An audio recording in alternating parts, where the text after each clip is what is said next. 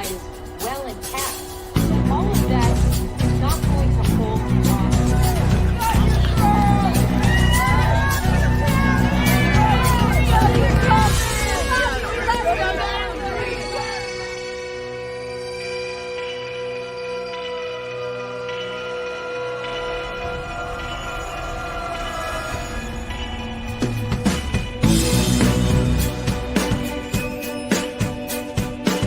Elvis has left the building.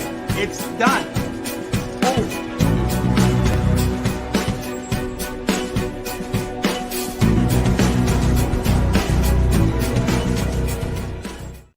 Yo, how are you, Sean? Now that's an intro. Oh, man, where'd you get that from? Shout out to Mexi Texi. Oh, man, that is... I couldn't play it because Hawk, a third-party provider, used to just copyright it every time, so which means they get to keep the money if you don't win a dispute. Okay. So I haven't played it for a while, but then YouTube basically banned them from banning me, so I could play it again. Good. That was an awesome intro. You know what else is awesome, buddy? Well, we're here with the chat. That's what's awesome. We are here with the chat. And guess what, man? I'm fired up. I can't wait till 1 o'clock, man. I know. I'm going to be having all kinds of, what was it? I'm going to be playing balloons. I'm going to be throwing balloons up, taking calls. Call in. I hope the friggin' thing works. But I had it all set up. I had a good friend. How do I say it? Well, I'll just put it. Jennifer. She's a big fan. She's on back and forth. Big shout out to Jennifer. You know who you are. She's probably walking right now around the Jamaica way. I'll just keep it like that. But anyways, what a great day. This is, man. Did you see Alan Jackson outside? The confidence. Oh, God almighty. Yeah, you got to. They're all confident. It's like it gives. I see some people in the chat saying anxiety and stuff like that. There's always going to be anxiety, Sean. There's always going to be. These are nail-biting times. I'm telling you. One thing that stuck out to me, and I posted it on my Twitter, and I'm not going to get the quote perfect, but Karen was walking, and the kid from Fox Court TV, Matt. He's doing the intro saying, well, Karen, you say you wanted to have an opportunity to testify, right? And to clarify things. Did you get a chance? She says, no, Matt, there'll be time to clarify. It may not be live, but we'll get a chance to clarify. That's a direct hint about not being live. That's a direct inference to the federal courthouse. That's where her mind is at. She's not even thinking about today. That's confidence. Yeah, that is. And she's going to write books. She has to write a book as well. Oh my God. After and all this. She's wicked. I hate to say this. I haven't used this in probably 40 years. She is wicked smart too, man. Wicked smart. I haven't used 50 years. How old? 60, probably 60 years. I haven't used wicked smart. I haven't used that in decades, centuries. Jesus. And hello to Lisa as well, new to the channel. Hello to you, Lisa. How are you doing, my darling? Hope you're well. Yeah, I mean, look, it's all going to go off today, but just so people know, hello to you all, chat. I'm trying to get through you. So the plan is today, Sean. This is the plan, isn't it? We're going to watch closing arguments today. We're going to watch everything like that. We're going to do all this business today. Then we're going to stop. We're going to stop right now. Thank you very much. And then what we're going to do, we're going to head over after about an hour over to going through the motions, because the after party, the watch party will be with Sean. I'm going to be on there. You've got loads of guests that's going to be on there. We're going to frigging do this, Sean, aren't we? You'll have a number to call in and talk to me live. Ask me anything you want. Ask my guest. I said this last night as I was going through the whole thing. I was going through the motions. And I said, Jesus, it came to me live, right in my head, right in my noggin, right? I said, let's do it. We'll do this tomorrow, 1 to 5, or however long they keep us on, right? I don't care. Listen, it doesn't matter. We're going to have a great party. Great party. We're going to have a great party. We'll post a link in a little bit, and yeah, It is up. It's just I need to grab it. No, don't worry about it, buddy. We'll do it. That's where I'm going to be. Well, everyone come over from the UK. Come on over and visit me here in Naples. We're going to have a great time. It's going to be a great day. It's going to be a great I day. got the Blair is definitely confirmed. He's coming in. I reached out to Melanie. She's going to have a little watch party herself, but she said she'd stop in. Aiden, Brian LTL, some other fans on the street. Paul Christopher. We're going to have the ground crew checking in. I was giving links out like Frisbees. I said, come on. We're going to have the Brady Bunch up on the screen. Yeah. I got to set that up. Jesus. I know, but I'll jump on early. I can help you set up anyway if you need to. So right. I'll definitely be there. If it's too many, I'll drop off, but I'll be around. Man. You're my man. No, you're going to be my co-host. You're my co-host party guy. I got to do this with you. When you told me about it, I was like, well, I'm not doing a party then. We are doing with McDonough. Oh, man, this is awesome. Like I said, this was not in the mix when I went live yesterday at 6. And at the end, I said, Jesus Christ, what are we going to do? I mean, there's going to be a big void here. I know you're going to move on to new endeavors with trials and all this stuff. And like we talked just a little bit on the green room, but even still, I've been in this thing now over a year. I'm getting memories on my Facebook thing. Oh, a year ago you said this. And it's like, holy cow. It went like that, just like that. And you look at the clothing from the videos you get the summer, you get the winter, you get the fall. You get all these. We went through all the seasons in 1 year. Now we're coming into the summer again. It's crazy. It's crazy, but we as we spoke about, even this is done. We got a little bit to do on Sandra Birch, but we got a few things. We're going to hook up and do some stuff as well. Yeah. We got Brian Colbert coming up in the future. We got other trials coming up on a weekly basis. So yeah, I mean, this is on the end, but we've also got the FBI stuff to keep an eye out for. Karen, we got the what do you call them? I don't remember. Brian, whatever his name is, from Boston. That's LTL. Brian LTL. No, not Brian LTL. The one that's Brian Walsh. Walsh. That case, so there's a lot. There's a few in Florida coming up as well. So there's a lot coming up. So yeah, Kari, hello to you. Sunny, hello to you. Yeah, happy verdict day. Yes. Look, again, forgive me, chat, if we forget anybody here. It's just hopefully. I know. Actually, we'll announce it. We are more than likely going to be doing a morning show tomorrow. Anyway, whatever happens, whether there's a verdict or not, we'll jump on and do a morning show tomorrow. Yes. Sean's going to join me tomorrow, so that's exclusive. We'll do that. Hopefully, there's a verdict today. It's not guilty, but whether there's not, we'll do one tomorrow. And before I get into the chat properly, we both received an email last night or this morning. Okay, you've not seen yours yet, right? I've read mine. And it brought me to tears. Well, not quite to tears, but I get emotional with it. So you're going to get emotional because I know you're like me. You get emotional. I'm the same way, buddy. I'm telling you. So I want to give a shout out. I cry at movies. I cry in public. Yes, I do. I have no problem with that. Very sensitive. And me as well. I got a blanket, sniff. It's fine. But shout out here to Jill Rogers, right? I'm not going to go through the substance of the email. Sean will know what it is once he reads it. I will. The email I received this morning is the reason I do what we do, Sean, because, first of all, shout out to you, Jill Rogers, because that's the one thing you said. If I could give you a shout out, you'd really appreciate that. So, Jill, shout out to you. Jill is from the UK. She's from Newcastle. She's gone through it. She's gone through a lot of personal issues in the past. And what she said about you, about me, about this case, that has helped her. And yeah, I'm getting even welling up now. Yeah, it's why we do it. That message alone is worth doing all these things. Fucking hell, keep it together, man. Keep it together. Jesus, inhale. Cheese and rice. Inhale. Right. Anyway, deep breaths.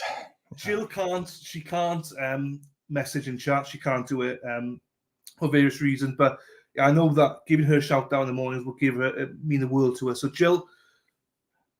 Bore da, prawn da. Hello to you, Jill. Thank you for being with us, and thank you for that very, very sweet email. And I know Sean is aware of it, and he will.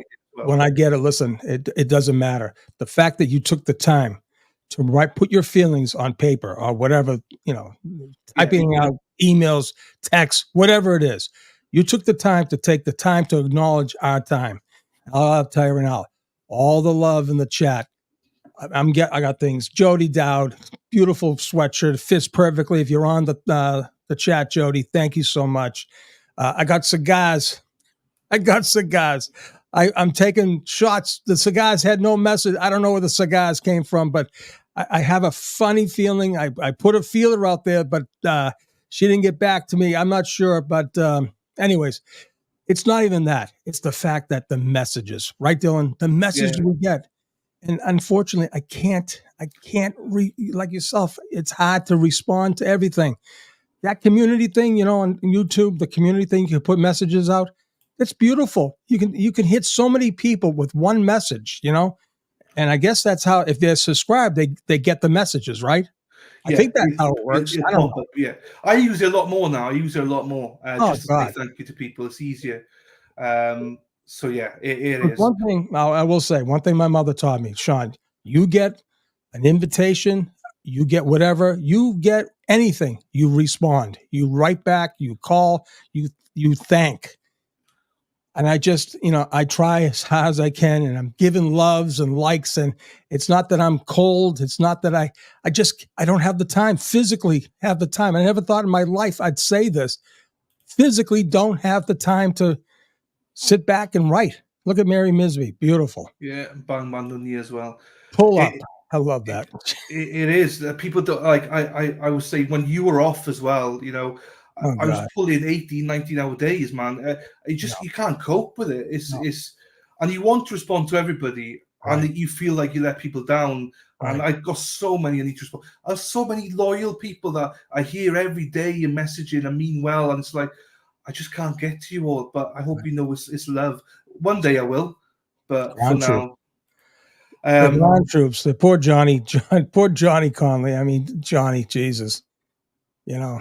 Oh well. Hey, listen, you gotta be intelligent, right? You have to use a lot of common sense. This is not rocket science, even though we had the rocket scientists yesterday. We had them on. I'm telling you, it does not get any better than those two guys yesterday. And someone said, I think it was Mark Betterow. I caught him last night. He said, the only thing that Jackson, Little, and Yannetti had to do is put those two guys on. Forget their opening, forget their case. Those two guys sealed the deal. Yeah.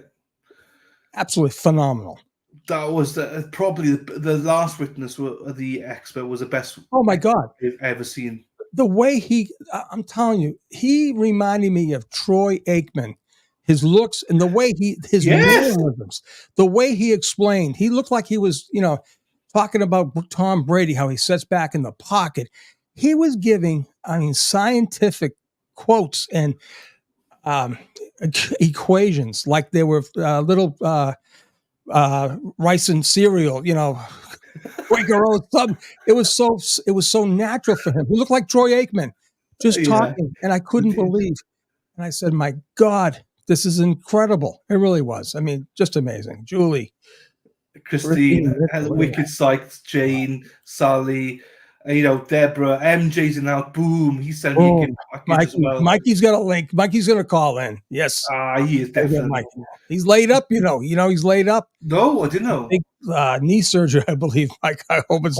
He sent me. Yeah, he did send me a picture. Yeah, I didn't realize he's still laid up though. He's laid up, buddy. He's no fool. He knows how to. I won't say it, man. But listen, do not push. Listen, when we're older like this, you can't push these surgeries. You got to follow doctor's orders all the time. Yeah, 100%. Beautifully appropriate. Hello to you, Paul McDermott. Hello to you. Look, there's so many people here. The love is endearing. Thank you so much, everyone. Mira, hello to you. Nice. It's, you know, I have anxiety but confident. Yeah, same Johnny. It's just, yeah, I mean, I'm trying to flash you all up on the screen, but forgive me if I don't. All the way from Indiana, hippie chick, how we do, my darling? Hope you're well. Wow. Kenzie, are you guys going to look into Sancho virtual case? Carton is crap. Yes, we will. We'll be looking. I mean, absolutely. Probably a little bit together individually. I've done 2 episodes already. You can go and watch the case as well. Yeah. Barstool Sports. That's got a lot of stuff in it. Everyone will be covering a little bit of it, I'm sure. And Tracy, hello to you. Boiling hot here in Yorkshire. It's boiling, Tracy. Let me just tell you.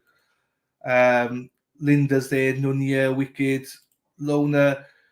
Plain. I love the names. This is why, you know, it's so endearing. Plain grab ass. Look at that. Do you know what I mean? You know, it's funny. I just saw a thing about the Panthers, right? Florida Panthers, right? I've been so disconnected. A good friend of mine, Jimmy O'Leary, he said, "Hey, Sean, the Panthers just scored 2-1." I go, Oh, hold on. I said to myself, no, this can't be football season. I checked my heart. Okay, we're in June. Who the hell is playing hockey in June? He says, Sean. Jody, thank you so much, Jody. There she is. Jody Mitchell. That's why I brought her up, yes. Why am I calling her Jody Dowd? What the hell is going on here, Jody? You got me confused. All right, hold on for a minute. I have to go back to this thing with Jimmy O'Leary. I don't know what day it is. This is the I said, Jimmy, I'm living in a cocoon. I don't know what the hell. He said, the Panthers, you fool, the Florida Panthers. I said, okay. I don't know. Who are they playing? I don't even know who they're playing. Yeah, no. You're not a hockey guy, are you? I'm not. I followed a little bit of it. Edmonton or something like that they were playing. Oh, the Oilers? Yeah, something like that. Yeah, that's it.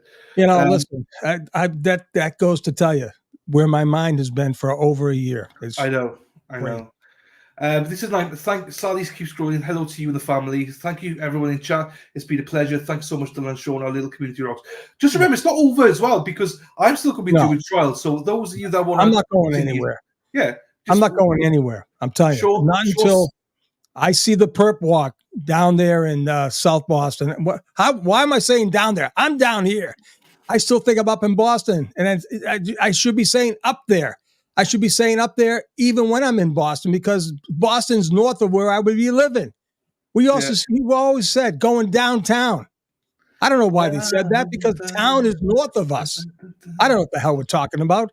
All I know is I'm not giving up until we have true justice for John O'Keefe. That's my promise. And I'll tell you, I hope at some point that O'Keefe family comes to my side, comes over to our side, and helps us bring justice. That's what I would love. Paul, join forces. It's not going to end well here, Paul. Get on the right team. See, so we're not going anywhere. I'm still every day pretty much. I'm going to be streaming anyway. Sean's still going to be streaming stuff. So this is just the start. This is just a nice family that we've all built. So I know a lot of people will disperse, but hey, come back whenever you want. Oh, don't forget about us, people. Don't forget about us. Hey, listen, just remember, I'm going to... don't kill me if I can't get this. I tried it last night. It works. So there'll be a number to call. Like, I don't know if you watched Mike Crawford, right? And he flashes a number. There'll be a number today at some point, just a little bit after the show. We'll test it. And if everyone plays nice, we'll get everyone in, talk to us. Whoever's on the panel, you could talk to me, ask questions. And we're going to do this. We're going to freestyle. I might get my guitar out and play a little bit. Who knows? There you go. The promise is in. Yeah, happy days. Look at that. We're going to have about 3-4 hours of it at least. So, we got a couple of years. Thank you so much to Derek for the super chat. Morning, Dylan, Big Sean. Great coverage and commitment to justice of the case. Thanks, guys. Buzzing for truth. Hi, Dylan. Hi, Sean. Prayers for your family. Thank you, Buzzing for truth. Thank you. I mean, yeah. Kevin Faris says, going up on my bike to stand for Karen. Happy days, Kev. Right. We love you guys. We love you too. Thank you very much for that. Erin Hart, Karen and her team have... Oh, fuck. Hang on.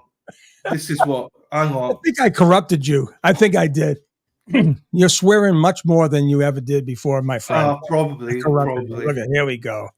This is why we have this is why we have great moderators, great people. This is why we have it. So... God. Let me put the volume on then.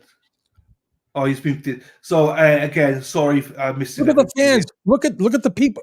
Look at the crowds. Unbelievable. The crowds. I got the pink on today. Yeah, I got the coffin dapper one on today. My God.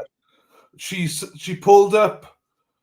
She pulls away and the taillight is still intact. That's the one I got on today. I love it. That's beautiful. Oh, man, look at this.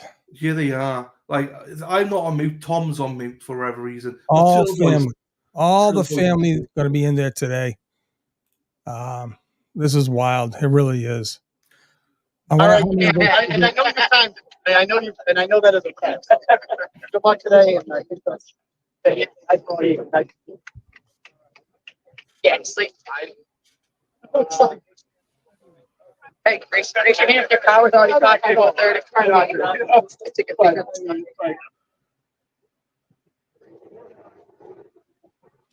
That's what kills it. What's the fuck's that? Well, I'm going to tell you what kills the signal. I'm out. Time out. Washes the signal. That But is all these people here, Dateline. That's the Dateline crew. They're embedded. No one wants to believe me, but they're embedded. That's it right there. Come on now. You hear it here now.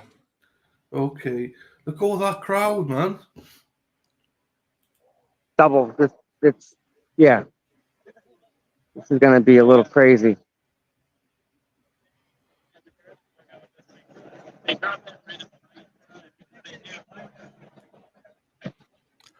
Yeah. Oh, absolutely. So this is What they say about people with a big nose. It's for a tickle.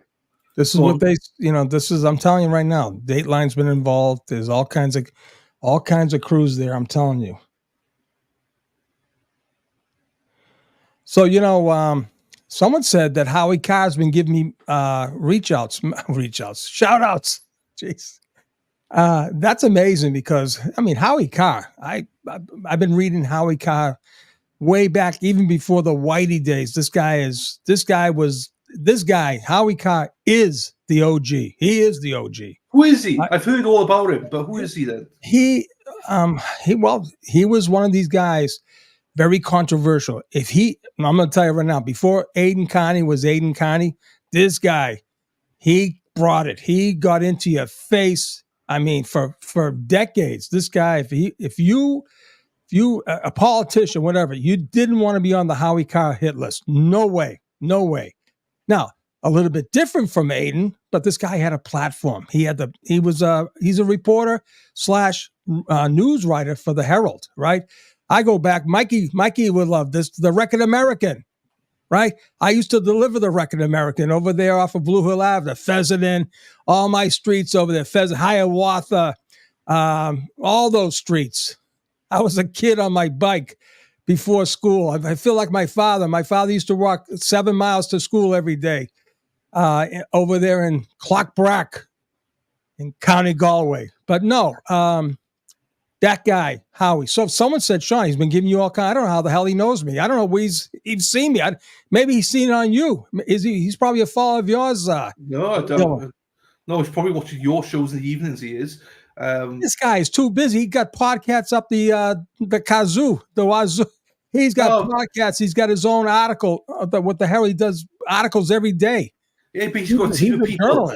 He's got a team of people that will watch out for stuff, and he probably maybe he's got this girl. I don't know the lady, but yeah, I gotta find these. That's like holy shit. That's pretty good, man. Howie Carr, amazing. I heard the name, but I knew Aiden went there every day, but I didn't know anything else about him. One of the guys here, I don't know if it was your chat or my chat, said, "Yeah, I don't like Howie Carr, Sean, but he says you're a stand-up guy." Hey, to get a mention from a guy like that out of Boston, that's amazing. Boy, he crucified the Bulgers. He crucified Johnny Conley, the FBI agent. Oh my God. And this guy, you talk about nicknames. Oh my God, he has nicknames. And listen, the Winter Hill gang, right? Materano and Kevin Weeks both said they had the scope on him across the street from his house. They were going to take him out. And you know what Howie said? I don't believe him. They're a bunch of maggots. And the guy is amazing. This guy is great. He is. I'm telling you right now, he's the OG. He really is. I'm going to listen to him then. I've not. I've obviously heard of him now, but I've never heard him before that. Yeah, he does breakdowns of this case. Listen, this is right up his alley. I'm telling you. But you know what I love about Howie? He's had the political connections, like connecting the dots. He's crucifying Maura Healey. He's crucifying Colonel Mon for the state police. He's call them all corrupt. He's the poor kid, Trooper Paul. He'll never live this down. I'm telling you. Look at how beautiful Karen is today. Let's see if this is beautiful. Look at the flag. Agreed that the Mass State Police needs an overhaul. Isn't it funny? 900 again? 900? Yeah, it's ridiculous. Yeah, these are nuggets, buddy. Look at these. These are the Dateline. This is the Dateline crew over here. Unfettered access. Take it to the bank, people. Take it to the bank. Wow. So yeah, this is a documentary that was coming out not long after. Oh yeah. Let me tell you something. I told you, I got inside information that Karen, she signed with another producer. How I got that, it was from the guy that she was originally supposed to sign with. So, I mean, I'm getting calls too, but I'm not getting signed anywhere. That's for sure. But also, a shout out to you as well. I've never heard of this, but you mentioned yesterday. So today now, what's going to happen is the defense going to go first. Yes. Which I've never heard of that before.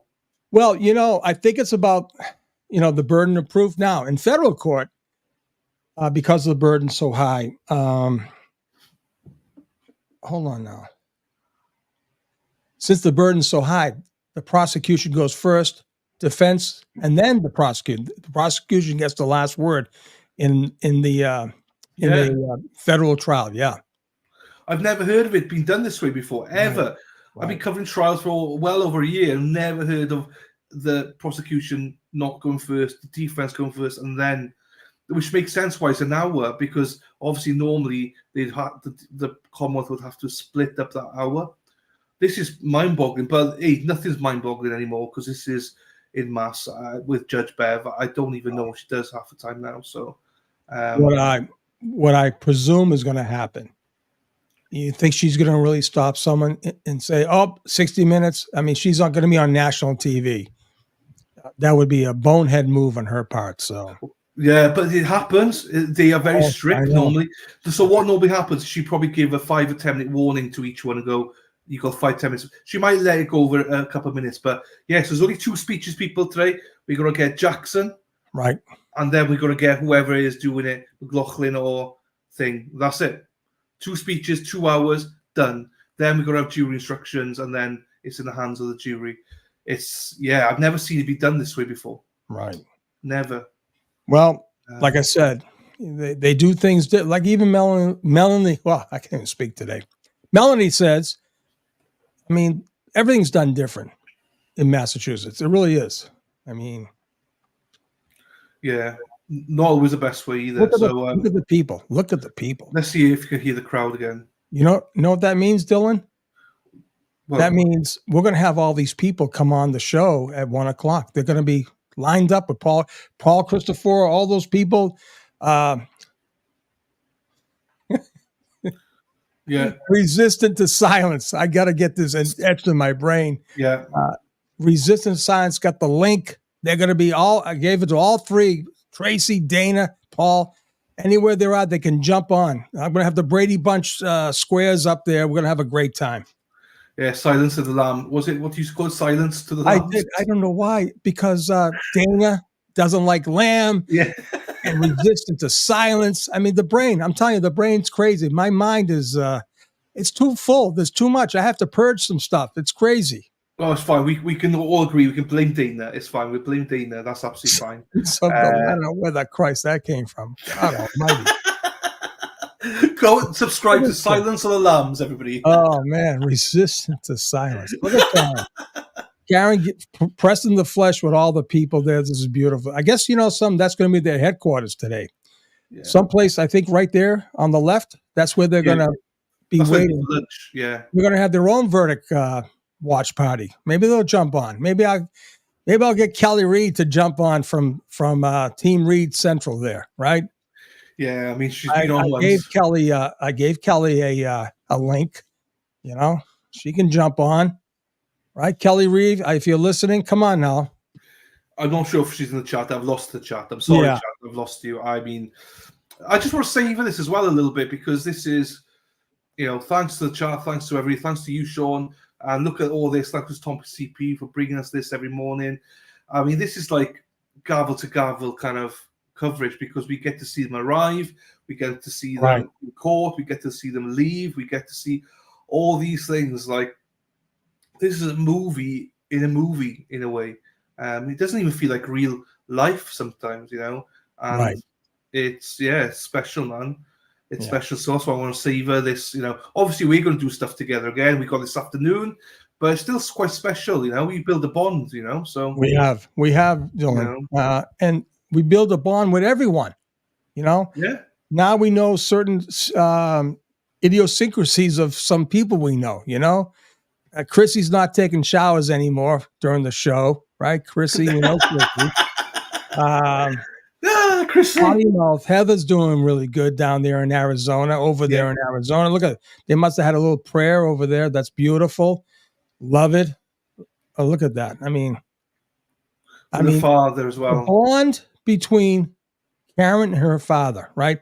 These people on the other side completely missed this. Oh, it was a 40-year-old girl calling her father for. You know why, pal? You know why, people? Because she has that special bond. There's a special bond between a father and a daughter, right? And there's the emotion right there. I'm telling you, right there. Look at that. People saying that she has no emotion. Get off the. I haven't said much, but you're beautiful. Stand tall. You got this. You got your body. You got this. I prefer people shorter than me. Okay, you got this. Who's that guy with the bald head look like? Come on, man. You got to tell me who he looks like. Oh shit! Look at this. Is beautiful. I mean, this is powerful. Nice. I mean, yes. right now, Up, look left. Look out. Look out. Bill Reed is her rock.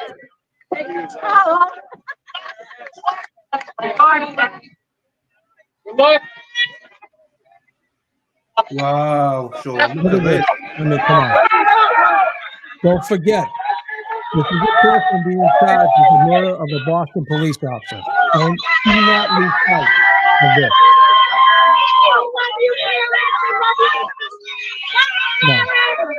Come on. This is telling you.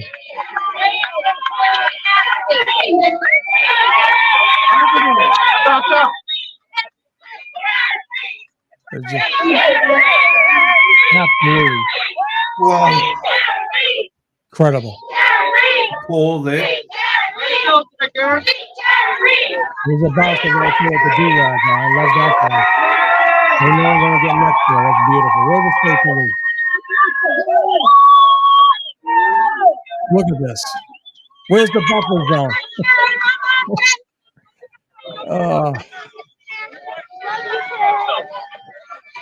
There we go.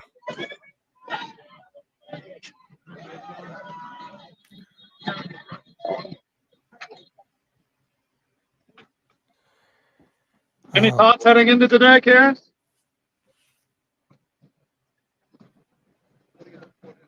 Just leave her alone, people. Do you know what I mean? Karen, how many people today? Yeah. Bill Reed Karen. is her rock. That's all I can say. That's special, man. You know, I'm father. I get called from my daughters. I get called from my daughter Carrie all the time. Doesn't matter what time the hour is. When you have that bond, it doesn't matter. Yeah. Okay. You know, for them to misread, I mean, not to understand why a person in their 40s would call their parents and they try to make something out of it. I mean, come on. You got to know the relationship. You have to know how to read the room. That's the bottom line. And this is another thing everyone's starting to spin up now, okay? That she's going to be she's going to get the OJ factor if when she is obviously acquitted today. I mean, then they're going to start saying, well, you know, she really did it, but she got off like OJ. Well, guess what? That's why I have to stay in. That's why I'm not letting this go, because you can't let this go, because the justice for John will absolutely vindicate her, okay? Will absolutely vindicate her and give John the peace and respect that he never has received in 2.5+ years. That's it. That's it there, Dylan. Yeah, I agree. The thing I'd say with the OJ, I wasn't around for OJ, obviously, but I think wasn't the majority of people thought that he would be found guilty. This is kind of a reverse thing of, I think the majority think that she should be found not guilty. I think every poll I've seen is being not guilty everywhere. Right. Even Court TV is being not guilty. Like in the 90s, not guilty. Not even, you know. Yeah. So this would be like this. Yeah, it can't be nothing but not guilty. It can't. You know, I refuse to believe there's 12 idiots on a jury panel. So no, there's no way. No. You know, but like I said yesterday, a hung jury is not a victory for us. It's a victory for Mike Morrissey, absolutely, but not for us. No, I This agree. is all or nothing. I mean, Yeah. Well, I hate to if they will not, if there's a hung jury and one says guilty, then they won't retry it. They will True. not retry it. But that does not give Karen the justice she deserves Yeah. either in this situation, or gives John O'Keefe the justice he deserves. Right. So No. you're right. She'll have freedom, but you'll always have that people, even if she's found not guilty, people will still say she's guilty no matter what. Do you know what I mean? Right. Her life's changed forever, whatever happens here. Oh, Her yeah. life's been turned upside She said down. it yesterday, but I love the quote. She said, "Things will get clarified. It may be not live." That was the ticket right there. That was the footnote. It may not be live, but things will get clarified. Oof. Yes, please, everyone. How many people? Oh, wow, look at this. We got 1,057 people here, but only 300 likes. Come on, man. People, we got to hit that like button. Let's please like it, people. That's the only thing I ask. Please like it. And then just remember, we got a party this afternoon with the McDonoughs. McDonough is hosting it. We could go out in the pool. I could do a live from the pool. Oh God, I'm lucky. I can get the on button working today. Jesus. Anyway. And chat, by the way, chat, I am seeing you all. Thank you for being here, people. Really do. I know I'm not doing my usual hellos to everybody. It's just, it's a special day. We want to savor this as well. So thank you. I am seeing everything here. I appreciate all of you for your presence. Again, we'll be back tomorrow morning, no matter what. Well, I say that. But we should be back here tomorrow morning, me and Sean, morning crew, to either talk over the verdict or to wait for the verdict, because if it's not today, Sean, it's going to be very quickly tomorrow. Oh yeah, there's no doubt. There's no doubt. But like everyone said, those jurors have been, cloistered. They haven't even had a chance to talk to each other about the case, and they want to get home. It's summertime. They want to get home. They want to get back to their lives, and if they do a quick poll. That's what I got to have that thing playing too in the background, because we got to get notified, right? We're going to be notified. But but just remember, there'll be like a 20-minute notification beforehand anyway. So yeah, you don't have to have it in the background as long as someone's if one of your mods is keeping an eye on Twitter, they will. Yeah, it's fine. I'll have it over on another device over here. So yeah, Reality Check says Kara knows nothing to most of major media. She owes all of you YouTube creators that stood by her and the followers who listen. There you go, Reality Check. Thank you for that, darling. That's awesome. Thank you, Lord. Thank you. This is why I'm not going to start bringing the chat up, because I feel bad I've not brought everyone else's. But thank you, everyone, for being here. We do see that. We do see all the chats. So we appreciate you. Cousin Jill's in the house, by the way. What a fine Cousin Jill has been doing. I can't believe I'm part of family. Jill and Amy. Well, Jill and Amy have a story about OJ, right, Jilly? That's their story, but they have a very intimate story about OJ. Hey, but look at this. Maybe we'll get her. Come on, I'll give Jill a link today to come on and tell the story about their knowledge and meeting with OJ. My family met OJ, but Jilly, right? That's your story. But hey, look, it's a great one. I got to tell you. Look at her comment though, Sean. All right, because of this case, my sister and I reconnected with Sean after many years, and it's like having a piece of my dad back. When they reached out to me, it has been. I mean, God, they were babies, little babies, right? And because where was I, Jill? Peru. I mean, listen, I took off. I got lost. Went to DC, came back to Springfield for 9 years. Can you believe it? I was 9 years up there. Went to Houston, then to Peru, and I was constantly on the road. This thing happened. And next thing, I get a reach out from Jill and Amy, and I said, "Oh my God, the Reens, Jack Reen. Jack Reen was my cousin, Danny, Mary Ellen. God be good to her. I mean, and Jack, God be good to him. Yeah. So, but they do have a story. Here you go. I'll give it if they want to. Like I said, it's their story, not mine. It's a great story, though. Lorraine said, "Come on, Dylan, Sean, Charles, let's fucking go. It's a great day for justice." It is. There's Lorraine. Thank you very much for that, Lorraine. And thank you, everybody, for being here and the kind words and everything like that. That was a nice message by her. Peter Murphy's in the house. the feds are all over this case, and as Sean says, what doesn't come out in the wash will come out in the rinse. That's true. The rinse will cycle into Moakley downtown. Go down. Yeah, downtown. Yeah, that's true. When you think about it, it's like for me personally, just for me, growing up in Dorchester, Mattapan, my mother would say, we're going into town or downtown, right? And I think I got mixed up with the song Downtown, back in the 60s, right? And it was like, and I remember one of had a friend when we vacationed down there in Marsh Vegas with Peter in Marshfield, right? She would say, "Oh, we're going uptown." I never heard that before. And this family lived in Brookline Village, and I'm saying uptown. And the thing is, when I look at Boston, right, and they say South Boston, I'm looking at it. I'm south of Boston in the South Shore, right? But for me, orientation is the North. I don't know how I made it in the jungle with my land navigation. Oh God, I can imagine that. I got the Uptown Girl. There you go. In my head now. Yeah, that's in my head. Erin Hack, look at the Hackster going wild. She's gifting out 20 memberships.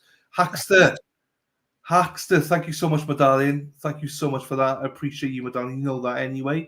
But look at that. Hopefully, people got the memberships that are loyal here. I know Gary Beeston got one yesterday, which is good.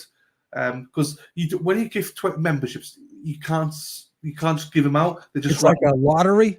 Yeah, it's random. It's like a pinwheel thing that goes around and around, and they stop at 10 people, 20 people. Basically, yeah. They throw them up like frisbees, right? Yeah, basically, yeah. So sometimes the loyal ones don't get them, but I'm glad Gary got one yesterday. So, and Erin Hack, thank you again to you, my darling. Fairy, hey Fairy, how we doing, my darling? Hope you're well. Thanks so much, Sean, for everything you've done. No, thank you for being here. Also, Fairy, thank you for showing the love everywhere. I see you everywhere, Fairy. So thank you. She's great. She's love everywhere. Yeah, she's in every chat going. I mean, she's another Hackster. She's got streams going everywhere, like Mission Impossible kind of thing. Right. But no, I know, I love it. And I appreciate that from everybody that supports everyone that deserves it. There's some pricks out there that jumped on content creators I do not like, that try to, But whatever, we listen to the positives. It's a free world, free country in most countries. But we are the morning crew with Dylan and Sean. It is.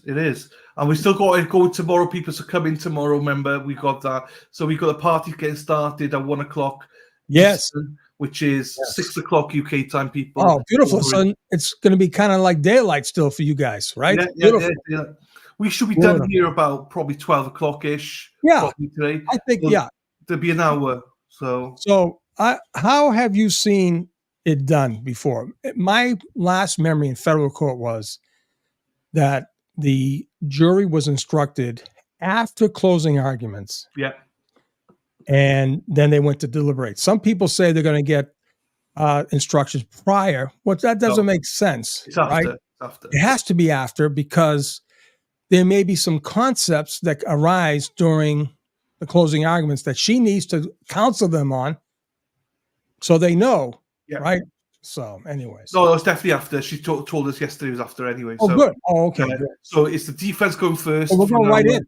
I mean, this is, so make sure you watch that foolish thing. We're going right into this. Defense for an hour, Commonwealth for an hour, and then go straight in for jury instructions. Then there might be a slight delay because they need to take some of the exhibits into the back room and things like that. But yeah, pretty much they'd be starting straight away. So I imagine 9, 10, 11, half 11. They probably start deliberating about 12 o'clock. Yeah, I imagine. So and like I said, I set the thing at the over under at 2 hours. I'm taking the under.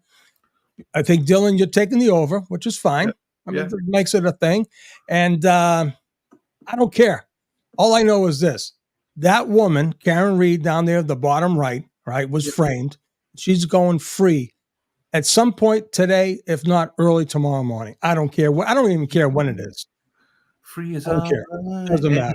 Time. Stony says, Stony and Paul. Hey, Stony. Hey, Paul. How are we doing?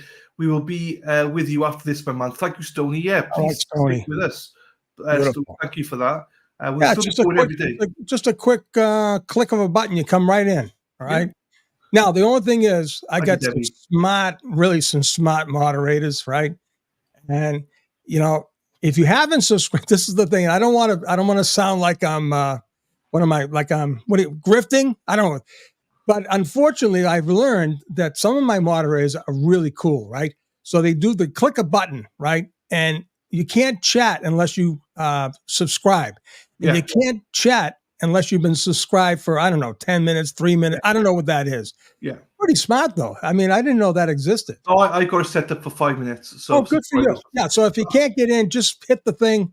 Subscribe. I don't care if you like me. Don't like it. Just hit subscribe, and then you come in and chat like a son of a gun. Call me up.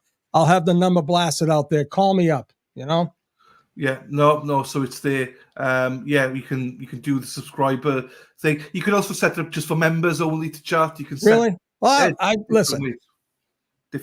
I'm happy that I can actually communicate with you, with the people in the chat, with the subscribers I have on my side.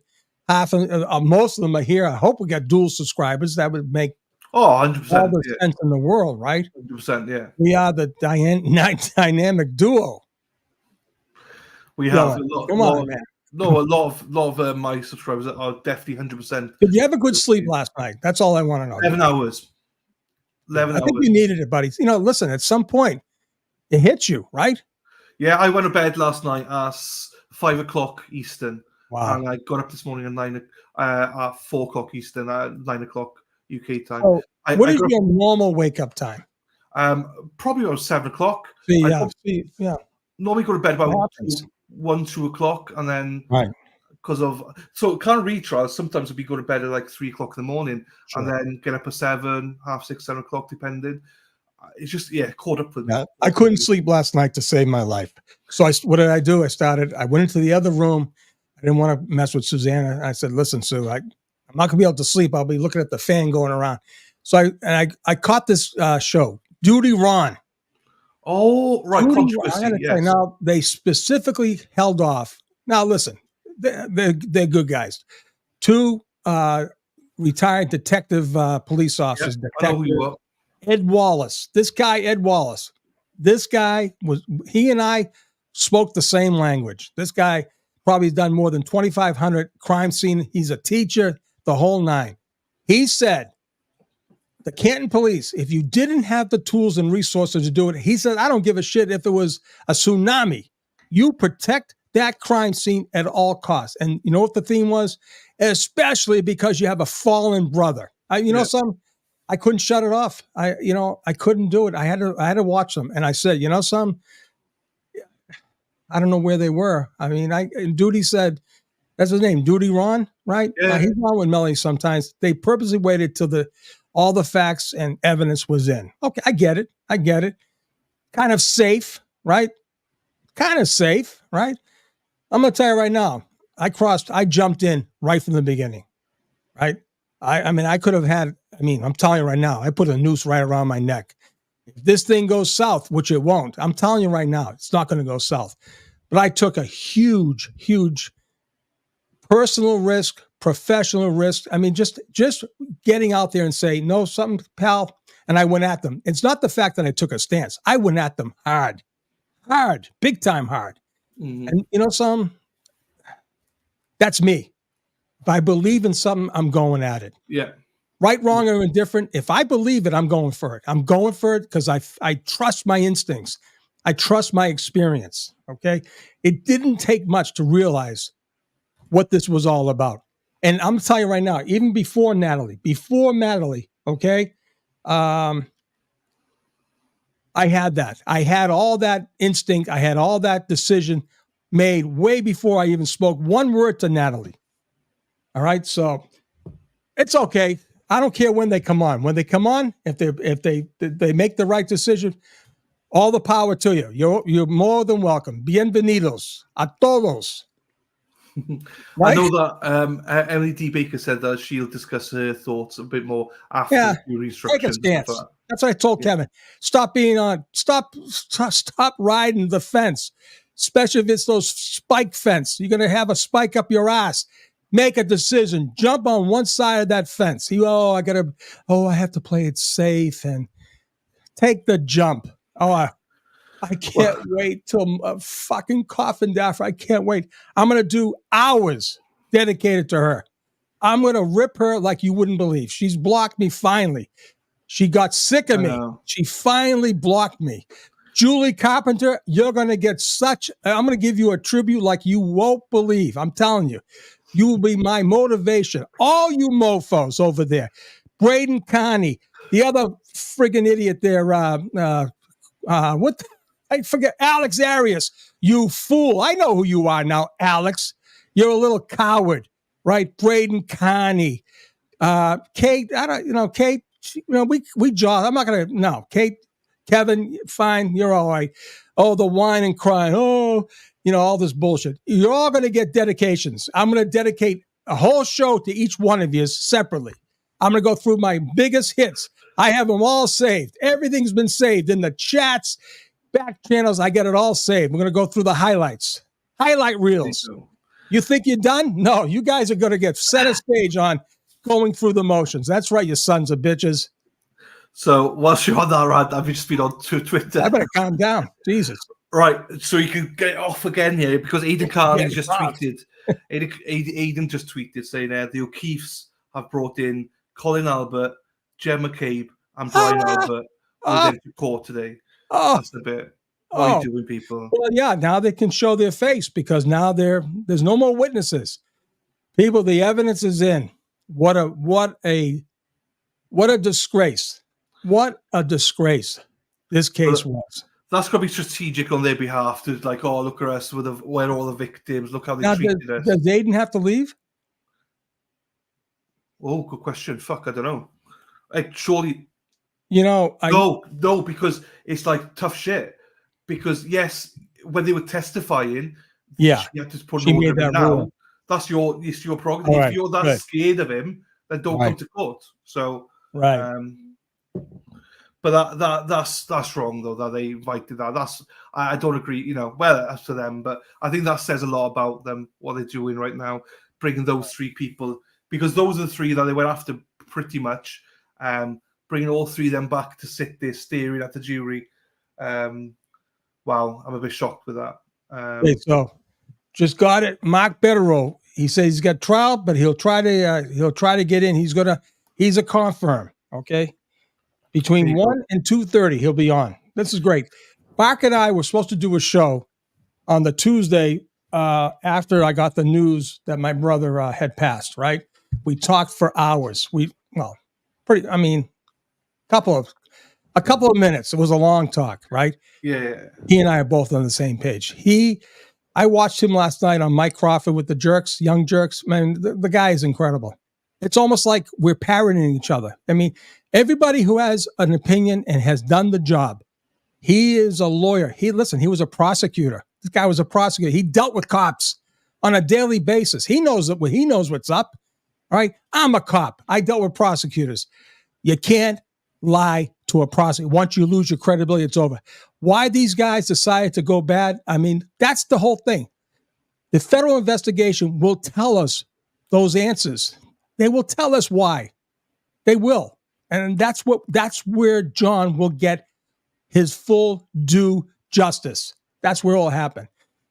But I must say, the fact that they brought those people in, the O'Keefes, that means they're nowhere close to coming over. They're nowhere close.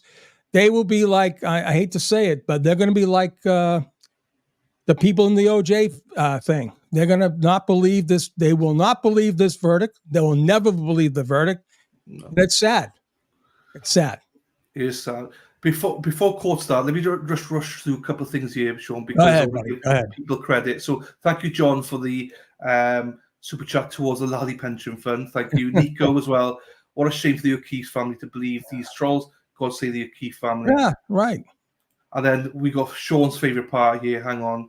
Here he goes. Oh.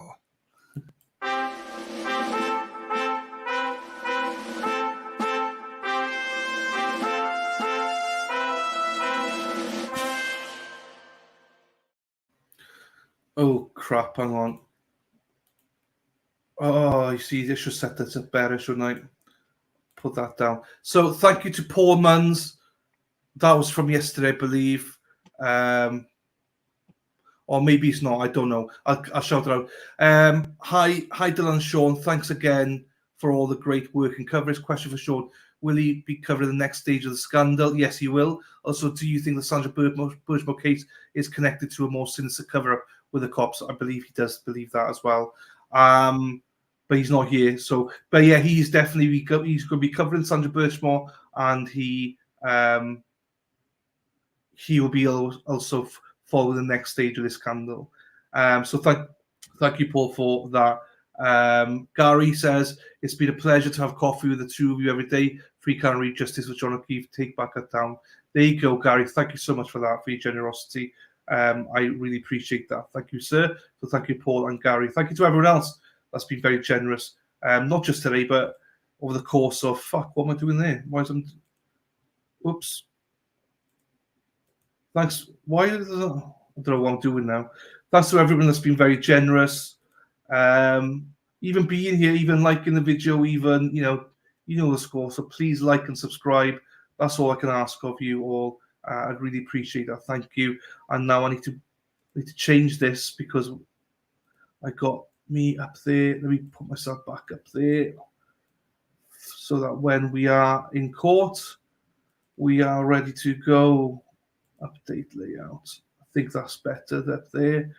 Now I'll put that there. I think that's fine. Yeah. Hello to you, Rhode Island. Hello to everybody. Woo. So it'd be interesting. It'd be interesting as well. Somebody said on Twitter, are they going to go back into the big court for the verdict to be read? So there's a bit of controversy in the with the journalists because one journalist, Gretchen or something, she jumped everybody yesterday. So Sue O'Connell and Jen from Fall River Report have to share a badge today. So one's going to be there for the Commonwealth, one's going to be there for the defence.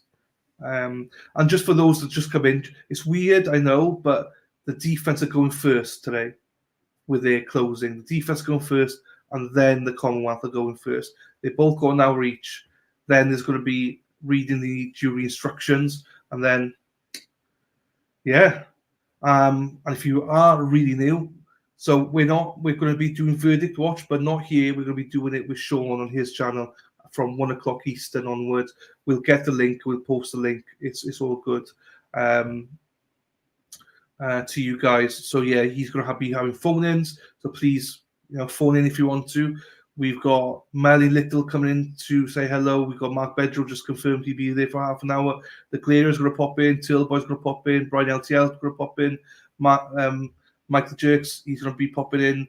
Some other people, I have no idea if they're popping in. Dana, Silence of the Lambs, Dana, Paul, Tracy will be popping in.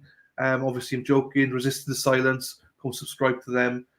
So yeah, there's a lot of people going to be pop in there. That's going to be from 1 o'clock Eastern, people. So come and join us. So yeah, that's where we're going to be in. From tomorrow morning, we'll be doing another live here, 8 o'clock Eastern, 1 o'clock UK time, to go over either the verdict or, wait for the verdict. Because if the verdict's not this afternoon, I believe it's going to be tomorrow morning, quite early on. But Sean's very confident it's going to be today. So we'll see. Hang on, something flashed up. Crafty Cow, very concerning McAlbert's turning up. I really hope that you haven't been noble, and this is a pressure tactic. It's that I don't like this at all. I don't like it at all. Obviously, they can bring whoever they want in, but this is obviously in their way of trying to intimidate the jury. Be like, hey, look at all these guys as well. They didn't prove anything about these guys. I don't know what they're trying to play out. I don't really respect this move whatsoever. That tells me a lot. I need to know. I still hope for justice for John O'Keefe, but not this way, people. Not this way. Not this way at all. I do not like this. It's bad enough having a corrupt DA and an ADA in Lally putting this sham together. And if you were here yesterday looking at the jury instructions, that McLaughlin, she doesn't give a fuck either. She's another bitch. She's up there trying to tell Aunt Bev that, you know, there's proof that Karen did delete videos, and she has held no concern for John because she left the house after 20 minutes. She didn't give a shit. McLaughlin, shove your I don't swear. Be nice. But these people make me sick. Make me sick. Good morning to you all, everybody. Hello, Gigi. Good morning, everybody. Sorry again. It's gone. It's gone today. Today's gone. It's been a good day, but I won't lie. I'm obviously a little bit nervous. You have that pent up anxiety because if everything goes the right way, also just everybody calm me tits today, okay? Calm me tits, because you're going to hear stuff today by the Commonwealth, which is going to frustrate you. It's going to really piss you off, right? Because they're going to lie, and what I mean by lie is they're going to stretch the truth in their eyes. They're going to tell you stuff about Karen that is complete false, but they're going to be allowed to do it because it's in the records and stuff like that. Like McLaughlin did last night about Karen not caring about John, and she drove to her parents' house and stuff like that. They're going to say a lot of stuff in closing. So, you know, that's a message to Heather and Di before you lose your shit. But yeah, it's going to really be frustrating to listen to some of these people today. I believe somebody said McLaughlin's doing the closing, which is like she's done she's done paperwork maybe, but she's not done anything with any witnesses. Now she's doing the closing. If she is, that shows you how bad Lally is. You know, so we'll see. So I don't know. Oh.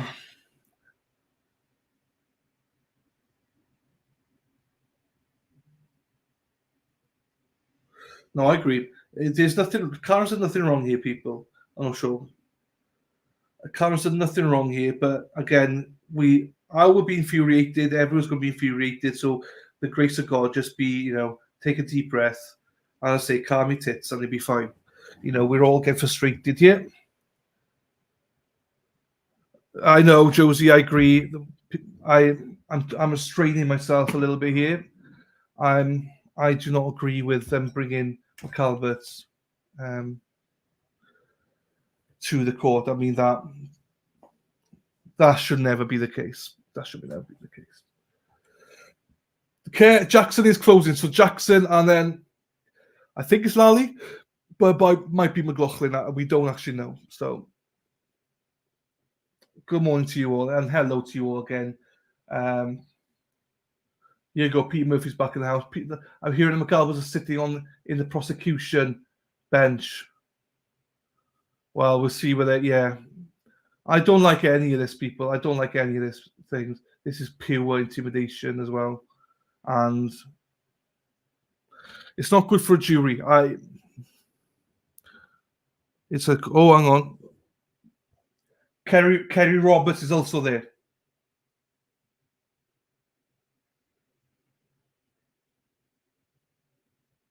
Okay.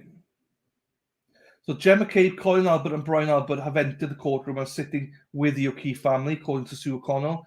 And David Beanick says, Aidan Carney actually says, the O'Keefe family brought the people who murdered John O'Keefe, Brian Albert, Colin Albert, Gemma Cade with them to court. They did this as an attempt to have me ejected, but Judge Canone orders says that I cannot be in the courtroom while they're testifying, so I'm allowed to stay in the courtroom. I'm directly behind Brian Albert. Here we go, people. The court. So Aidan is there. Aidan's there. They tried to get him evicted, but couldn't. And Kerry Roberts, apparently according to the whatever his name is, I don't know what his name is. David Beanick, Kerry Roberts is also with the O'Keefe family. So there you go. Still no judge or jury, but it must be happening because we can hear noise there. So, yeah. But also, yeah, I think they did it as well to try and get Tillboy out, but didn't work. So it's not a bad thing. So I don't know. Right. Well, I can hear. Is that? I can hear crackling, so I'm not sure if that's me or if that's the thing. Anyway, it doesn't matter. They should be on the way.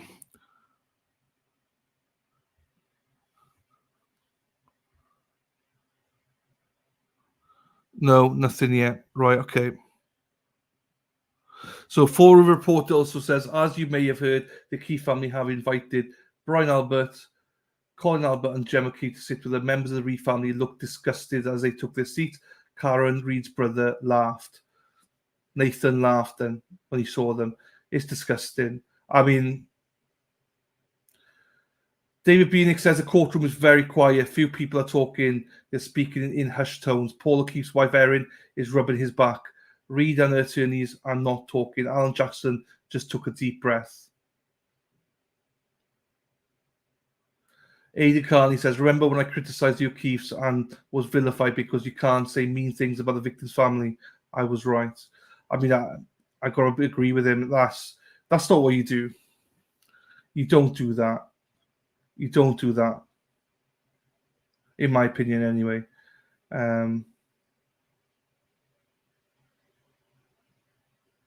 But we'll see. See how it works. That's just shit, though, man. I don't agree with that one bit. I know they're entitled to bring whoever they want. It's a prerogative, but that tells me a lot about them.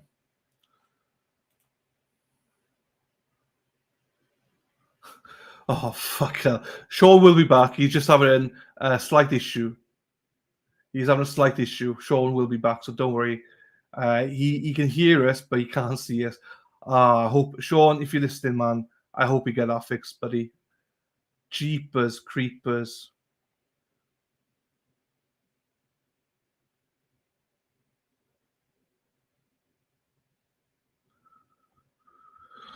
Oh. We should have known the court was going to be late. We should have known.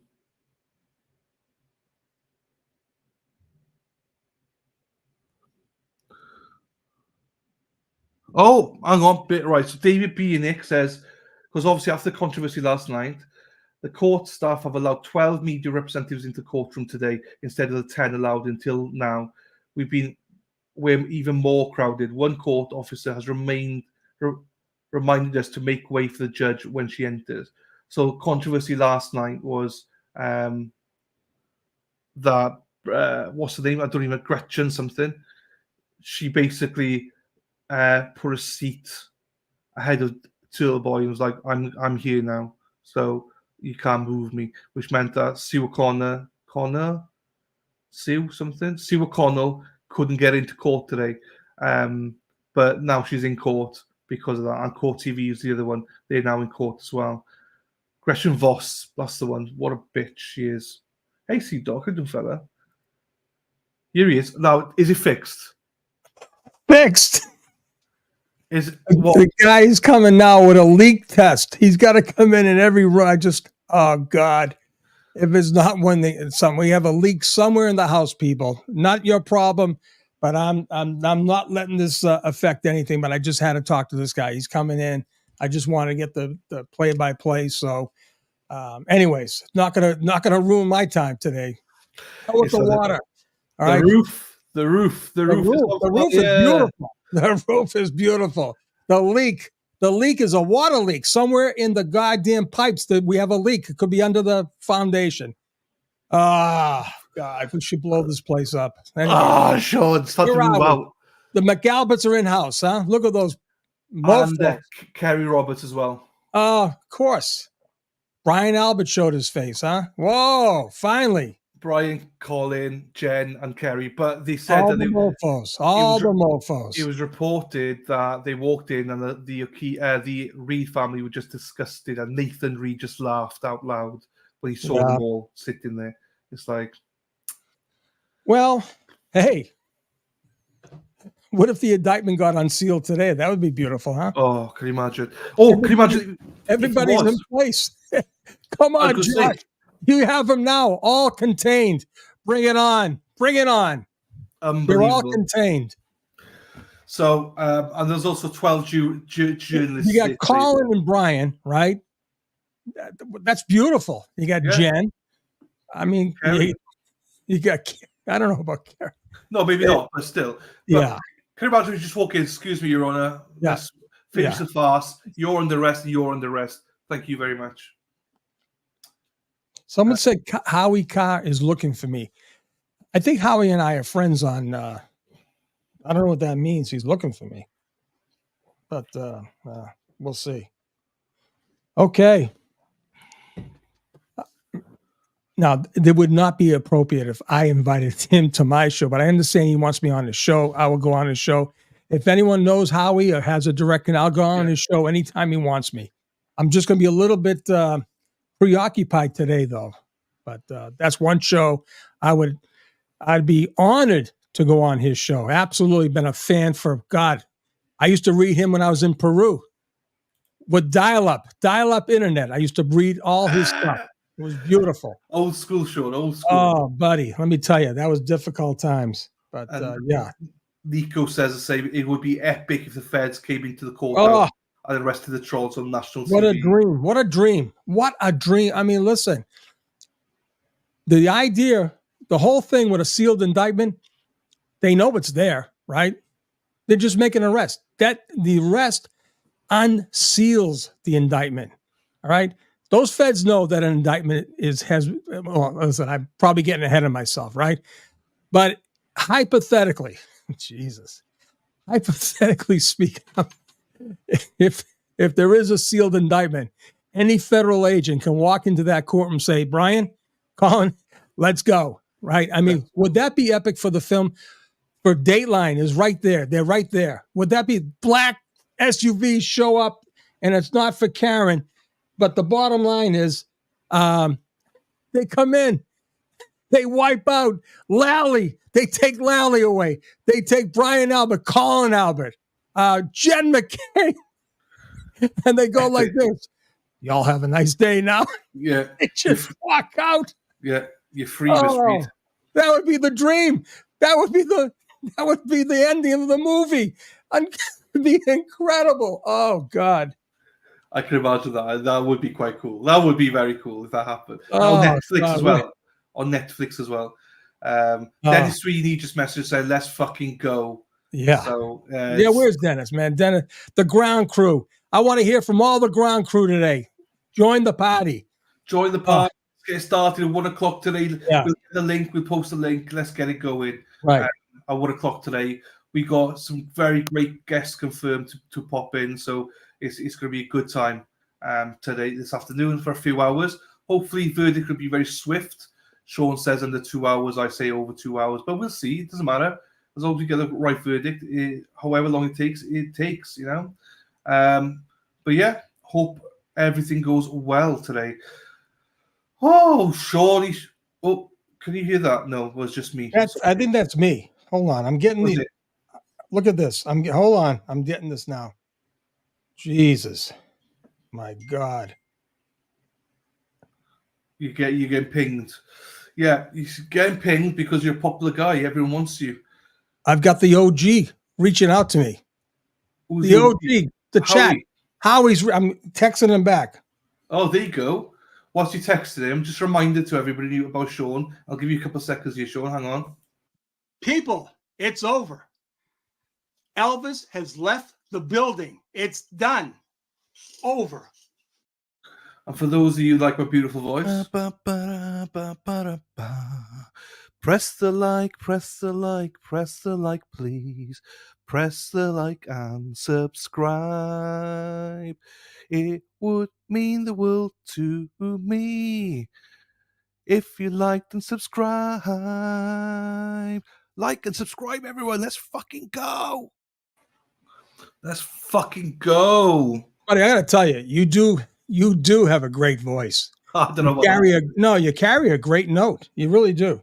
I need to practice a bit more. Do you know what I mean? It's I don't sing for years. You know, I sing to myself all the time, but you know, it's one of those. I enjoy singing. I just don't know the words of songs. Frosty, Hello to you. Right. I don't know why we're waiting for. We're just waiting for them to get together. Everyone's in court. We're just waiting now.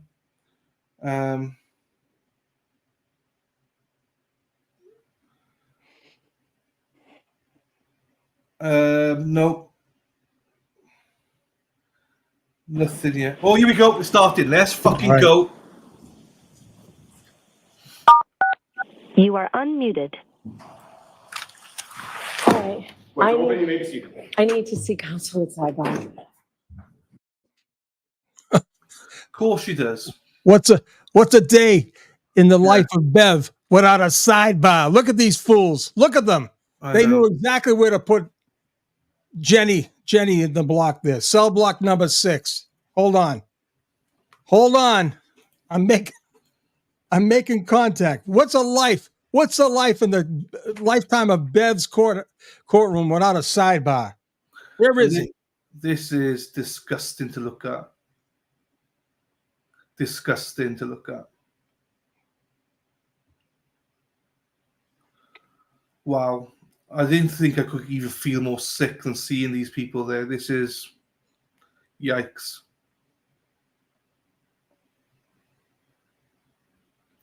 Buddy, you may have to take over the show today in case I can make this connection with the OG himself. That's fine. We'll arrange that. You can do it. I'll give you the reins, my friend. Yeah, it's all good. It's fine. We'll sort it out. I'm doing this live on the show right now. I'm reaching out to him. I mean, if you're on with him, it's fine. I mean, he won't be on for all that long anyway, so it makes no difference. It's fine. It's fine. We'll sort it. We'll sort the show now.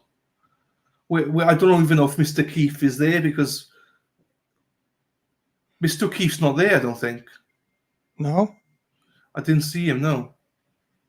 Oh, Nick Rocco, is it? Is that his name? He's in there. Nick's in there. So you got Kat Quartwell. I think that's the wife of the brother there, Nathan, Mrs. Reed. I'm not sure who the guy next to Mr. Reed is. Looks important. Serious as a judge. He does look important. Well, let's have a look at Mr. O'Keefe. I can't see Mr. O'Keefe. Anyone can? Oh, now we go back to Karen there. Okay, Dylan, I got a message for you. Yeah. I'm going to say right now, Jennifer L. from Canton. I don't think she wants me to. I don't think she wants me to say. Maybe I will. Jennifer Lacey says, "I think Dylan is great." Tell him, Sean. Thank you, Jennifer. Jennifer Lacey. She's a great fan. Great fan of Karen Reed. I mean, I'm telling you right now, I've never been so excited. Never, ever been so excited. There you go. And to have the OG, he just reached out to me. This is like, man, this is all like, you got to be kidding me. And shout out to Jennifer as well. Thank you very much, my darling. Yes. I got the producer for Ashley Banfield hitting me about questions too. What the hell's going on here? I can't do this today. Popular guy. Popular guy. Popular guy. Ba-da-ba-ba. Oh, come on, Bev. Friggin' Nora. It's just, we've only been waiting, what? This is day however many days we've been waiting. Still, sidebar. Oh.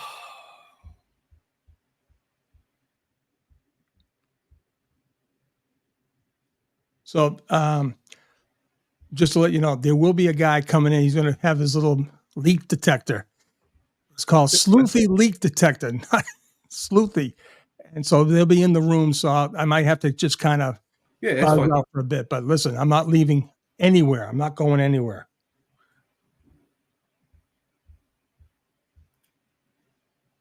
Oh, they've got something's up. They've gone to the farm. Jesus Christ. There you go, back here then. I really don't know what's going on, people. There was a sidebar, and now we're back to this. Unless Bev was like, hey, the FBI are here, they're going to do some arrests. I mean, I'm telling you, people, we've talked about this. Me and my associates have talked all about the possibilities.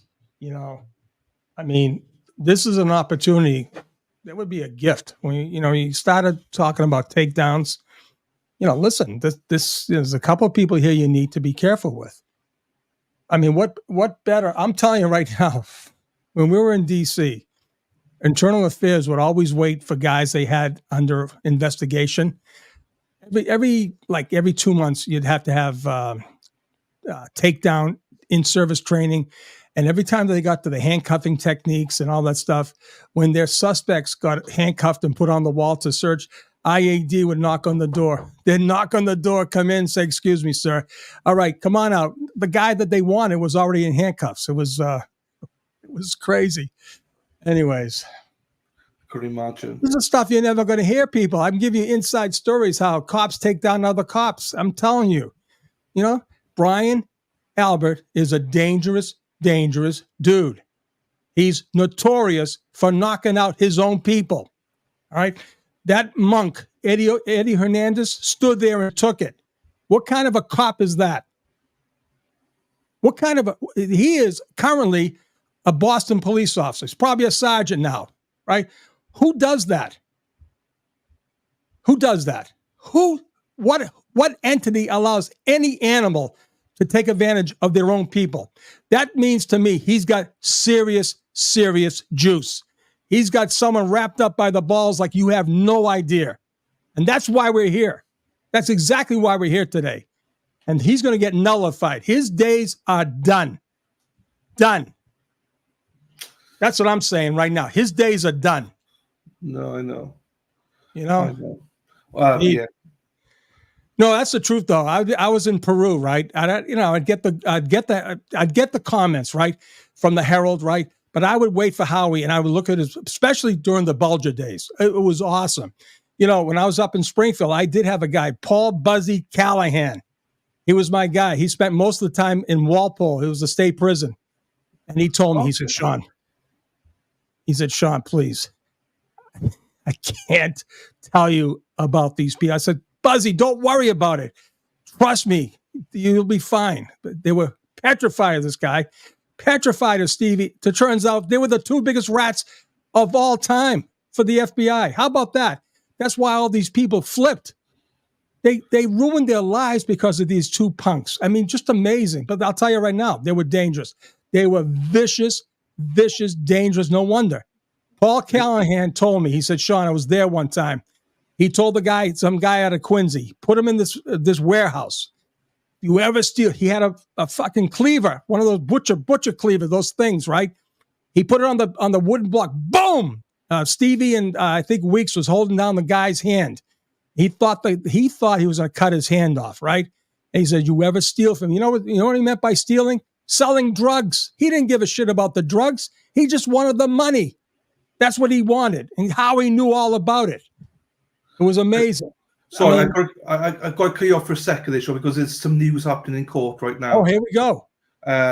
So there's a lot of people breaking news from Eden saying juror number 3 was just brought up to the front to speak to Judge Canone. This is by far the most obvious not guilty vote on the jury. She made disgusting facial reactions during Michael Proctor's testimony, while shaking her head during Trooper Proctor's testimony. Then we got juror number 4, according to Fall River Reporter, is speaking to the judge now directly. I cannot believe what I'm seeing. I've noticed her shaking her head no several times. She has stepped aside and has her arms crossed. She seems mad. Bev is speaking with both sides right now. Juror number 4 is standing about 10 feet away from the press box, leaning up against the wall. Her arms are crossed at the chest. See what else come in. The juror's dressed right. Okay, Bev is speaking with both sides right. We got that one. So it's all going off about juror then. Bev has called the court reporter over. He's taking juror number 4 out of the room right now. Well, guess what? You have that animal looking across at you. They're probably scared shitless. What else is happening? Of course, I know Javier Pena, right? And Steve Murphy. Of course, I do. I told the story one time. I was a young agent in Peru, way back in the day, working different TDY assignments, and my call sign was Leopardo Ocho. This is from Dave Unber. Yeah. Pablo made a run into the jungles, and I was told, stay off. Do not touch this guy. I said, who the hell is this? He said, tell those colonels, stay off. Stay off the guy. I said, I can't tell these colonels. I can hardly speak Spanish. I just got through school. Anyways, of course I know Javier. Stevie Murphy, come on. These guys are the real deal. The real deal. I'm telling you. Kenny, I'll tell you, my buddy Kenny's coming on. Kenny McGee. He flew on the plane when Pablo's family took off to Germany. He was the guy in the plane. It wasn't Stevie Murphy. I got the whole backstory, but yeah, Narcos is the real deal. I'm telling you right now. I got all those stories, all of them. That's Dave Unberg. I still haven't got to the octopus case yet. I got to get back to that. Oh my God. Sidebar still continuing. And side conference, Yannetti is very vocal with her at the minute, allegedly. Oh God, this can't be. Whilst we're waiting, thank you, Toots, as well, for the super chat. Why did you not come out of your house, Brian? Why are they there? It may put doubt into this is jury intimidation. Look at him. He's right. My understanding is where they're looking, he's looking directly at the jury. When you see them, the camera's like, I guess, next to by the jury. I don't know. But they got the perfect direct line of sight to the jury. Are you kidding me? That's why. Come on, Josh.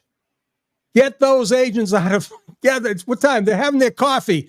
They're down having breakfast. Get those agents on the road now. Get them over there from Chelsea to Dedham. Commission the cops. Commission the court officers. They'll take them down for you. They hate the kid anyways. Take these guys out now. Unseal the indictments now. Do it. Kevin says jurors 3 and 4 up at sidebar. Yes, something's going on. Christ. Something's going on. Come on. What the Christ is happening?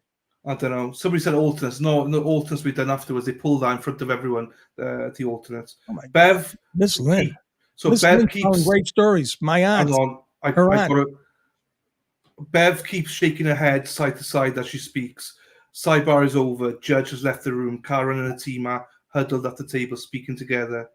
And Stuart Connell says the judge leaves the bench. The defense team and Karen are in a standing huddle.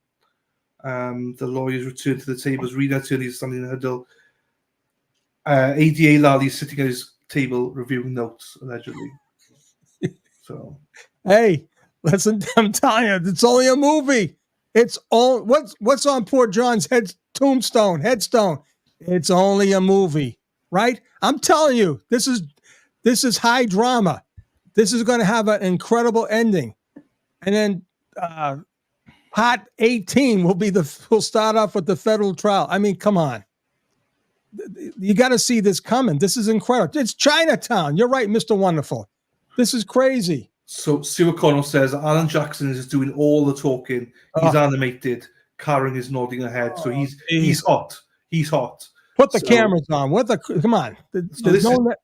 Put the cameras on these people. This is not good for the defense, by all accounts. Then, if he's that animated, So, but yeah, but we'll see. We'll see what happens.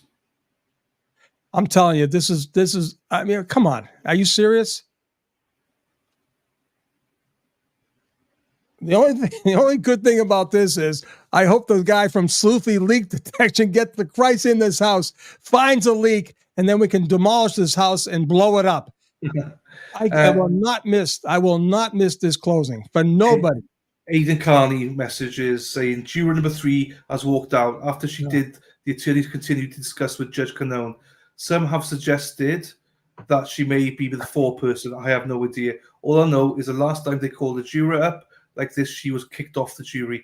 Ironically, jury number 3 was also called up on the day juror number 5 was kicked off the jury, and sources say she reported juror 5 for some sort of inappropriate conduct. Juror number 3 took her job very seriously throughout the trial and was alert and took notes with every witness. Bedrow law says at least it will be easy for members of the media to approach them for interviews now that the evidence is closed. That's true as well. Kevin, thank you. Sean, I talked to the tow truck driver this morning. Yes. Tell you what he said. Kevin, come on the show later too. Yeah, you could be breaking news, Kevin. Absolutely. Hold on here. It's going off. You're pinging. I'm pinging. Everyone's pinging. Pinging. We're all pinging. Getting breaking news here. Sue O'Connell, Ted Daniels. Look at this. Oh, I've read them all them out, so don't worry. You got it, buddy. All right. Yeah, those. I'm reading out a mixture of people here, so anyone that comes up, I read them. Wow. Well, it wouldn't be this case if there wasn't some drama, right? Drama, yeah. The idiots. We had the knuckleheads from Canton. I'm telling you, that's not representative of Canton in any way. All right. Just because you get a few knuckleheads, I'm going to try to keep this clean today, out there. Look, there's a better video out there now. All the angles are covered, right? Of Chris. I'm telling you, what a bunch of thugs. His sons are no good, right?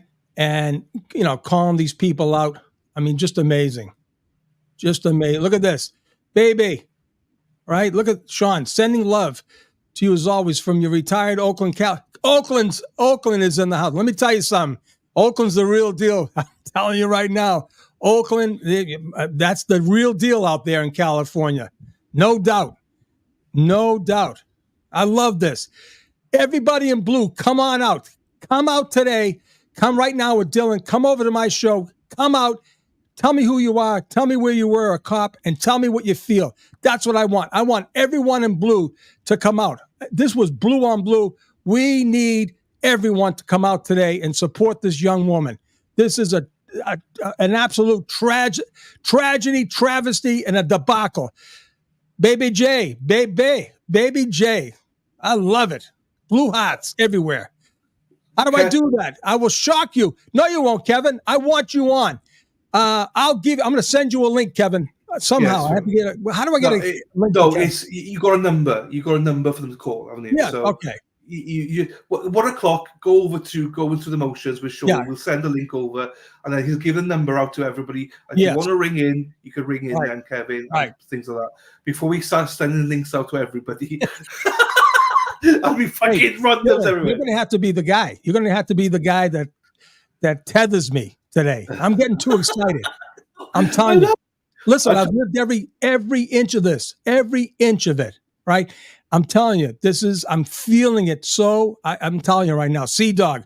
Where's Sea-Dog calling in from? He's a sailor. He's a sailor somewhere. He's out on sea somewhere. The Indian Ocean. He's in, look at that, Jody. Oh, man. I mean, this is like witness jury intimidation. I'm telling you. Now you bring in the mob. Hey, yeah. Then they say, I want to poll every juror, right? That's another form of intimidation, right? That's another form of intimidation. They have to get up and say, yes, I voted guilty. I voted not guilty. Whatever. This cannot end in a hung jury.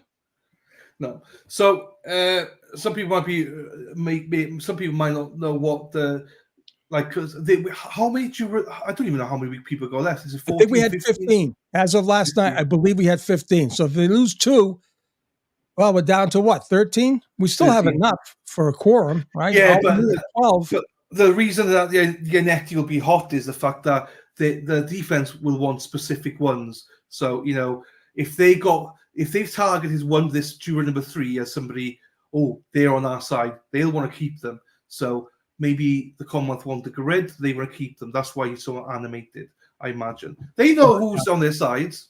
They know who's on their side. Buttercup, I love you, Buttercup. Boston Police supports Karen. Absolutely. I know you guys do. And I know it's hard for you guys. I know exactly. All right. Where the hell is Haji? Get Haji out here. I want to see Haji again. He's been quiet since the last time I saw him over at the hillside. I was up. Hey, Kelly Reed. Come on, Kelly. Come on the show today. I gave you a link. Haji, we had dinner at the hillside last year, right? June 2nd. You've dropped me like a bad habit. Stop it. You give me a call, Haj.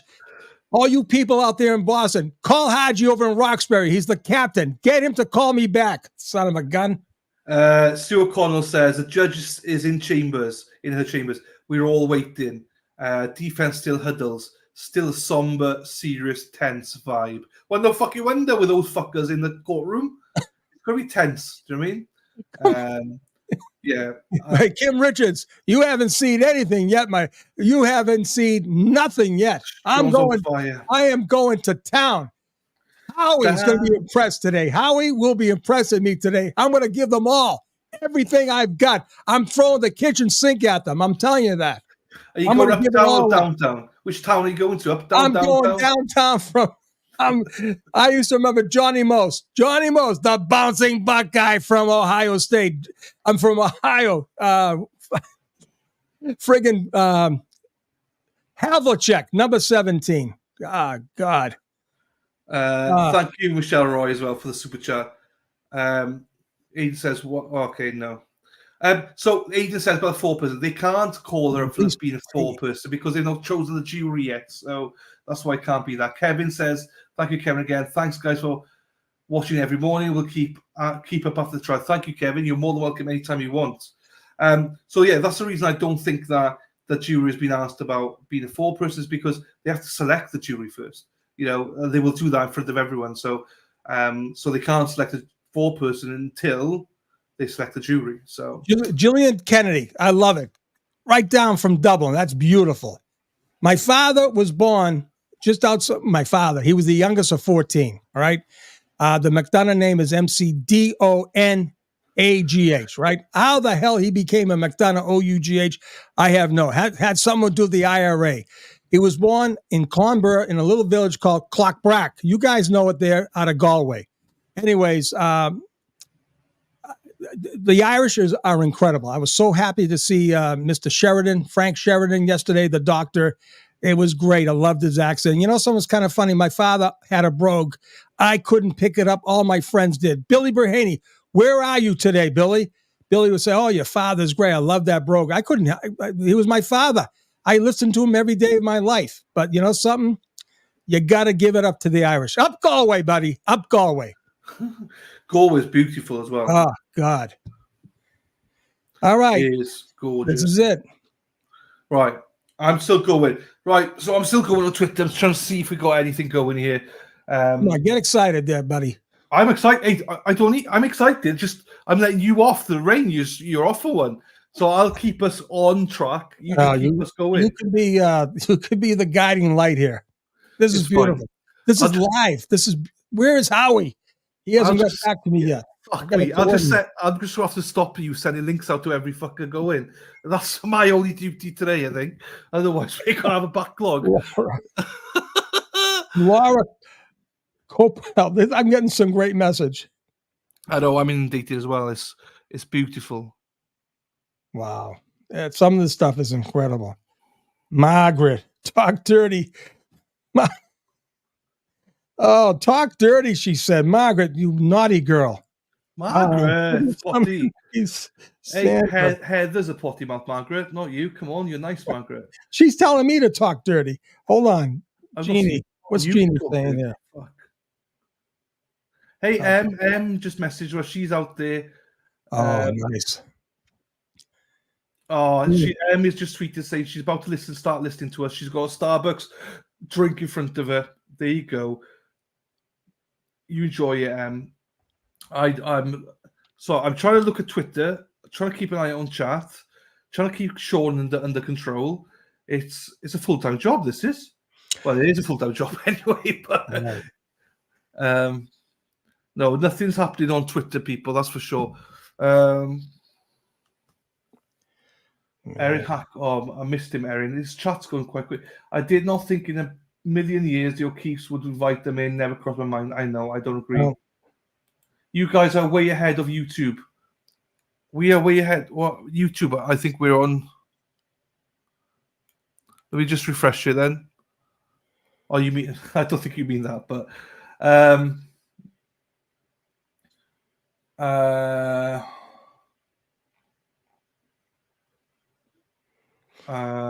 it's blowing up. Anyway, I don't know. I just can't keep it. Oh, there's a tweet. Hang on. Ted Daniel says, "I'm told there is a potential juror issue in the current retrial. I have no idea what it might be. One juror came in briefly. The rest of the jury has not entered yet. We wait." So It looks All like right. it's not good news for the defense by the looks of it. Well, Yanecki's quite animated. Well, I mean, it could be either way, but I mean, I don't know. unless it's the reason, unless it has something to do with the reason, all right? That could be getting his Irish up, as we say. Yeah, this is like, oh well. What did Plevin say last night on Vinny's show? Have you seen it, Sean? Oh, he basically said, oh, they had to. Of course, I watch them all. I watch know you everyone. He said, oh, they had to please their boss. He's such Kevin. Go put your tooth under the pillow tonight. All right. I mean, how many teeth do you have left, Kevin? Come on. Go put the tooth under the pillow tonight. See if the good fairy godmother gives you a buck. Stop the bullshit, Kevin. You know what this is. You have always known what this is, right? Take that fool, that fake FBI agent, Coffin Daffer, off your show. She's ruined you forever. Put the crime and wine. She's better than Jennifer Coffin Daffer. Put Kate on. She's better than Coffin Daffer. At least she has a brain. Coffin Daffer, she's gone. Watch her podcast. Look at her eyes. She's crazy. She has crazy eyes. I don't know what the hell is wrong with her. She put those goofy glasses on. Keep the glasses on, Jennifer. When you take those glasses off, you have one eye up, one eye down. I don't know which one to look at. You look crazy out there. You do. You say you're an FBI. Stop it. Come on. Puppies out there chasing little kittens. Oh, there's a kitten. This is what they do in training. Buddy, we saw them in Quantico. Oh, look at the kitty. You're supposed to be on an operation. This is when we watch the Buffies. We're looking at ourselves. This is them. And even the poor guy agents, they said, well, they do have the best looking. Well, they do, right? Well, that's by design. But they're look at the kittens. They're supposed to be on surveillance, right? And they have a mock, setup, right? Oh, look at the kittens. No, let's go get the kittens. Oh, here we go. Search warrant, FBI. We're coming in. Now, please put your hands behind your back. I don't want to use force today. You hear my voice? I will not use force today on you, sir. Ma'am, put your hands behind your back. Dylan, this is a fugazi. This is crazy. The kittens, oh, there they are. Oh, look at the kittens. And meanwhile, the bad guy's getting away. These are practicals. We watch them all the time. Come on. Oh, now, that doesn't mean all of them. I mean, there's some great female aides, but this one, she spent all her days padding her friggin' resume. There's no way she ever went on a raid. There's no way. Oh, wow. That's how she comes on. Hello, Kevin. Good morning, class. Oh, Kevin, it's a lovely day here in friggin' wherever you're at there, over there in Jacksonville, St. Johns County. I know where you're at. You're easy. You're easy. Oh, Kevin. Oh, I just don't understand. Come on, Kevin. You're better than that. Stop. Let's bring Dave McGrath back on, for Christ's sake. Have some, get some testosterone in that fucking show of yours. Come on. Don't. Right. Hey, before we forget, I gotta move on. I'm sweating again. I'm sweating. Charles says, can you give out a shout out to my wife, Melanie? Melanie, shout out to you. And, absolutely, Melanie. It'd be nice to have you back after the verdict from Charles. Oh, she's addicted to this trial. I don't blame you. It's hard to not be addicted. Doubtfire. Thank you to you, Charles, for that. Class. Hello. Steph says, did you have a good night last night? Did you have a good night? Sean's, fuck's sakes. Sean, our house loses it at the Coffin Daffy impersonation. But listen, I'm telling the truth. She's got allegedly 20. I will give it up one more time. This is no disrespect to the agricultural agents, but I'm telling you, she came from where she come from? Idaho, Colorado. I don't know where the hell she came from. She was looking at, Dylan, look at this. Binoculars. Oh, let's go find the cow tippers. The cow tippers. That's what she did for 3 years. And then she was a hiree for the FBI. Come on. This is bullshit. Bullshit. Oh. Bullshit. No real updates on Twitter. They all say it's a jury issue. Paul Keefe whispered and laughed into his wife's year, whatever. Who cares? So it's everyone says it's a jury issue. Jen just says the press has been talking, and none of us have any idea what's going on. I've seen Peggy O'Keefe laughing in front row, but not sure what is. Yeah, laughing with her handkerchief. Come on, probably. Yeah, so no one knows what's going on. Is the main gist of this. So So I mean, whatever. Well, once we get an update, we'll update, but nothing to do that. There's not going to be people. There's not going to be. I know Aidan said rumors of a mistrial. Do not believe. Like everyone's spouting everything. Oh, stop There's not. I mean, so that's why people calm down, calm your tits, everyone. Yeah. So let's just wait for the actual. If there's a mistrial, there's a mistrial. It's just let's wait for proper info. Basically, the journalists up there have no idea what's going on. Essentially, they don't know. They're all speculating at the minute. Only Bev knows and the attorneys know. So, we're not going to speculate because what's the point? Right. Thank you for that, Steph, as well. Right, here we go. Take that down. Fuck. Yeah. Pretty funny. It is funny, man. This is the morning crew. This is the morning show. Dylan and Sean in the morning. The judge is back, though. The judge is back. So, judge re-enters the courtroom and calls attorneys. Here we go. I hear it. Back to session. You may be seated. Another sidebar. But at least we're Jesus. At least we're back. Look at these fools. At least we're back. Oh, look at the angel. Look at him. I would love to Elise Sullivan. I would love to. I mean, he's the OG. I'm telling you, I would love to be on Howie's.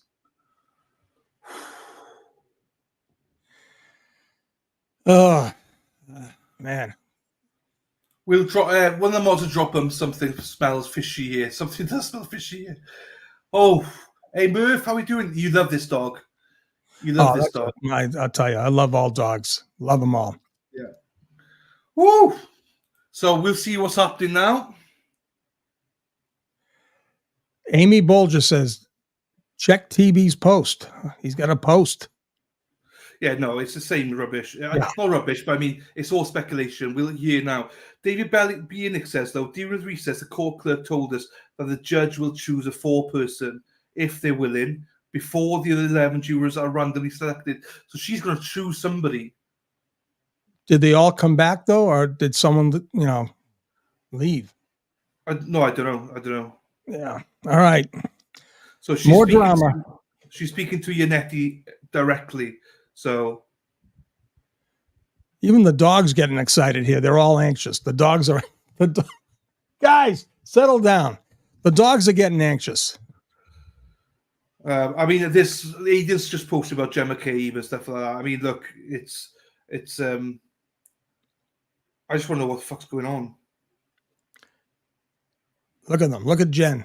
The Adderall, did it kick in yet? Okay. I'm going to give you a little secret here. Someone very close to those people right there said, and I shouldn't really say that. Howard, I don't give a shit. A pharmacist called me and said, hey, Sean, they're all on Adderall. Matt picks up for Brian and Jen. Brian picks up for Jen and Matt. I'm telling you, this happened last July. I got this information. They're all on Adderall. Look at Jen's eyes. Look at her. She looks like a mannequin. She looks like she's on the Trousseau's Wax Museum, whatever that is. It Trousseau, right? Downtown on Tremont Street there. We used to go there all the time. I don't even know if it's still there. Madame Trousseau's, the Wax Museum. She looks like she should be at Sully's Tap over there, the longest bar in town. We used to call it the Wax Museum. The poor bastards be on the bar with their elbows like you didn't know if they were dead or alive. Sully's Tap. Who knows where Sully's Tap is? Downtown Boston, across from the old garden. We used to call it the Wax Museum. Madam, that's right. Who said that? Cynthia, that's right. She looks like she's one of those wax dolls. Oh, man. Where's Tristan? Where is Tristan? That's the guy I want. He was perfect. You weren't going to get him caught in any lie. That guy knew. He knew exactly. He knew it. Yeah, he didn't know what the time was, but he knew everything else. I'm telling you, I'm telling you, whoever schooled him had to be his family, right? Do not admit anything. Say, I don't know. This kid was so bad. I mean, actually, well, probably good for him. He could have, was it Yannetti? Yeah. Yannetti could have him saying he killed Hoffa. This guy was crazy. He didn't know what time it was. Never. It was totally on Adderall. Of course she is. I probably should be on Adderall, right? Don't they give people with the ADHD and excitement, doesn't Adderall do the opposite? Coffee puts me to sleep. Oh, I'm not sure you need Adderall. Isn't Adderall something that hypes you up? I think you're fine on that one. I think you'd be fine. Look at this guy. I thought the guy with the big lurch guy behind Karen, I thought he was secure. He's the audio visual guy. Yeah, they flew him in. He was the controversial guy that they were talking about. Judge Bev was saying, who is that guy coming in unannounced, putting pictures up? That was the AV guy. Oh, man. We got some stories. This case, this whole investigation, we got some serious clowns, some serious sad stories. Come on. We can't be laughing all the time, but we have to have a little bit of humor. That's how bad this case is. It's bad. Jen from Fall River Reporter says, I thought I heard Bev ask something that sounded like, what time would you like to? Probably what time you'd like to start, because this sidebar's taking forever. Time is it? This guy doesn't come. I mean, this is going to go on to this afternoon now, because it's 10 o'clock nearly. So it's 11, 12, half 12, 1 o'clock. Get the party going. You need to delay your party, because there's no fucking way you're going to be ready for 1 o'clock. Where's Papa? Where is it? It's not there. You know what he said? I'm giving up my seat to you mofos. I'm out. That's what he said. And unfortunately, Karen has all this family who's most important to her is right behind her, right? That's how it was laid out. This was family only today, right? Except for Nick over there, Nicholas, with the beard, with the jock. What do you call that? Chin strap? I don't know what they call it. Anyways, he's there. Jock strap. It's not jock strap. I'm sorry, jock strap. What's that thing you call it? This chin strap. Chin strap, yeah. No, listen. But I bet Papa, right? Papa O'Keefe said, bring it. You want them? Take them. You can have it. Brian, take my seat. You low life. That's what he probably said. Jockstrap. Jesus. So Jennifer saying Yannetti is using his hands as he speaks. Lally has his head down. So it is something that's going to affect the defense if this is the case. He's battling for something right now. Hey, listen. Howie, someone told me Howie said, Sean McDonough said maybe Morrissey got a ringer in there. You never know. You never know. Listen, Morrissey wants he doesn't give a shit. Win, lose, or draw. He wanted this trial. A hung jury for him is a victory. It's a victory for him. He gets to wipe his hands, and he got a little insight. Oh, Jesus Christ. What the hell's going on? Cheese and rice, everyone. Oh, I'm sorry about that. God, my wife tells me too. Don't worry. I'm trying to learn. Cameras moved at the far unexpected juror, all the jurors to come back in. So there's more jurors coming back in now. So the Fed. This is just when we thought it was all over. They bring us back into this, Sean. So I don't really know, Sean, what's happening. They're messing with us. That's what they're doing. They're taking advantage of us. They're watching us. They got the big screen behind the judge. They're watching us. So David, whatever his name is, David Nick says, the judge takes off her glasses, looks out the windows, and says something to the defense attorneys. One of the court officers speaks with the courtroom cameraman, who points the camera back up to the fans. Court officer just left. He is the one who brought on juror number 4. And the juror... So juror number 4 is back. She is back at the sidebar, hands on her hips. Oh, Jesus. Yeah, Ted Daniels says, same juror's back. Guess who's back? Back again. Juror's back. Tell a friend. Guess who's back? Guess who's back? Guess who's back? The juror's back. Right. It's Taco Tuesday. Uh, So I was born in Dorchester. Then we went high class and went to Mattapan. And then I spent my high school years out in Canton. Then went to the made famous by Nick Garino of Westville State University. Then I took the job as a cop down in D.C. with the Capitol Police. And then that was it. So that's where I grew up. well, yeah. Ronan Park was my playground for a lot. I went up there sledding down Suicide Hill, getting right onto Adams Street, right through the fence. That was a victory. If you're going through the fence, right onto Adams Street, we were kids. We could have got killed by the cars coming down. Station 11 back then in the mid 60s. That was the police station. My father would bring us down there to threaten us.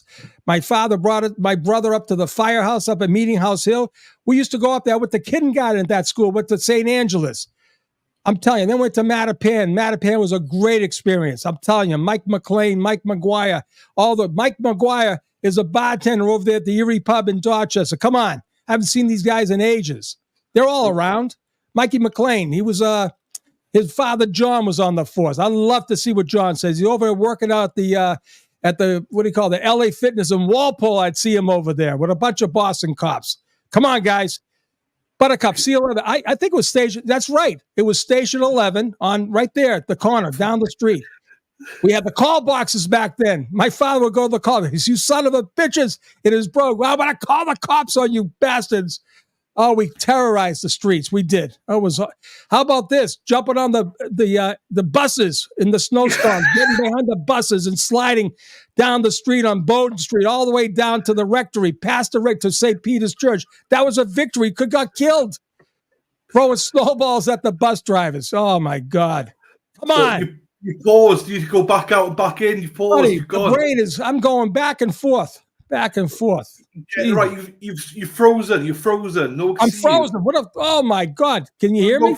Yeah, I can hear you, but you're frozen. I don't even know what. Oh, this is doing this again. Go back out. Come back in. I gotta do this again. Stop the cam. So whilst he's doing Stop that, the cam. How am I going to do this, my friend? Right, I'm going to speak to Twitter. What's he doing? So Bev is. Fall River Report says Bev is talking to the juror directly. She still has her hands on her hips. She just took them off and placed them back and shook her head no, as she has left. Jen says it feels like we've just witnessed a decision on something. And then following that up, we've got a couple more comments here from Sue O'Connell. Jesus. So Sue O'Connell says the judge returns to her chambers and we are in recess. Jennifer says sidebar continues. Bev is talking and making. Oh, juror number 4 has been dismissed. Juror number 4 has been dismissed. So juror number 4 has been dismissed. Whatever the issue is, she's been dismissed. That's bullshit. So that Aidan is says, bullshit. At the final hour? What are you kidding me? So Aidan says number 3, but everyone else says number 4. So it's the same person, I believe, but it's just, Why the hell? And juror number 4 is the one that was very pro Karen by the looks of it. So that's why Yannetti was very vocal about it all. So Mr. Wonderful had that post about Bedrow, but I think that's no longer relevant. And before I forget, Charles L., thank you for the super chat. When I see Karen with McAlbus behind her, I think of, even though I walk through the valley of the shadow of death, I will fear no evil, for you are with me, your odd and your staff. They comfort me. Yeah. There you go. That's great. Good, Charles. Great passage. Great. So there you go. The juror has been dismissed, people. Just so you know, thank you, Charles, for the super chat as well for that. So I do not know what's going on, obviously. But it doesn't seem to be very good for Karen. Well, I'm speculating now. I have no idea. But going by what people are tweeting, we doesn't look that great.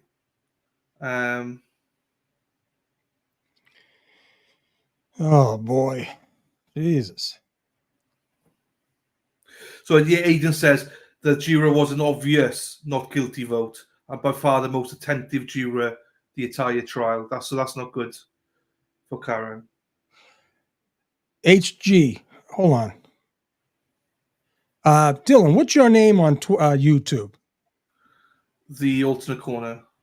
Okay, let me do this. Is it at the alternate corner? Some guy wants to know. All right, Yeah. hold on. At.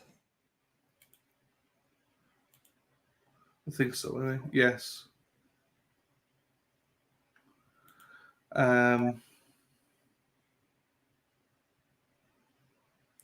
So yeah, I don't know. So this juror's been in twice now. So yeah, dismissed.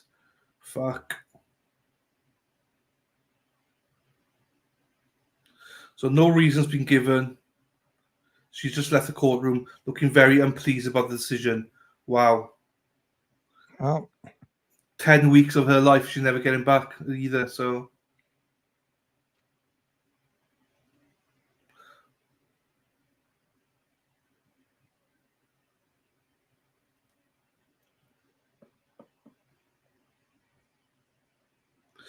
there we go. I will still keep an eye out, but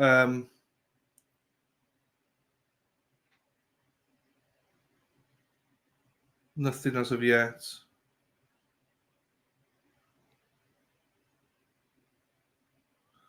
Barbara Hughes, thank you. Mr. Keith probably refused to stick with McAlbus. I think so, Barbara. I think so. of course. Hey, of course he doesn't want to sit with them. He knows. He knows exactly what they did. He knows. You're telling me the father of the victim is not going to be in? Is not going to be in? All right. Thank you, Barbara, for that. Well, this is like, when we just need to know now, do you know what I mean? But we're never going to, well, we will find out eventually, but we're not going to find out now. So 14 jurors remain, according to Ted Daniels. They stacked the jury box during selection to have enough ready for deliberate in case some are lost along the way. So there's only been two alternates we'll have now. Originally, we had 5 alternates, so... All right. Well, we still have a quorum. That's a good thing. We don't have a mistrial. Bottom line, they haven't picked 12. They haven't picked 12, right? They're going to do a lottery. Yeah. So it's possible that juror 4 would not make it anyways. Yeah. So let's not look at. We got to be positive here. Yeah. Bottom line, I don't care who they have. They can take juror 10 off. It doesn't matter. The bottom line is, do they feel Karen Reed is innocent? That's the only thing they have to worry about. Yeah, right? True. That's it. Oh, thirsty work, this, isn't it? I'm telling you, I got to get my coffee here. I got my tea, my coffee, my water. Spill the tea, Dylan. Spill the tea. Come on. Do you know what I did last night? I spilled the coffee. I spilled this all over my desk, right? Everywhere. God. Did you get anything ruined?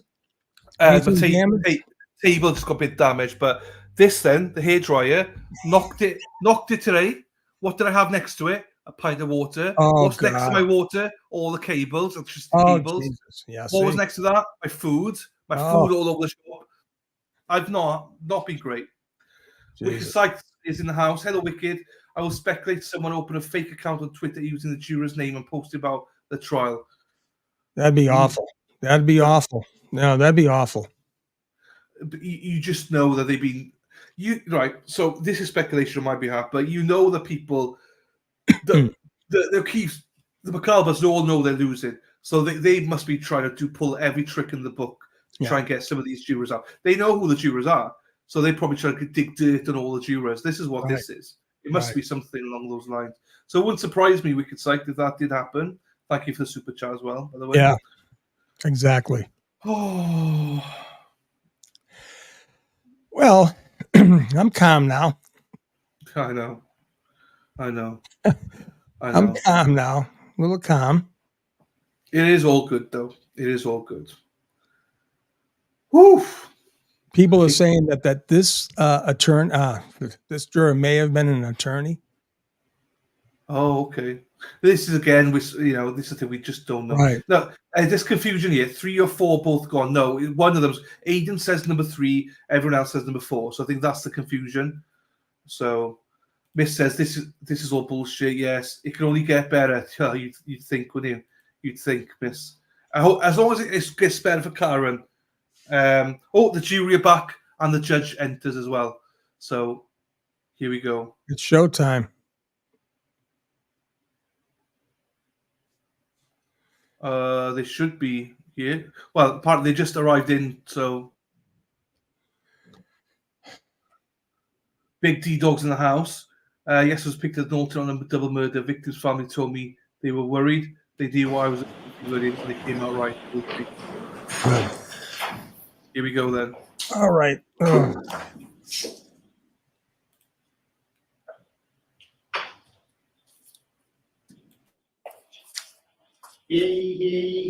All persons have any business before the Honorable Beverly Cannoni, Justice of the Norfolk Superior Court in the County of Norfolk. Draw near, give your attendance, and you shall be heard. God save the Commonwealth of Massachusetts. This court is now open. You may be seated. 22-117, the Commonwealth versus Karen Reed. Good morning again, counsel. Good morning, Ms. Reed. Good morning, jurors. I don't know how many times I start in the morning by saying we appreciate your patience, but today is one of those days. Again, we appreciate your patience. You may notice that one of your fellow jurors is not sitting with us today. I can assure you that that is because of an issue that is just personal to that juror and has nothing to do with any concern of any of you. So please disregard that. Okay? I do have to ask you those 3 questions. Were you able to follow the instructions and refrain from discussing this case with anyone since we left yesterday? Everyone said yes or nodded affirmatively. Were you also able to follow the instructions and refrain from doing any independent research or investigation into this case? Everyone said yes or nodded affirmatively. Did anyone happen to see, hear, or read anything about this case since we left here yesterday?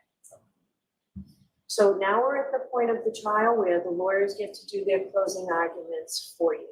I've given them each an hour to do so, and they both tell me that they want me to give a 5-minute warning. I just don't want you to think I'm scolding them when I give a 5-minute warning, so we'll let them do that.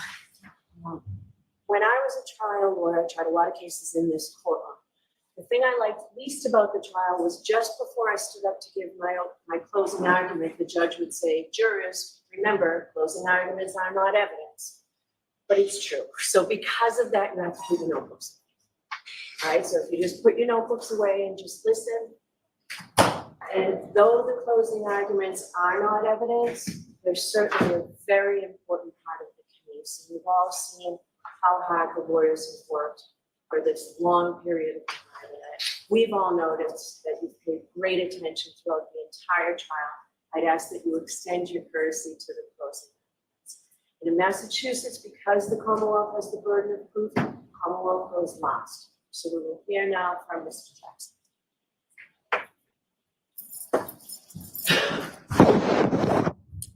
Thank you, Your Honor.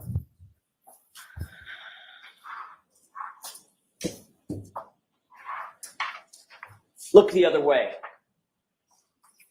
Look the other way. 4 words that sum up the Commonwealth's entire case. 4 words that sum up the hopes of those who have tried to deceive you. Conflicts of interest? Doesn't matter. Just look the other way. Magic hairs, magic glass. Look the other way. Late night calls and Google searches, falsified affidavits, inverted videos, and butt dials galore. Just look the other way. That's what they want. That's what they're counting on, but the uncontrovertible fact is you have been lied to in this courtroom. And your job is to make sure you don't ever, ever look the other way. Your singular duty is to stare down the evidence and do it unflinchingly and do it unwaveringly. You see, you're the only thing standing between Karen Reed and the tyranny of injustice. It's a job you didn't ask for, probably a job you didn't want, but it's the greatest responsibility we have as citizens here in America, lest the government stop answering to us and we start answering to the government. And woe betide any one of us who might find ourselves in the crosshairs of a Michael Proctor. Preparing for today, I was reminded of a quote. It's a quote about the truth, and I want to share it with you. It is of great importance to set a resolution never to tell an untruth. There is no vice so mean, so pitiful, so contemptible, and those who permit themselves to tell a lie once find it much easier to do it a second time and a third. This falsehood of the tongue leads to that of the heart, and in time, it depraves all its good dispositions. What does that mean? It means that it's been observed that to tell an untruth, to exaggerate, to make a false claim, it's a cancer. One lie begets another, and it's a malignancy that grows over time. And that, folks, is how a cover-up is born. That's how a Massachusetts state trooper says in whispered tones to his friends when he thought no one was looking or listening, how he would make a case, how he would make it cut and dry, no matter the truth, how he would make sure to put, quote, serious charges on the girl. In other words, pin it on the girl. You may ask yourself, how does this happen? How could this happen? It's 2024. Surely people aren't going to come to this courtroom, this hall of justice, and lie to us, just give us false information. They wouldn't do that. They wouldn't try to cover up the truth. The Alberts, the McCabe's, Higgins, Lank, Michael Proctor, Yuri Buchanan, Brian Tully. You don't have to wonder if they would lie to support their narrative. You need only wonder how many times they did lie. Over and over and over, they and others were caught deceiving you. Big things, small things, it didn't really matter. They feared nothing. They'll look you in the eye and deny phone calls. They'll deny secret meetings. They'll claim that calls are butt dials and butt dials are answered. They'll show you a video and tell you left is right and right is left. They'll magically turn 3 pieces of plastic into 5 right before your eyes. And even when they're caught with their own lies, they won't blink, they don't sweat. They'll just look you in the eye and demand, pay no attention. You folks look the other way. Ladies and gentlemen, there was a cover-up in this case, plain and simple. You'll surely say to yourself, I don't want to believe it. I don't want to believe that can happen in our community. But sadly, over the past 8 weeks, you've seen it right before your eyes. So how does a cover-up happen? How could that happen? Well, let's count the ways, shall we? Handpick your investigator. Make sure it's someone we know, someone on our side. Keep him close. Offer him help. Offer him a gift. Have secret friends and family meetings. Get your story straight. Delete your call history. Make mysterious phone calls at 2:22 a.m. Delete Google searches. Monitor police activity. Get rid of evidence. Get rid of your dog. Destroy your phones. Destroy your SIM card. For the investigator, decide on a narrative early on. Don't go to the crime scene. Don't take witnesses in for questioning. Question all the witnesses together. Ignore witnesses who don't fit your narrative. Allow friends and family to contact those same witnesses. Don't record interviews. Write vague and false police reports. Omit witnesses' names. Omit witnesses' interviews altogether. Don't photograph the evidence. Don't conduct any forensics. Don't document the evidence. Don't document the logs. Don't create any logs whatsoever, and don't maintain a chain of custody. Keep all the evidence in the hands of one person and then manipulate that evidence, including videos. Don't turn over videos. Invert videos. Turn 4:16 p.m. into 5:30 p.m. in affidavits. Turn 3 pieces of taillight into 5 pieces of taillight. Delete 42 minutes of surveillance footage. Hide personal relationships. Make this case cut and dry and ensure the homeowner, quote, never sees any shit because he's a Boston cop. But most importantly, pick your patsy and pin it on the girl. It's not that it could happen. It's that every single one of those things I just mentioned did happen right in front of you. But this sort of injustice can't happen in a vacuum. So what about the prosecution? What about the Commonwealth? What does it look like when the government picks a narrative and then tries to form a prosecution around the narrative instead of the other way around? Looks a lot like this. If you don't have actual evidence, just throw every single thing you can against the wall to see what sticks. Drag her through the mud and make sure you attack her character. And that's what you saw in this case. The Commonwealth spent much of their time and resources trying to vilify Karen Read. They desperately resorted to calling witnesses to talk about Karen Read and John O'Keefe's arguments. They even stooped so low as to call the children and put them through this ordeal. All to say that John sometimes got upset because Karen was too kind, too nice, spoiled them too much. Their arguments illustrated what anybody could imagine is a normal set of ups and downs for any couple. Even on January 28th, they talked it out, they communicated, they worked out their issues, and they had a nice, affectionate evening out with their friends. And you don't have to take my word for it. Pull the tape, as they say. Look at the videos. C.F. McCarthy, Waterfall. What are the words that every single person who testified in this case used about Karen Read and John O'Keefe that night? Getting along, no issues, good mood, happy, affectionate, even lovey-dovey. No issues, no toxicity. They were a loving couple right up until the time Karen Read dropped him off and he walked into 34 Fairview. If an argument with a loved one is a motive for murder, folks, we're all in trouble. Speaking of which, what is the evidence that John went into the house? The Commonwealth will tell you, undoubtedly, no, he never went in the house. And they'll point to certain witnesses who they say didn't see him go in. Well, the question you have to ask yourself is, can you rely on that? First, these are all people who are related to or committed to the Alberts in some way or another. That all-powerful Canton family, it's easy to say, I didn't see something, because how can that really be challenged? Some actually may not have seen John walk into the house. They were in the kitchen, as you recall, from Nicole. Third, at least one witness, Brian Higgins, forgot his narrative, at least for a second, and he admitted a man did, in fact, come into the house. And when he was caught and asked to describe that man, he had to. It was a little bit vague. You remember what he said. He was tall with dark hair. That was a telling slip of the tongue by Brian Higgins. But what's the real evidence of the unbiased data, the data that's not connected to the Albert family? How about John's Apple Health data? It shows that at 12:21 a.m., an important time, John arrived. That's established by the monotonic time clock that you heard about in this trial. It was on his phone, and that represents a huge problem for the Commonwealth.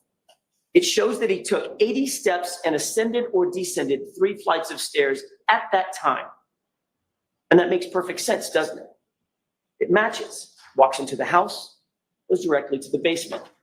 There's your 80 steps and your descending flights of stairs. The big problem for the Commonwealth is he wasn't outside at the car ascending and descending stairs, wasn't climbing on top of the car. So they'll tell you, wait, don't look at the Apple Health data. Look at this other thing called Waze. But Rick Green explained that if you apply the 3-minute offset that is built into that monotonic time, it aligns perfectly. They don't want you to see that. They don't want you to pay attention. They want you to look the other way. But even more importantly, at approximately 12:32 a.m., someone holding John's phone takes another 36 steps and travels 25 meters. Why is that so important? Because by 12:32 a.m., Karen Read was gone. She had already left the location. She left at 12:30. Trooper Garino told you that Karen Read's phone connected to John's Wi-Fi at what time? 12:36. It is undisputed in this case that it's a 6-minute drive on a good day from 34 Fairview over to One Meadows. She was gone by 12:30, and John's phone was taking 36 steps and logging 25 meters at 12:32 after she left. So don't be fooled. John walked into that house, after which Karen drove away, and the scientific data all prove it. But also, Ryan Nagel and Heather Maxson prove it. In addition to the Apple Health data, Ryan and Heather both independently testified that they passed Karen's SUV as they drove away after talking to Julie, and Karen was alone in the SUV. John was not with her. He wasn't in the car. He wasn't standing outside the car. He wasn't sitting beside the car. He wasn't laying on the ground beside the car. He was nowhere in sight. There's only one other place that John could have been, and that's in the house. Exactly where the Apple Health data places him. So it all fits. And Ryan was right behind her, remember, staring at her taillights, undamaged, brightly lit. That brings up another difficulty for the Commonwealth, and that's their star witness, Jennifer McCabe. You'll recall that Jennifer McCabe claimed that she was looking out the door, staring at that SUV over and over and over again from 12:29 to 12:50. She was very specific about that time frame. But we know that the SUV was gone from 34 Fairview by about 12:30. Had to be in order to connect to the Wi-Fi at 12:36. So unequivocally, Jennifer McCabe was lying about watching that SUV, and it makes you wonder why. And to add to that deceit, she was also blatantly lying about the calls to John's phone. You remember that colloquy back and forth. She said that every single one of those calls to John's phone during that time was a butt dial. How are those lies connected? And why are they connected? Jennifer McCabe knows. Was she butt dialing John over and over? Or was someone looking for John's phone that went missing? Let's talk for a second about what actually happened in the time leading up to everyone going to 34 Fairview. Brian Albert, Brian Higgins show up drunk at the waterfall. They'd been drinking in the afternoon. You know about the flirtatious texts that were sent between Karen Reed and Brian. Higgins was clearly pining over Karen, but for her, the flirtation had ran its course. It was done. She was happy and committed to John. You could see that in her actions with John that night. You don't have to guess. Brian Higgins, however, you can see in his actions, he wasn't quite so satisfied and he wasn't done. His text message, well, meaning, what the hell, Karen? What about me? Seemed aggressive, seemed annoyed. He didn't like being ignored. That was pretty clear. So he's 5 or 6 whiskeys deep into the night by this time, and she continued to ignore him. Then oddly, Higgins, who doesn't know John all that well, seems to want to coax John to 34 Fairview. I draw your attention to the waterfall tape if you want to take another look at it. It's at the 11:57 mark, between 11:57 and 11:58. Take a look at that tape. He's just about to leave. Higgins is just about to leave. He points over at John and he motions for him. Come on, come with me. And then at 12:20, he texts him, you coming here? This is a person he doesn't really know and didn't really talk to that entire night. Ask yourself, why was Higgins so insistent that John go to 34 Fairview that night? And then there's that sparring and fighting that he and Brian Albert were engaged in. Of all the things they could be doing, this is what they were doing just minutes before John O'Keefe walked into that house at 34 Fairview. We know that once John actually did walk in the door, it's about 2 steps, 4 feet or so, 2 steps for an adult male to reach that basement door. Remember, everybody was gathered in the kitchen. That's what Nicole Albert said. And every single witness agreed that at some point, Brian Higgins and Brian Albert left the group and went to another room. Where did they go? Where did they go together?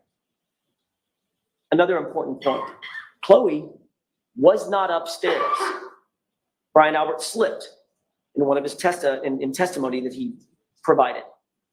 Quote, I was watching Chloe downstairs, monitoring her because of the other people in the house. She's not good with strangers. Remember that testimony.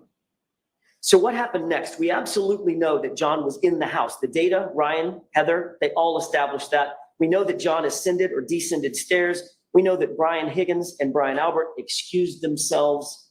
How long does it take to have a crossword? How long does it take to have a fight? How long would it take for Brian Higgins to say to John, you know, your girl's been texting me. A push, a punch, a fall, pull Chloe off his arm, and now it's done. What is that? 5 seconds? 10? Doesn't take long at all. And then the panic sets in. It wasn't intended to go that far, but what's done is done.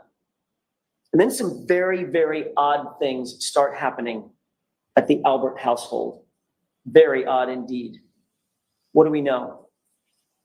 We know through the testimony and key swipes that Brian Higgins very oddly goes directly to Canton Police Department. Why would he do that? After a night of drinking and partying, why go to CPD when you're drunk? What was so important there? He couldn't even get his own story straight.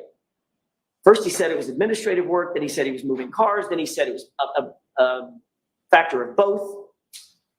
Is it both? Was it neither? Or was he there to gather intel? Ask yourself, why go? But the odd things keep piling up, and here's another. Chloe was the Albert family pet. Not only did she appear to be gone from the house that morning on January 29th, nobody saw her there. Even Jim McCabe admitted that I didn't see her there. But they actually got rid of the dog altogether. Within months of this incident, the dog was gone, out of the house, rehomed, never to be seen again. This was a dog they had had for 7 years. Also a dog who had a bite history. Why was it so important to get rid of that dog? Was there something about the dog they did not want law enforcement to find out? Recall what Dr. Russell said. She's seen up to 1,000 animal attacks. In her expert opinion, John's right arm, those injuries are from an animal, quote, most likely a large dog. And Dr. Russell's testimony, I'll remind you, was undisputed by any witness for the Commonwealth. But there are more odd and unexplained things. After a night of drinking and hanging out and partying, after being together for the entire day at 2:22 a.m., Brian Albert decides to call Brian Higgins. That call was missed, but 17 seconds later, Higgins calls Brian back, and they speak for 22 seconds. Now, that call is odd and suspicious enough, and just in and of itself, the fact that the call was made. But what's even more incriminating is that both men, both of them, lied about the calls happening. They both claim astonishingly that those calls are, you probably say it with me, they're butt dials. Amazing. But Albert and Higgins take it a step further. Not only did they claim that they were making calls as butt dials, but they were answering calls as butt dials. And Higgins seemed awfully defensive about that call. Didn't you? Remember on cross-examination when I was asking him, can you have a conversation in 22 seconds? He unequivocally said, no, that's impossible. It's not reasonable. You can't do it. Well, let's test that out. Hey, did you make it over to Canton? Yep. Haven't been any calls. Nobody knows a thing. All right, don't talk to anybody until we talk again. Okay, fine. And by the way, come back over. I need help moving something heavy. How long did that take? 15 seconds? Maybe? But the odd behavior isn't done yet. 5 minutes after that call that we just talked about, Jennifer McCabe is on her phone at her house, Google searching how long it takes for someone to die in the cold. That was at 2:27 a.m. That timeline seems to fit, doesn't it? And it fits a very telling and a very clear story. That search became a focal point of the Commonwealth's entire case. This case was starting to look a lot more like the defense of Jennifer McCabe than anything else. That's probably because there is no innocent explanation for that Google search at 2:27 a.m. None. At the end of the day, clearing away all the confusion, the Commonwealth's experts were left with two things that are true. First, neither of their experts could absolutely rule out that Jennifer McCabe made that search at 2:27 a.m. Neither. And second, the only person to use the actual phone model, the actual data, and the actual precise operating system was Rick Green. And he was clear. That search was at or before 2:27 a.m. And then it was deleted. So what else was going on at or around this same time when all this suspicious activity was happening at the Albert house and the McCabe house? 3 minutes after that search and 8 minutes after the Albert Higgins 2:22 a.m. call, Brian Loughran drives down the street in his snowplow. And he told you that there is no body laying on the lawn at 34 Fairview at 2:30 in the morning. Importantly, he didn't just simply say he didn't see a body, he wasn't paying attention. He said there was no body there. He knows the property, he knows the owners, he's grown up with these folks, he passes by all the time, not once, not twice, 3 passes. There was nobody on that lawn, period, at 2:30 a.m. And what other suspicious thing happened that night?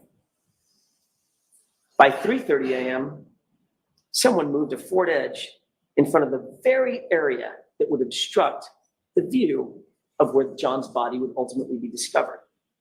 Who's the only person in this case that you've heard about with a Ford Edge?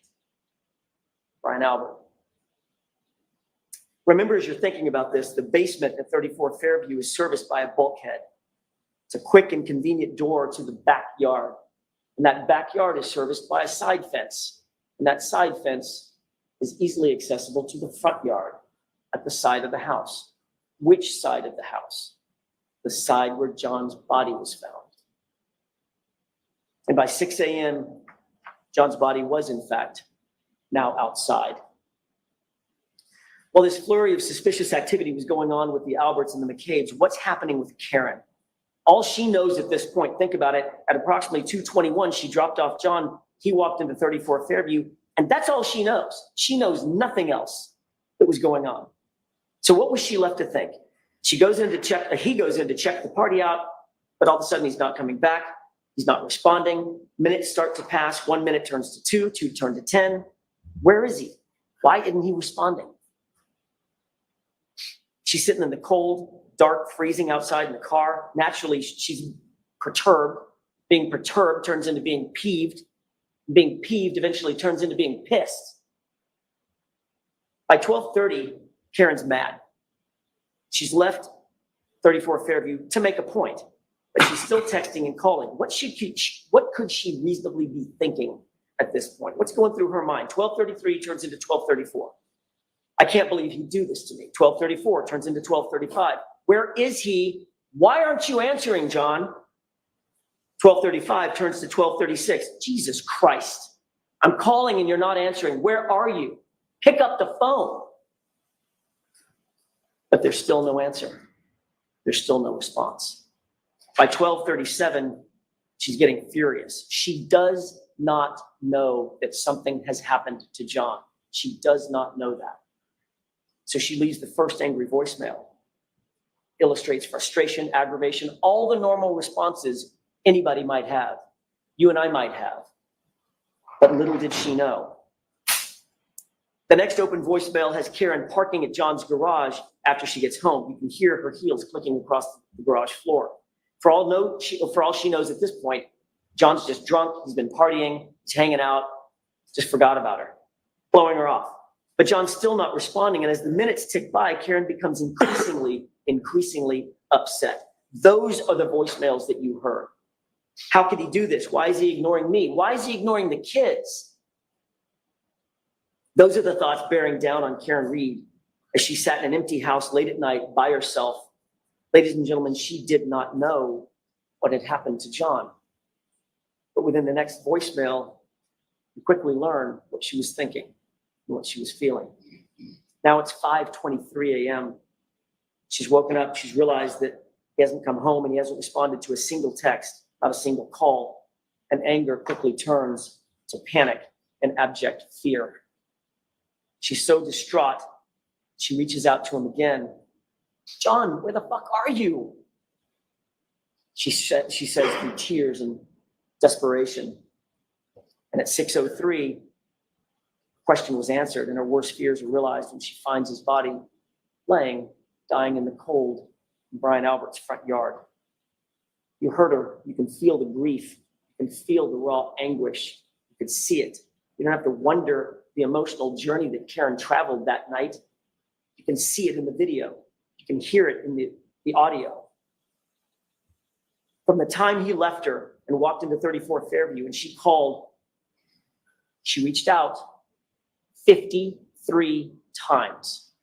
She called him 53 times before finding his body. Think about that. The Commonwealth wants you to believe that she murdered this man. And then after that murder, she called him not once, not twice, 53 times. It makes no sense. What does make sense is that she emotionally moved from anger, then to panic, then to grief. So back at 5:07, when she began her search looking for John, she backed out of the garage, and what would happen next would change the entire course of this case. As she backed out of that garage, she hit John's Traverse and cracked her right rear taillight. Folks, the Commonwealth has one job to do in this courtroom. It's an immutable responsibility to provide you with the truth. That's it. Not to win the case, but to seek justice and to do it through the truth. Ask yourself, did you get that truth from the Commonwealth? The Commonwealth continually tried to tell you that that video showed that the SUV came close to John's Traverse, and it took us showing you the video to unequivocally establish that Karen hit that car and cracked her taillight at 5:07. You can almost hear an audible gasp in the courtroom when we finally showed you the actual video. We can see that tire move. I'm only going to show you one series of exhibits during my entire closing, but it's that important. And it's this. Look at the condition of her taillight when she pulls out of the driveway at 5:07. That taillight, and I'm going to choose my words very carefully here. That taillight is cracked, but it's not completely damaged. And if there was any question in your mind about the level of damage to that taillight at 5:07, all doubt was extinguished when Dighton Police Officer Barrows walked into this courtroom. He's a sworn officer. He's not associated with Canton. He's not associated with the Alberts. He's not associated with the McCabe's. He doesn't know Michael Proctor. In other words, he doesn't answer to any of these folks. He's an outsider and he's completely independent. And his words were the following, quote, "That taillight was not completely damaged. It was cracked. A piece was missing, but not completely damaged." Take a look at this photograph and tell me, which one looks like Officer Barrows' description? The one on the left or the one on the right? The reconstructed light on the left is what that light looked like before it was in Trooper Proctor's possession. Remember that. That's what it looked like before Trooper Proctor had access to the SUV. And you have an independent police officer telling you so. You'll recall that after John's body was discovered, Lank, very good friend of the Alberts, walked into Brian Albert's house and had an off-the-record meeting with him. No one's ever going to know exactly what that meeting was about, what they discussed, because that interview, like everything else in this case, it wasn't recorded. It wasn't memorialized. But we do know that shortly thereafter, the Canton Police Department was recused from the matter entirely. And the case was assigned to one Michael Proctor. You have to believe that when the Alberts found that out, they thought they hit the lottery. They thought they hit the lottery. What are the chances? The department where my brother works, that would have been great to investigate this case, but that department's been recused. That's tough luck. But the guy who catches the case is Michael Proctor, a guy we go back with for decades. At such a break, they probably thought, when this is over, we need to get that dude a gift. Oh, wait a minute. They didn't think that. They said it out loud. But still, you've got to imagine that the Alberts had to be stressed, what with that whole thing about a dead body being on their lawn. That might get some attention. And they had to be wondering, will he set up a crime scene? Is he going to come into the house? Is he going to search the house? Is he going to send in a forensics team? Is he going to interview witnesses? Is he going to take us to the station? Will he take our phones? Will he look at our communications? Will he look at our Google searches? Will he look at our early morning phone calls? Is he going to look in the basement? And Michael Proctor answered every single one of those questions resoundingly. Nope. He's a Boston cop too. And with that, Michael Proctor didn't draw a thin blue line. He erected a tall blue wall. A wall that you can't scale. A wall that Karen Reed certainly couldn't get over. a wall between us and them, a place you folks are not invited. We protect our own. It's us or it's them. And by the way, who's she after all? Nobody, an outsider. This is going to be easy. Or so they thought. Let's look at what Michael Proctor actually did and did not do in this case. One of the consistent issues that's come up throughout this trial is how evidence always seems to be changing and evolving when in Michael Proctor's hands or somebody in his orbit. If it happens once, let's chalk it up to a mistake. Twice, it's starting to look a little bit like incompetence. If that happens every single time, it becomes intentional, which means it becomes corruption. The defense spent some time, we spent some time discussing the toe time that Michael Proctor swore to in affidavits. There was a reason that we believed it was so important, and I want to talk about that for just a quick second. Because this was a concerted effort by Michael Proctor to falsify the time the car was seized, so that no one would know that he actually had possession of the car before the first pieces of taillight were ever discovered at the scene. But he got caught. And when he did, the best he could come up with was it was a typo. Like a dozen times, a typo. You'll remember what that testimony was. The truth is that car was in Michael Proctor's possession from about 4:12 in the afternoon. He said it was 4:16 when he finally had to tell the truth or some version of the truth. Those first pieces of taillight were not found until after 5:45 p.m. That is the very fact that Michael Proctor was trying to hide by those falsified affidavits, saying he didn't seize the car until 5:30. But that wasn't Michael Proctor's only manipulation of the investigation. What about Brian Loughran? You met him. Michael Proctor did his level best to not just hide evidence, but to hide human beings from you and from us. Michael Proctor was informed that the plow drivers were out that night. There would be a witness, potentially along 34 Fairview, at the exact times in question. Even Michael Trotta expressly told Michael Proctor that 34 Fairview had in fact been plowed that morning, and by whom. Proctor not only did not interview Brian Loughran, he never disclosed his name in a single report. He hid it. This is a witness who was literally on 34 Fairview at the time in question where a body was found on the lawn. Wouldn't you want to get the truth from an eyewitness? Wouldn't you want to seek that out? Not if you're Michael Proctor, a close friend of the Alwards.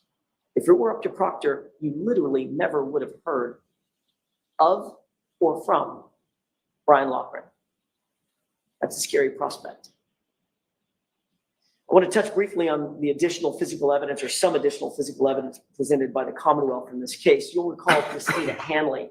She established to a scientific certainty that the glass on the bumper, which was told to you in opening statement, was going to have something to do with this case. The glass on the bumper was going to match that cocktail glass. She told you unequivocally the glass on the bumper did not match the cocktail glass. They came from two different sources. The glass on the bumper has nothing to do with the cocktail glass. So that glass on the bumper had to get there somehow. It didn't get there by being broken from the cocktail glass. See the point? It had to get on the bumper somehow. It didn't jump up there by itself. And what's really interesting is that there was one piece on the bumper, only one, that matched something else in the case. It was a perfect match to a piece of glass that was supposedly found at the scene. Who do you think had possession of that matching glass? Michael Proctor. So the glass on the bumper had to be placed there.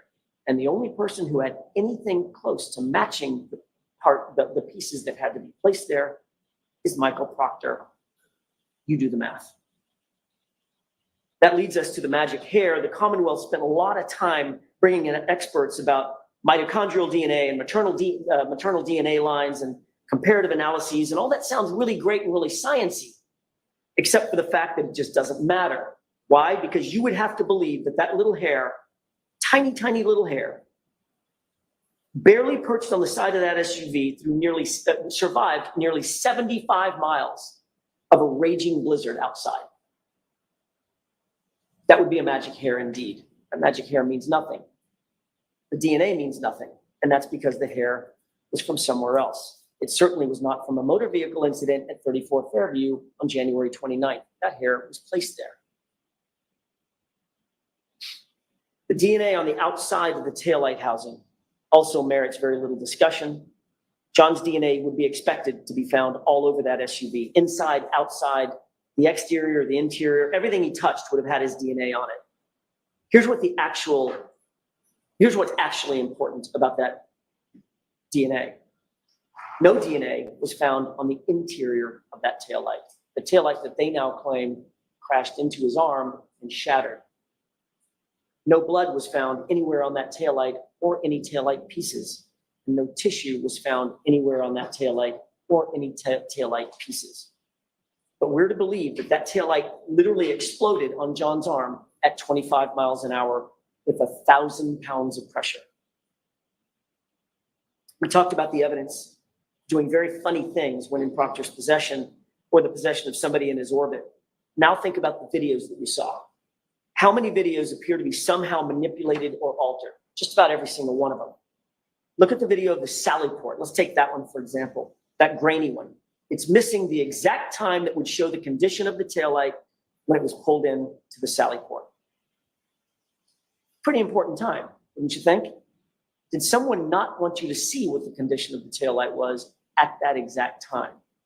But the good news is there's a second video. It's much clearer. And it's from the same time frame.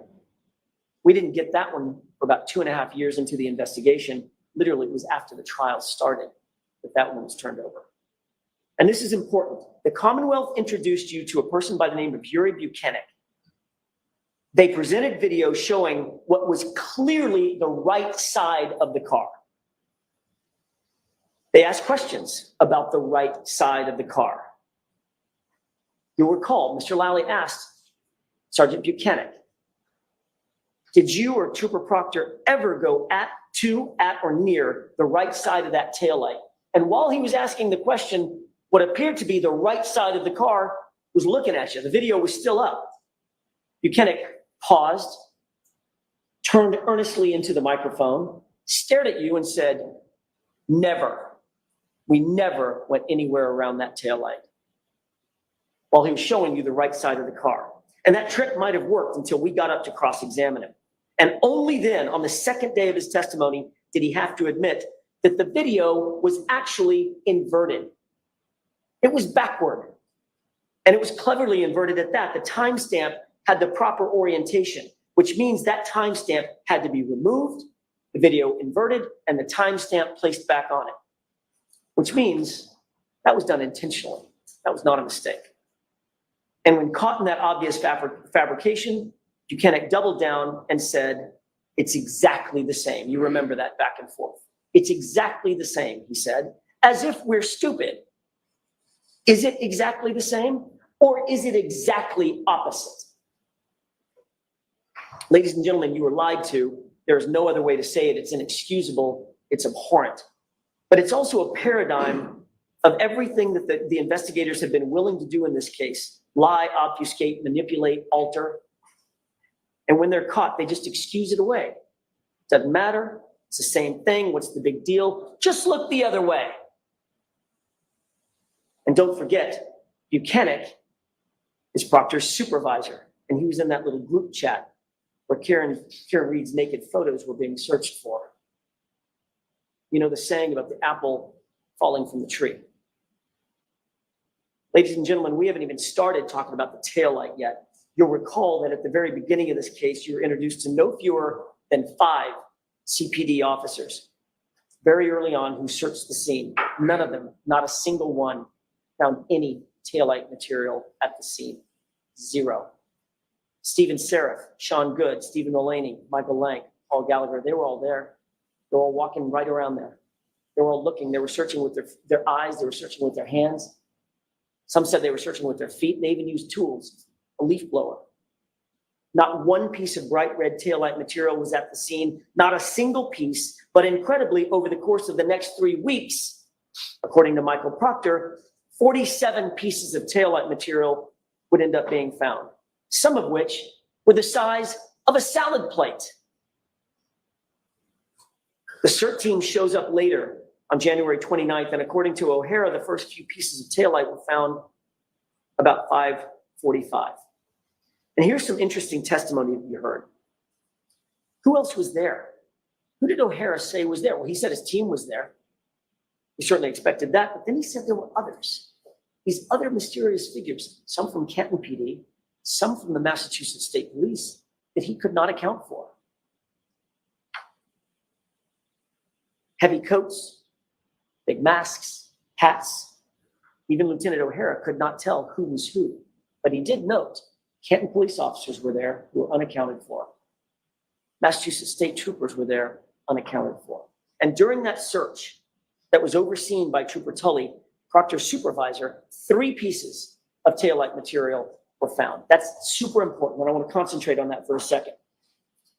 O'Hara said all 3 pieces were in an area about 12 inches square. That's an area about as big as your dinner plate.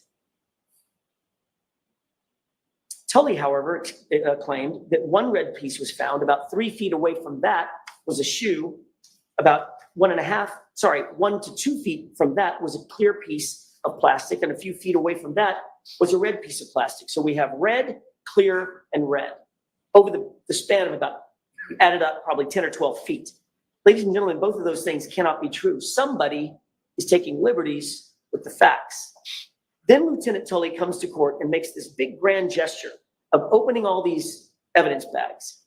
These 2 evidence bags in particular represent exactly what we're talking about. Those 3 pieces, red, clear, red. They're marked, they're sealed, they look official. They're not Stop and Shop bags, thank God. At least they've moved up from that. They've even got evidence tape on them. Who knew? There's evidence tape around here.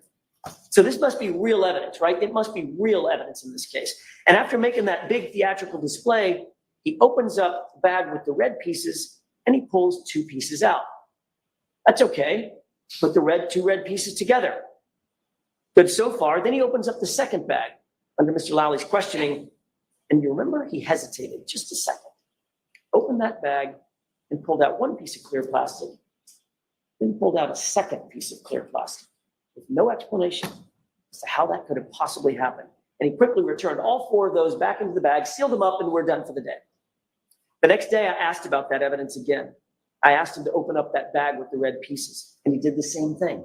Pulled out 2 red pieces of plastic. I said, you'll recall this, I said, look deeper, look closer, sir.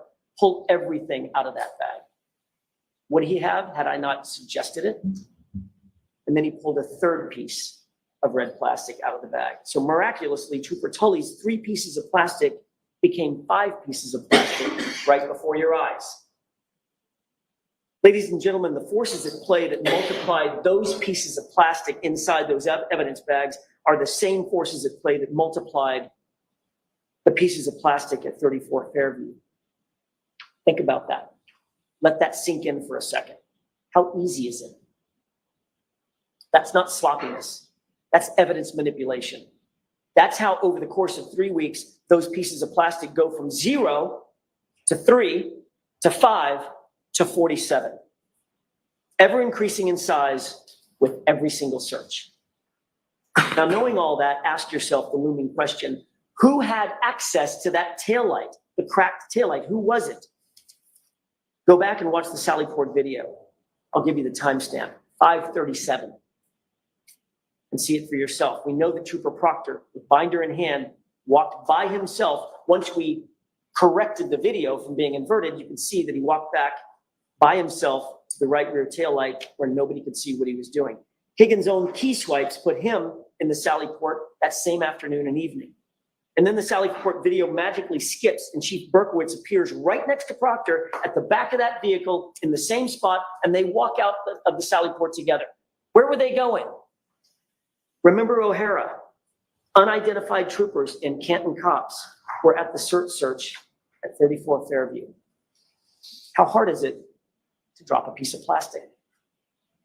We spent a long time talking about the compromised and altered and tampered and manipulated evidence. And now I want to switch and talk a little bit about the true facts in this case, because you did hear some true evidence and true facts. The Commonwealth presented about 67, maybe more, witnesses and expended 30 plus days of trial and 9 weeks of your life. Maybe we're in the 10th week.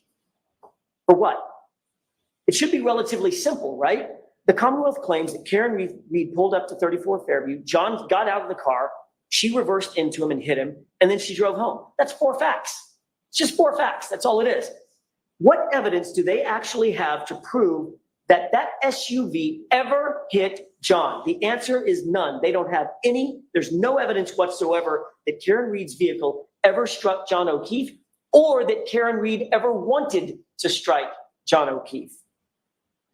In fact, every single piece of material evidence in this case unequivocally proves the opposite. John went into that house. That SUV was not damaged by hitting John, and John's injuries did not come from being hit by a car. That's what the evidence actually shows. The Commonwealth knows that, and they've known it for a long time, and Proctor knows that. Because of that, the Commonwealth just resorts to character assassination and talking for weeks on end about the snow. Let's talk about what the real evidence actually shows, the unassailable science. Let's talk about the truth. Concerning John's injuries first, the Commonwealth's own medical examiner, Dr. Scortibello, could not conclude that John was hit by a car. Think about that. And she would not even say that it was a homicide. She told you without any dispute in this case, quote, evidence pointing toward one manner of death is no more compelling than evidence of a competing manner of death, end quote. Her words, not mine. She went on to say it's just as likely that he was punched and fell backward. His injuries are consistent with that. In fact, in her expert opinion, his injuries are consistent with a physical altercation, as she testified, but they are not, in her words, not classical injuries from an auto pedestrian accident. That by itself is reasonable doubt. But the evidence and the truth goes far further. We introduced you to not one, but 2 thoroughly credentialed medical examiners or medical experts, Dr. Sheridan and Dr. Russell, both of whom said John's arm injury is consistent with an animal attack. Dr. Russell studied, diagnosed, and treated 1,000, up to 1,000 animal wounds. She's an expert in animal wounds, and she was unequivocal. Those wounds are from an animal, likely a large dog, which means that John was attacked inside the home where Chloe was. There is no other possibility. And Dr. Sheridan, for his part, with thousands of 13,000 autopsies under his belt, decades of experience as the chief medical examiner, who's triple credentialed in anatomical, forensic, and neuropathology, he told you that John's injuries are inconsistent with a motor vehicle accident or incident. They're consistent, however, with a physical altercation. In layman's terms, the science proves John was beaten. That also is reasonable doubt and should end this case. But the facts and evidence don't stop there. 2 of the most highly educated and highly qualified engineers you'll ever meet, Dr. Dan Wolf and Dr. Andrew Rinchler, mechanical engineer and a biomechanist. They reviewed this case. They did testing, they did analysis, they evaluated the case scientifically. They were not hired by the defense, not by the Commonwealth. They're completely 100% independent of any party in this case. And they were equally available, by the way, to the Commonwealth. They could have called them. They explained that John's injuries were not caused by being hit by Miss Reed's SUV, and that the SUV was not damaged by coming in contact with John O'Keefe's body. That should end the inquiry right there. Both sides of the equation. From a physics, engineering, and biomechanical standpoint, they established that John O'Keefe was not struck by Karen Reed's vehicle, period. And that is yet another fact that establishes reasonable doubt and should put an end to this case. So instead of calling the ARCA experts, which they had available to them, the Commonwealth chose to introduce you to Trooper Joe Paul. You'll remember his testimony. I think I'm being kind when I say that Trooper Paul's analysis lacked credibility. Trooper Paul lacks the experience, the education, the training, the background, and the knowledge to not only render opinions on these issues, but to even understand the issues themselves. he makes the absurd claim that John was hit on the elbow area of his arm by a taillight. He was spun to the left in a pirouette. His arm stayed on the light long enough for the shards of plastic to explode around him, scratching his arm, even though he was wearing long sleeves, then projecting him 30 feet to the left, but not before making a stop to hit his head on either the curb or the pavement before coming to his final resting place with his unbroken phone tucked neatly under his body. It's nonsensical. It borders on laughable. Compare that testimony to Dr. Dan Wolfe and Dr. Andrew Rentschler. Both PhDs in engineering, both top of their field in accident reconstruction, both published peer-review articles on the issues. Both men are highly sought after by the likes of national sports leagues and the United States Department of Defense. And these men are unrivaled in accident reconstruction. What did Dr. Rentschler say before he left the stand? This was even under cross-examination. He said that the physics and the science don't lie. His words were, you can't deny the science and the physics. John wasn't hit by that car, period. The Commonwealth cannot explain John O'Keefe's injuries. They can't explain his head wound. How did he get the head wound if he landed on snow-covered grass and dirt? And by the way, before Mr. Lally gets up and says it, because I know he's going to, there is zero evidence before you, zero, that cold grass and dirt turns into ice or turns into concrete. Zero. They can't explain the injury above his right eye, that laceration. They can't explain his nose. They haven't even tried to. They can't explain the injury to his tongue, the laceration on his tongue. They cannot explain the injuries to his back, to the back of his hands, the bruises, and certainly they cannot explain the injuries to his right arm. But maybe most importantly, they cannot and haven't even tried to explain the lack of injuries on John's body from the neck down. Nothing. He was pristine. Not a bump, not a bruise, not a fracture, not a broken bone.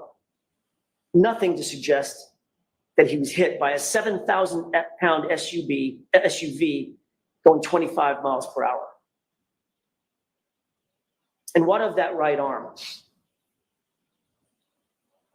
According to the Commonwealth's best and brightest, Trooper Paul, John absorbed the entirety of the collision, the whole collision, with that 3.5-ton SUV entirely with his right arm, launching him some 30 feet. But amazingly, the arm suffered no break, no fracture, and didn't even get a bruise. So how are those injuries properly explained? The evidence is simple. John got into an altercation. He was punched. He tried to defend himself by putting his hands up. He may have even scratched his own nose by putting his hands in front of his face to defend himself. His hands were bruised and covering up. Five minutes, Mr. Jackson. Thank you, Your Honor. As he continued, he got hit, punch went through, and he fell to the ground, fracturing his skull. At some point during that altercation, the dog got a hold of him, and the dog was pulled away. Every single injury is answered. Every single injury is explained by that. Ladies and gentlemen, given what we know about the facts and the physical evidence in this case, the actual truth in this case, how did this happen? How did we end up here? We ended up here because of relationships, insider trading, playing the who you know game, and building a tall blue wall, which takes decades and generations. But the real question is it going to continue? Will this festering malignancy that allows a lead detective and his supervisor to gloat and sneer while looking over naked pictures or looking for naked pictures of the woman that they've targeted, will that continue? And the answer should be, not if you have anything to say about it. Michael Proctor is the lead investigator in this case, and much as the Commonwealth might try, they cannot distance themselves from the stench of him on this case and this investigation. Those secret group chats illustrate the quality and character of his investigation. Remind yourself how an, quote, unbiased and an objective investigator, someone who's supposed to be looking for facts. Ask yourself, how did he approach his job? Late at night, sitting there in his office, deviously looking for naked pictures of Karen Reed and talking about her like she's a piece of meat. talking about her bodily functions, her medical conditions, calling her vile names. I don't even have it in me to repeat what he said about her. He reduced her to an object, and he went further by insulting her. He went further than insulting her and dehumanized her. And when he was done betraying that very humanity, he wished for her to commit suicide. That, ladies and gentlemen, is how you frame someone. That's how you dehumanize someone so viciously that you can just pin it on the girl and cover for the homeowner because he's a Boston cop. That's how you rip a person's life apart and sleep like a baby while doing it. And then further that by saying, I hope she kills herself. Ladies and gentlemen, I just began the discussion this afternoon or this morning with a quote about the truth. And I did that because that's what this case is about, top to bottom, tip to tail. It's about the truth, not hiding it or concealing it, but exposing the truth.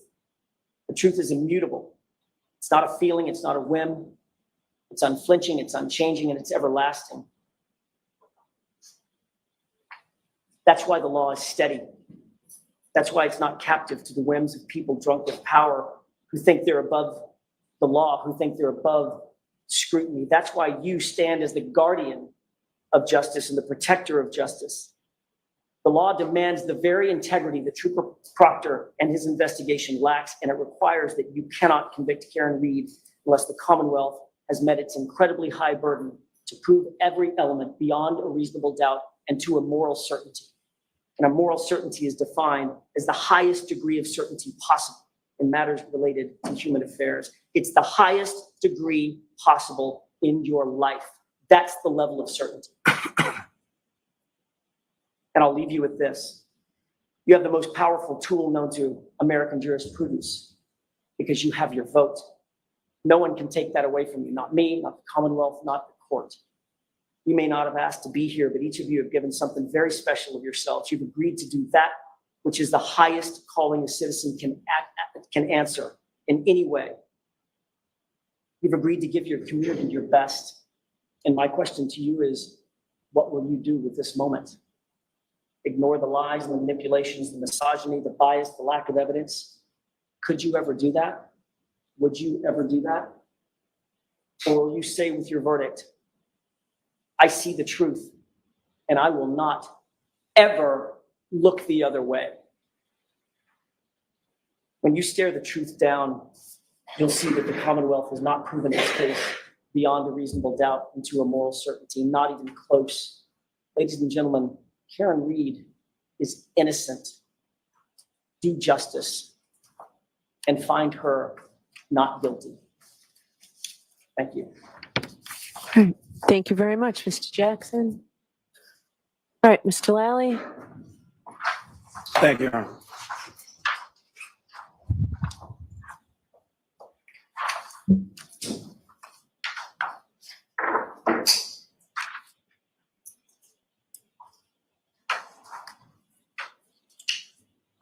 I hit him, I hit him, I hit him, I hit him. Those are the words of the defendant 4 times. You heard testimony from 4 different witnesses who overheard and observed those statements from the defendant on January 29th, 2022. You heard testimony from firefighter Timothy Nuttall.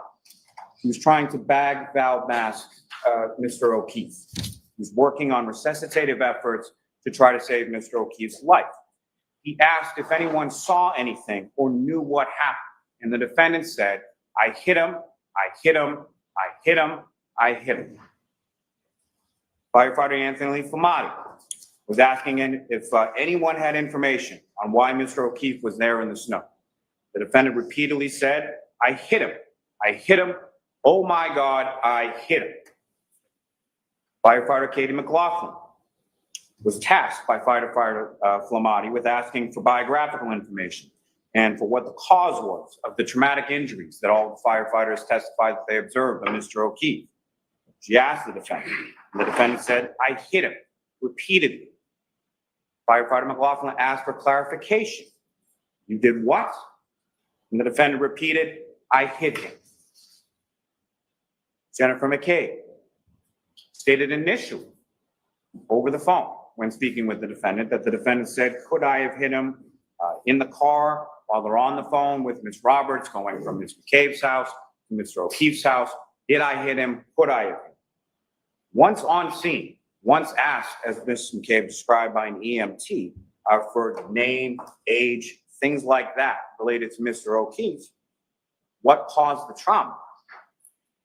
She indicated in her testimony that the defendant said repeatedly, I hit him. You heard testimony from Officer Saraf, statements that he attributed to the defendant as saying that morning, this is all my fault. This is all my fault. I did this. This is what the defendant is saying on scene. Since then, stories changed a little bit. But those were the words that came from the defendant's mouth on January 29, 2022, as John O'Keefe lay dying on the front lawn of 34 Fairview Road, where the defendant had left him after striking him with her motor vehicle several hours before, and then left him freezing there in a blizzard. There's certain things that have come up over the course of this trial as far as evidence and testimony concerned, little things. And what I would suggest to you, it's those little things that are quite telling as it pertains to the defendant's statements and the defendant's actions over the course of January 28th and January 29th and beyond. I'm going to bring some of those to your attention as I go through, but just ask you to keep that in mind as far as when you're deliberating, when you're reviewing this testimony and this evidence. The little things matter. The little things start piling up in this case. Throughout the course of this trial, you've heard a lot of purported evidence or questions of witnesses in an attempt to distract you from the evidence in this case. It's essentially defense by obfuscation. It's a three-card monitoring. Facts and the evidence in this case are your card, they're the queen of hearts. And so what I want you to, or what the defense wants you to do is not look at that card. Look at anything else. Look at movement, look at this person, look at that person, look at text messages, look at this. Don't pay attention to the facts and the evidence, because if you do, what it will ineluctably lead you to is that the defendant is guilty of each of the three indictments before this court. The evidence and the facts of this case are for you, the jury, to decide. Using your common sense, using your life experiences as your guide through that as you go. Before I turn to that evidence that I will submit to you and ineluctably demonstrates the defendant's guilt, let me first just address Trooper Proctor. The text messages from Trooper Proctor are unprofessional, they're indefensible, they're inexcusable. However, as distasteful as those messages are,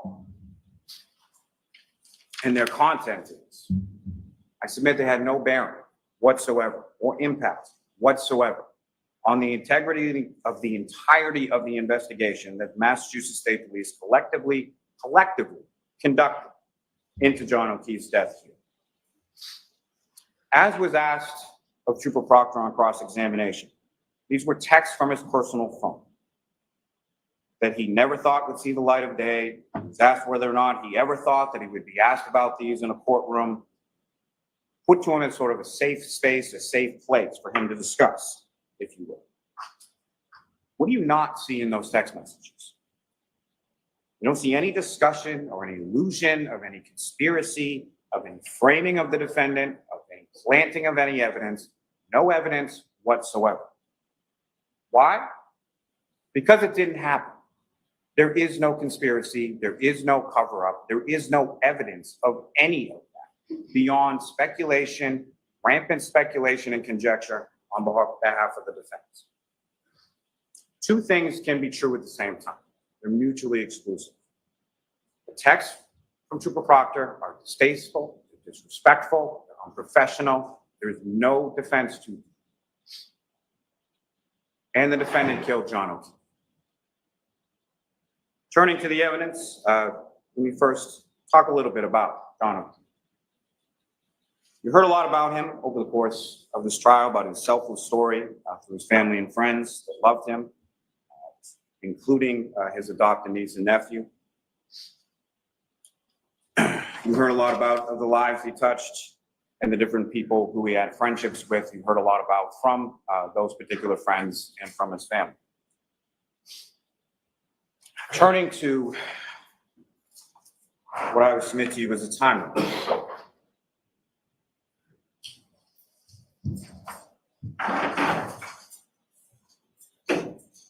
This may be a little hard to see up here. What I'm going to go is from left to right. January 28th, 2022, 9:49 in the morning, Karen and John begin fighting over text messages. 2:25 p.m. in the afternoon, the defendant texts Mr. O'Keefe, "Tell me if you are interested in someone else. Can't think of any other reason you've been like this." John texts back, "Nope." 2:25, Mr. O'Keefe texts the defendant, "Things haven't been great between us for a while. Ever consider that?" This is also testimony that you heard through multiple sources, whether it be phones, whether it be from the children, whether it be from other friends or family members as to the relationship in the months and weeks leading up to John's murder. 2:32 p.m. John texts the defendant, "Sick of always arguing and fighting. It's been weekly for several months now."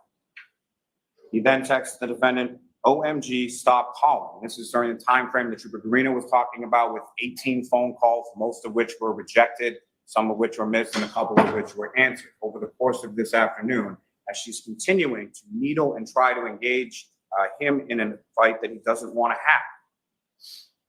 2:33 p.m. The defendant texts John, "So you're not into this anymore." 2:34 p.m.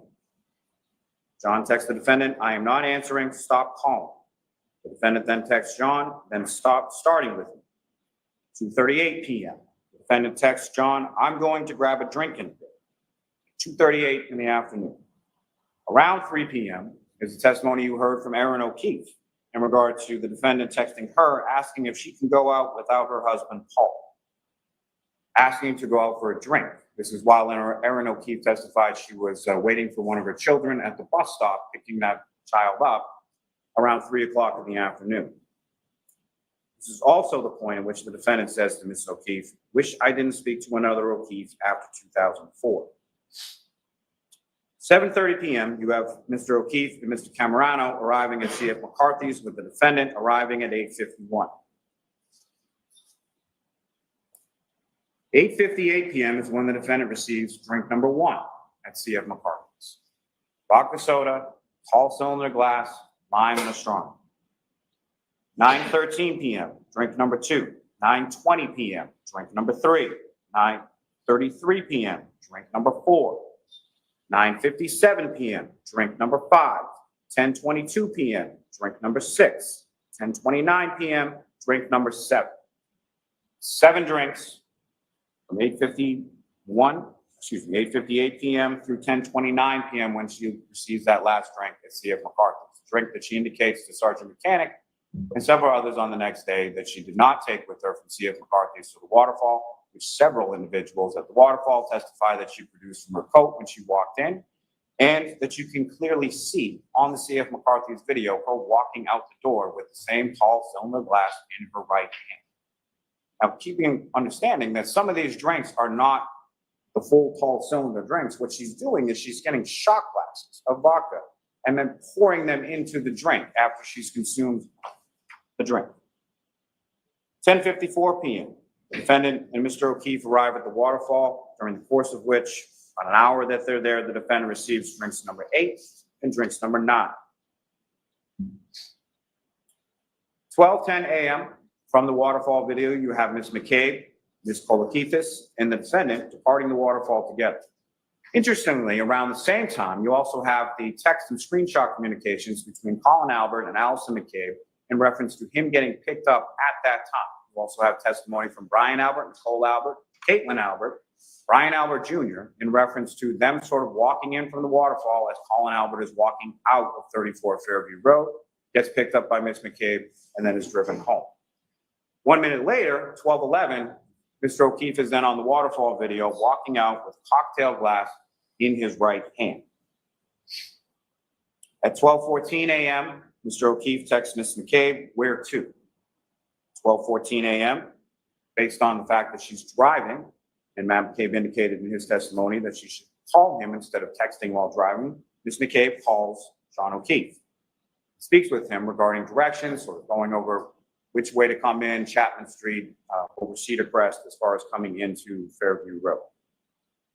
12:38 a.m., the defendant's vehicle drives by the Canton Library. You can see that on the video. 12:56, the defendant drives by the Temple Beth Abraham video. Again, you can see that on the video. Remember also the testimony from Lieutenant Tully in regard to the CSLI data and the ranging data in reference to it coinciding with what you observed, the black SUV from each of those respective videos. 12:32. Mr. O'Keefe enters 34 Fairview Road into his Waze app on his phone. 12:23 a.m. is when the defendant conducts a three-point turn on Cedar Crest and travels back toward Fairview. That's from Mr. O'Keefe's GPS native location data from his phone. Around the same time at 12:23 and 12:24 is when you have that testimony from Ryan Nagel, Heather Maxon, and Ricky D'Antono pulling into Fairview Road around the same time and pulling in behind the dark SUV. 12:25 a.m. is the last native location GPS data of John O'Keefe's phone. It's in that area between 32, 34 Fairview Road, where his body is discovered the next morning, in which there is no movement of that phone from that 12:25 a.m. period until Miss Roberts then picks up the phone on the grass underneath Mr. O'Keefe's body sometime after 6 a.m. What you have up on the screen right now is that data, those plotting points that Trooper Garino was testifying about as far as the movement of the vehicle. Movement of the vehicle as it comes down Cedar Crest, passes by Fairview, reverses direction, and then comes down Fairview, moving up, as the witnesses described, eventually stopping in that area of the property line between 32 and 34 Fairview Road, which happens to coincide with the vehicle control history database information from the Toyota text stream, which you now have up on the screen before you here, indicating that following that three-point turn, approximately 8 minutes after that, from Trooper Paul's testimony, as far as the mileage, 36 to 38 miles, matching up with the time that the vehicle is in front of 34 Fairview Road, that the vehicle travels in reverse, in a straight line, with 24.2 miles per hour for 62.5 feet, with a minor steering angle change, which the trooper indicated was consistent with a pedestrian collision. At 12:30 a.m., you have that second triggering event 8 minutes after the three-point turn when the vehicle is in reverse at 24.2 miles an hour. 12:35 is when the defendant calls John, and that's unanswered. 12:36 is around the time that the defendant's phone connects to the Wi-Fi at 1 Meadows Ave, Mr. O'Keefe's home. 12:37 is when the defendant leaves this voicemail.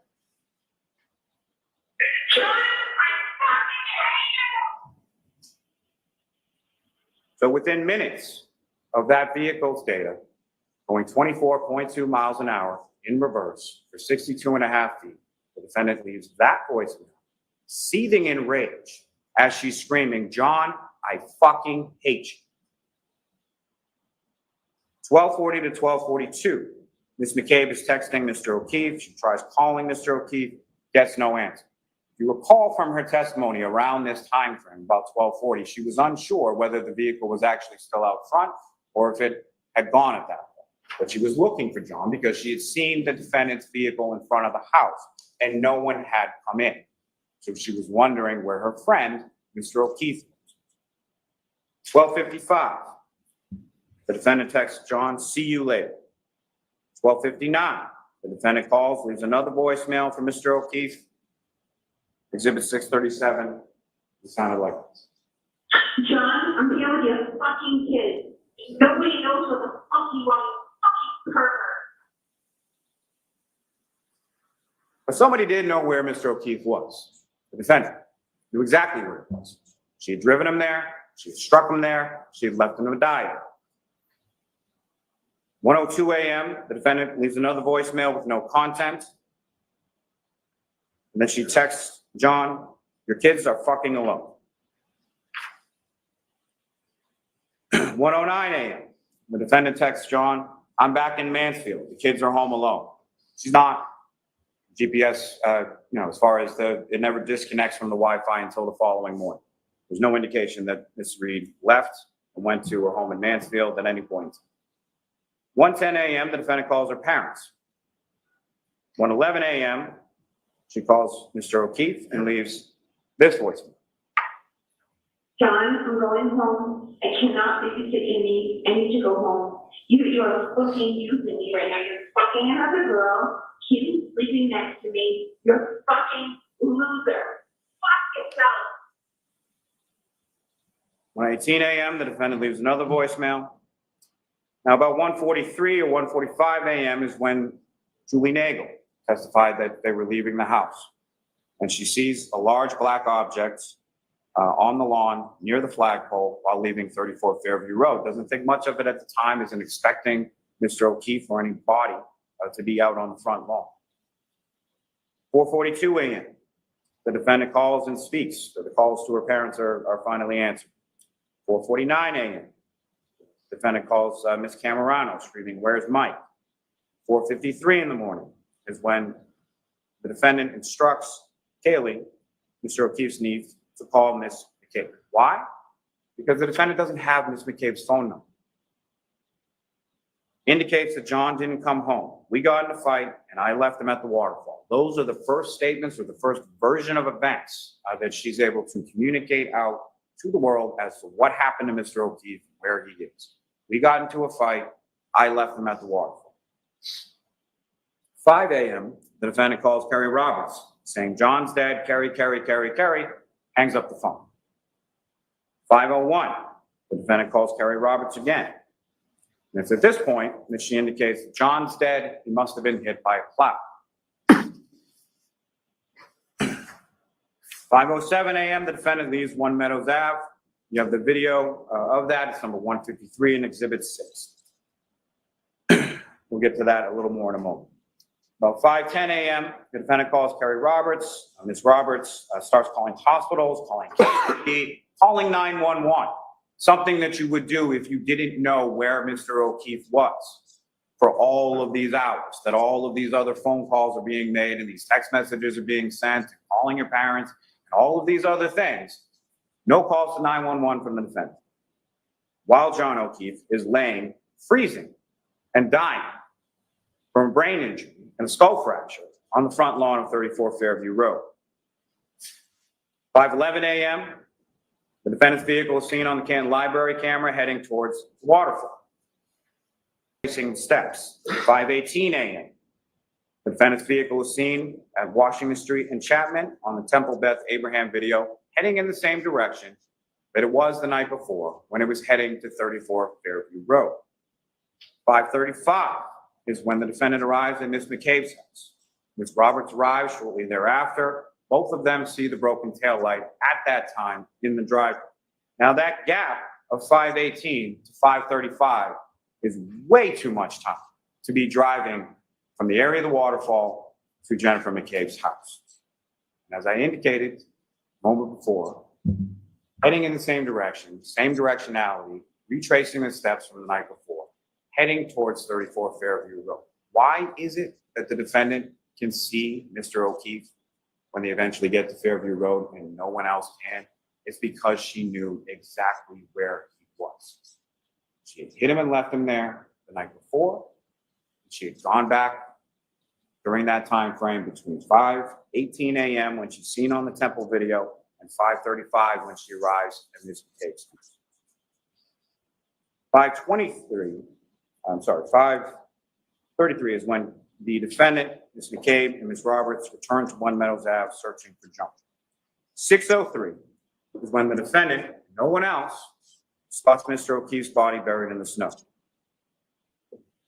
Exhibit 12, indicating this cruiser camera video, which I know you've seen a dozen times. So where I'm starting it from this point in this card right here is the spotlight that Officer Saraf had to use in order to locate, even with the vehicle of Ms. Roberts, parked right in the middle of the road.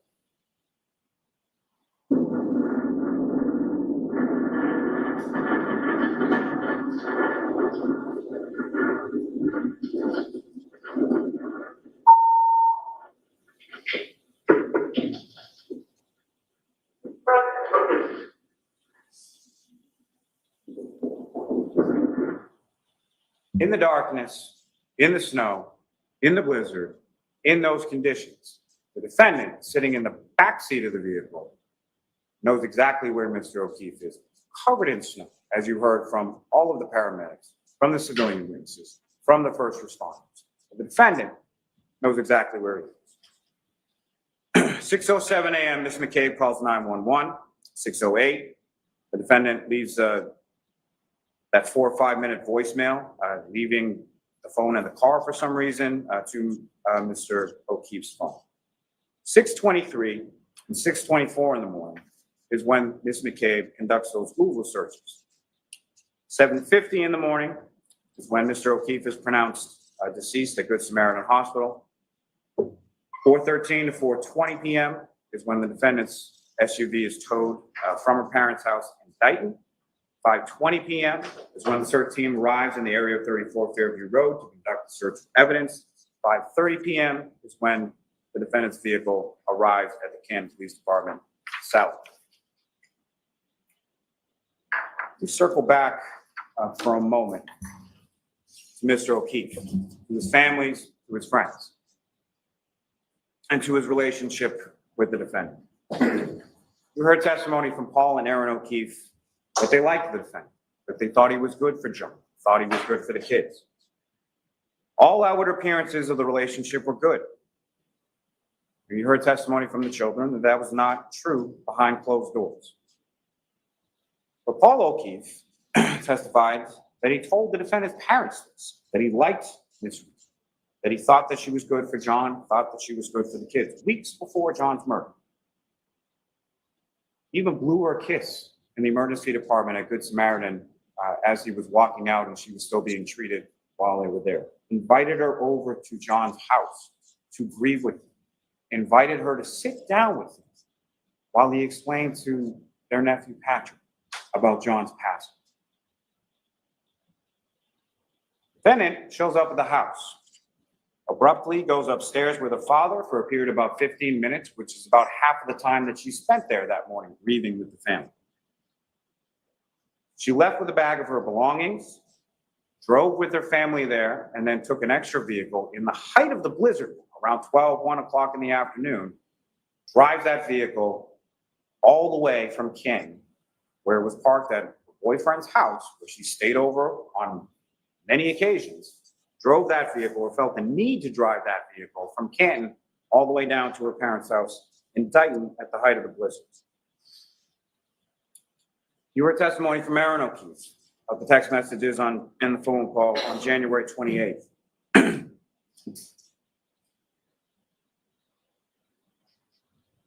We've heard that Aaron O'Keefe called the defendant on the morning of the 29th because she was concerned for her. She wanted to know what was going on with someone she considered her friend. The defendant yells, "John is dead." Ms. Robertson grabs the phone and then updates Aaron O'Keefe as to what's going on with John. Aaron O'Keefe again calls back later because she's concerned for someone that she considered her friend. How does the defendant respond? These are some of the little things.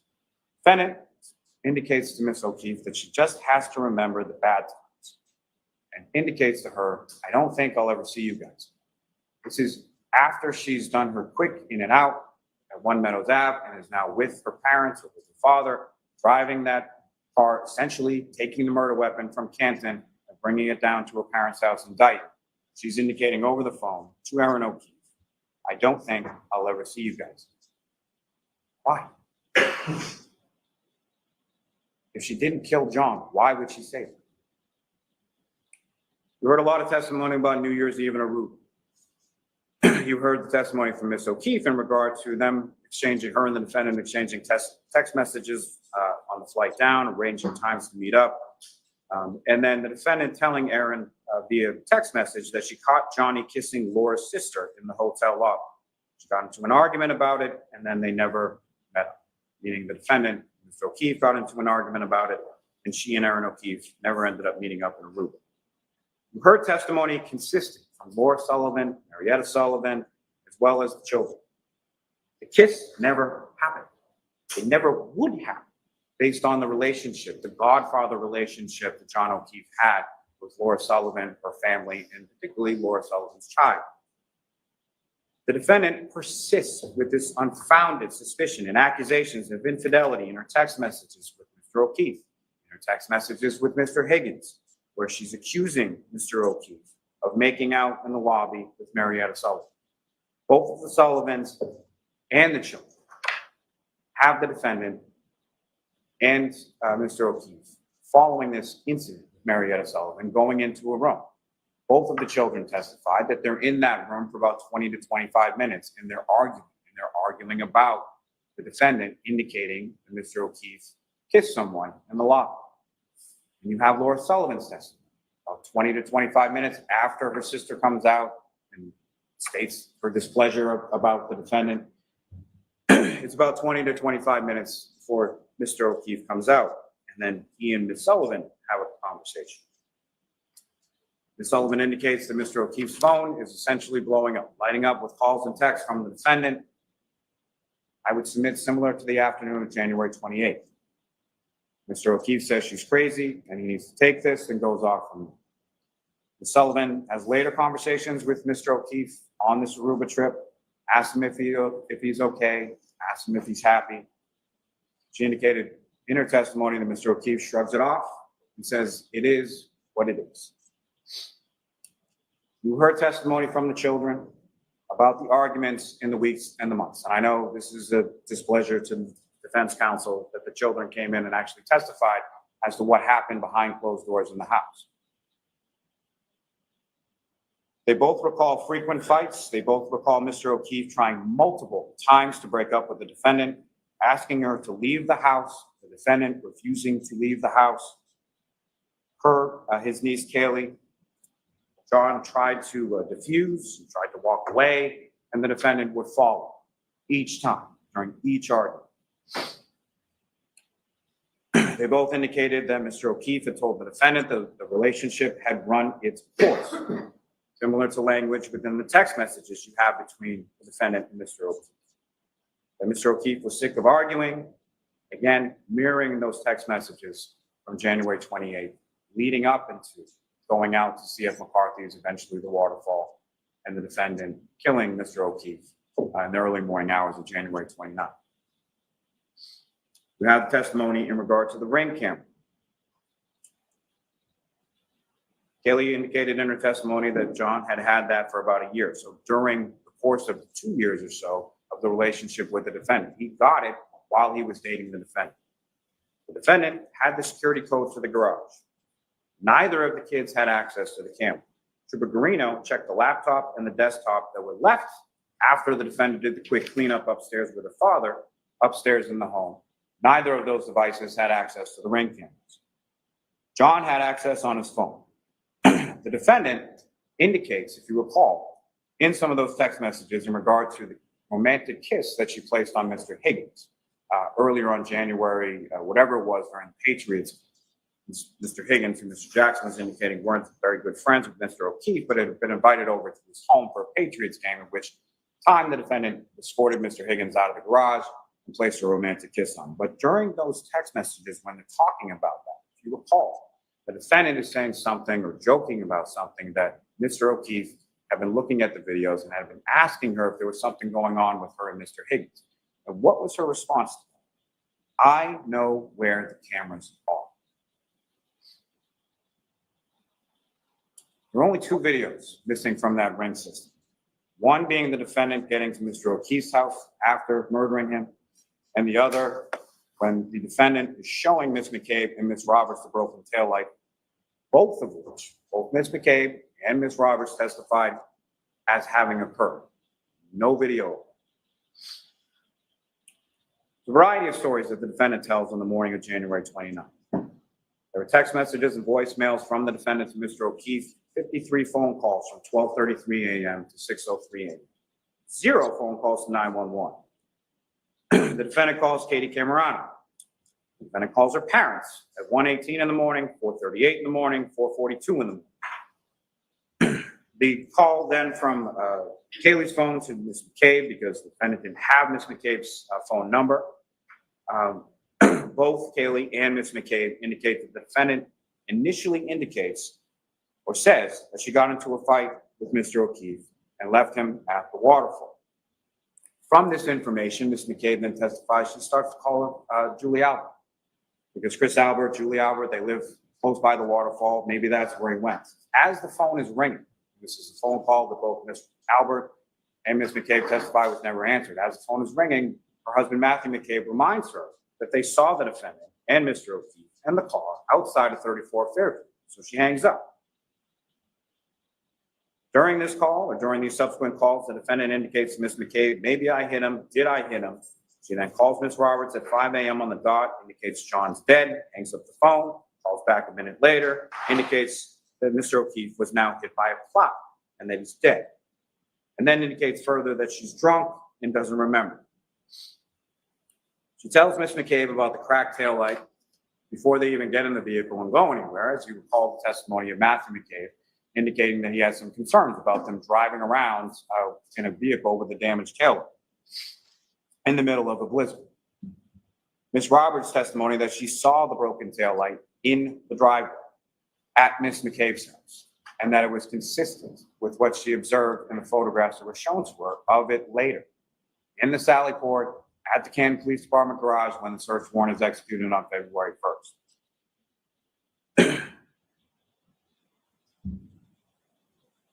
You have the text messages between the defendant and Laura Sullivan from January 29th, in which the defendant indicates to Laura Sullivan that John is dead, indicates that we found him in the snow at 5 a.m. And every indication is that he was found in the snow by the defendant, Mr. McCabe, and Ms. Roberts, around 6 a.m. 5 a.m. would be about an hour before. 5 a.m. would be between that time of where the defendant is unaccounted for, heading in the direction of 34 Fairview Road, 5:18 and 5:35. Little things. The defendant asked Ms. McCabe to Google how long to die in the cold. She did so at 6:23 and 6:24 in the morning. You have the testimony of Ms. Hyde and Mr. Whitton as to SQLite databases, P-list databases, Knowledge C databases, state DB tabs, as far as all of them. Also from Trooper Garino as well. These searches were unequivocally done at 6:23, 6:24 in the morning, and not at 2:27 and 40 seconds in the morning. They were not deleted by a user. That is not what deleted means.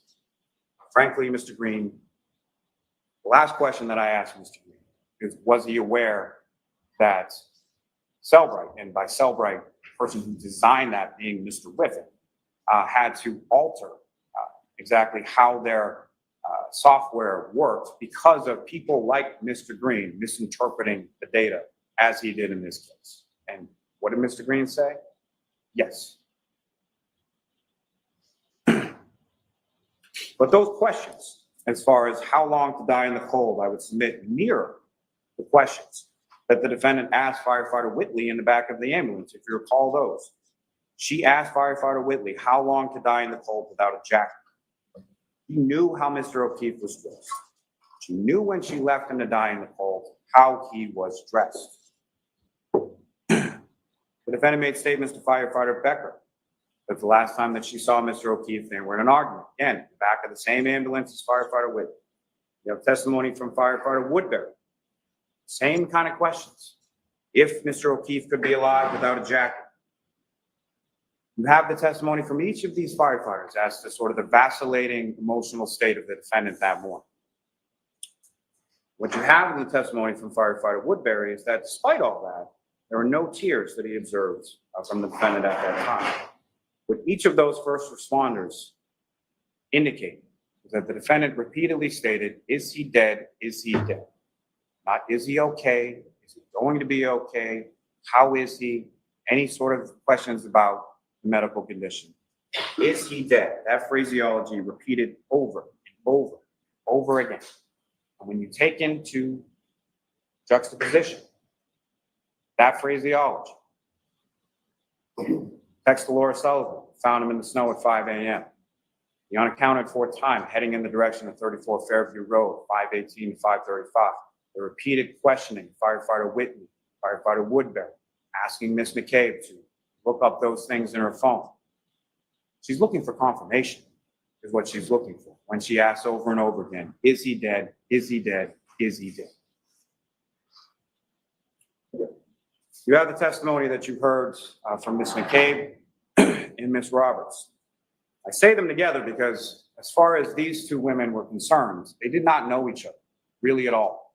The only time, as they both testified to, that they ever spent appreciably together prior to January 29, 2022 is when Mr. O'Keefe nicely took them out for sneakers because he had some sort of deal at a Reeboks outlet or something like that to sort of try to pay them back for the help that they provided him and the children. Jennifer with respect to the niece and Kerry with respect to the nephew. But they're both contacted by the defendant in the early morning of January 29th. As Ms. McCabe testified, John was my friend. I love John. He was an amazing guy. At the waterfall, Mr. Alberts said going home to have a drink with his son, Brian Jr., if anyone wants to come. Open invitation to the table. She said to Mr. O'Keefe and the defendant, you guys should come. Both the defendant and the victim indicated that they wanted to come and that they were. She describes the phone calls and the text messages that she receives from Mr. O'Keefe that she's providing directions. She indicates she's providing them directions to go down Chapman. She describes how that is. And you've heard this testimony from a couple of different witnesses as far as the steepness as you're going down Chapman, going down Fairview of coming off of Chapman. That you first go down a big steep hill. It flattens out for a little bit, and then you go down a second, 2 hills going down on Chapman. Matching the GPS native location and the health data as far as where Mr. O'Keefe's phone is, a half mile away from 34 Fairview Road at the time that his health data is reporting that he's ascending or descending 3 flights of stairs. You hear the testimony from Ms. McCabe as far as the last time that she spoke to Mr. O'Keefe. She's still trying to provide directions to Fairview because Mr. O'Keefe has never been there before and neither has the defendant, which is further corroborated in Trooper Garino's testimony as far as the vehicle passing by Fairview and then coming back in on the other side, having to reverse direction. But she's giving directions and she indicates that she uses a house that Mr. O'Keefe would be familiar with, that belonging to Bella or Bella's mom. Bella's mom is an ex-girlfriend for a short period of time, from a long time ago. However, in the defendant's mind, it's so prescient on her mind that she's still talking about it the next morning or later on that morning when she's riding, going Roberts and Miss McCabe in Miss Roberts' car. She's still talking about it at that time. It's that much on her mind. Miss McCabe indicated that she looked out and she saw the vehicle initially in front of the front door, as did Mr. McCabe, as did Brian Albert Jr., as did Julie Nagel, as did Brian Nagel, and the vehicle moved up several times to several spots to where it was then positioned. Initially at some point in front of the door, then it moves up further so that it's in the area of the fire hydrant and the flagpole where Mr. O'Keefe's body was discovered later on that morning, at least by Miss McCabe and Miss Roberts, and then moves up further beyond that. And I say that in the sense that it moves up further beyond that with sufficient distance for it to then go in reverse for 62.5 feet at 24.2 miles per hour, striking Mr. O'Keefe and leaving him where he was found later on the 29th. Again, the testimony from Ms. McCabe that about 12:40 when she's texting him, she indicated in her testimony she couldn't be certain if Mr. O'Keefe was still out front or had left at that point. She wakes up to a phone call from John's niece, Kaylee, at 4:53 in the morning. This is from an 8th grader, 14-year-old girl. That's why she answers the phone at 4:53 in the morning. She then hears the defendant screaming loudly over and over again, Jen, Jen, Jen. John didn't come home, got in a fight, left him at the waterfall. The variations, the different iterations of that story as it evolves and changes over the course of that morning. Ms. McCabe then indicates to the defendant, we saw you outside of my sister's house. Then she starts yelling, Jen, Jen, did I hit him? Could I hit him? Then they start discussing, or the defendant brings up her cracked tail. Then both Ms. McCabe and Mr. McCabe hear the defendant screaming outside of their home at about 5 o'clock in the morning, or shortly after 5 o'clock. They go to Mr. O'Keefe's house. And both Ms. McCabe and Ms. Roberts indicates And you heard this testimony from a number of different witnesses, friends and family of Mr. O'Keefe, that he had a rule, pretty strict rule in his house as far as you take your shoes off when you come in the house. And so what did Ms. McCabe and Ms. Roberts both do when they're entering in that house on January 29th? They take off their boots, they come out in the snow, they take off their boots in the mudroom, and then they walk in. What did they both indicate that the defendant did that morning when she came back to the house? Walked right in with the shoes. You hear that second voicemail. It's after the defendants arrived back at 1 Meadows Ave, after her phone is reconnected with Mr. O'Keefe's Wi-Fi. And you can hear the footsteps. Part of that may be in the garage, part of that might be in the house. Why is it that the defendant have no issue with wearing shoes in the house when Mr. O'Keefe has that strict rule? Because she knows where he is. She knows it's not an issue. He's not coming home because she hit him with her SUV and she left him in the snow. Ms. Roberts and Ms. McCabe are frantically sort of running around the house looking for Mr. O'Keefe. Defendant's not. They then get in the vehicle. They drive back towards Fairview Road. And again, the defendant from the back seat of the vehicle immediately sees the defendant, starts pulling and kicking on the door, and runs in sort of a beeline straight over to where Mr. O'Keefe is laying on the front lawn.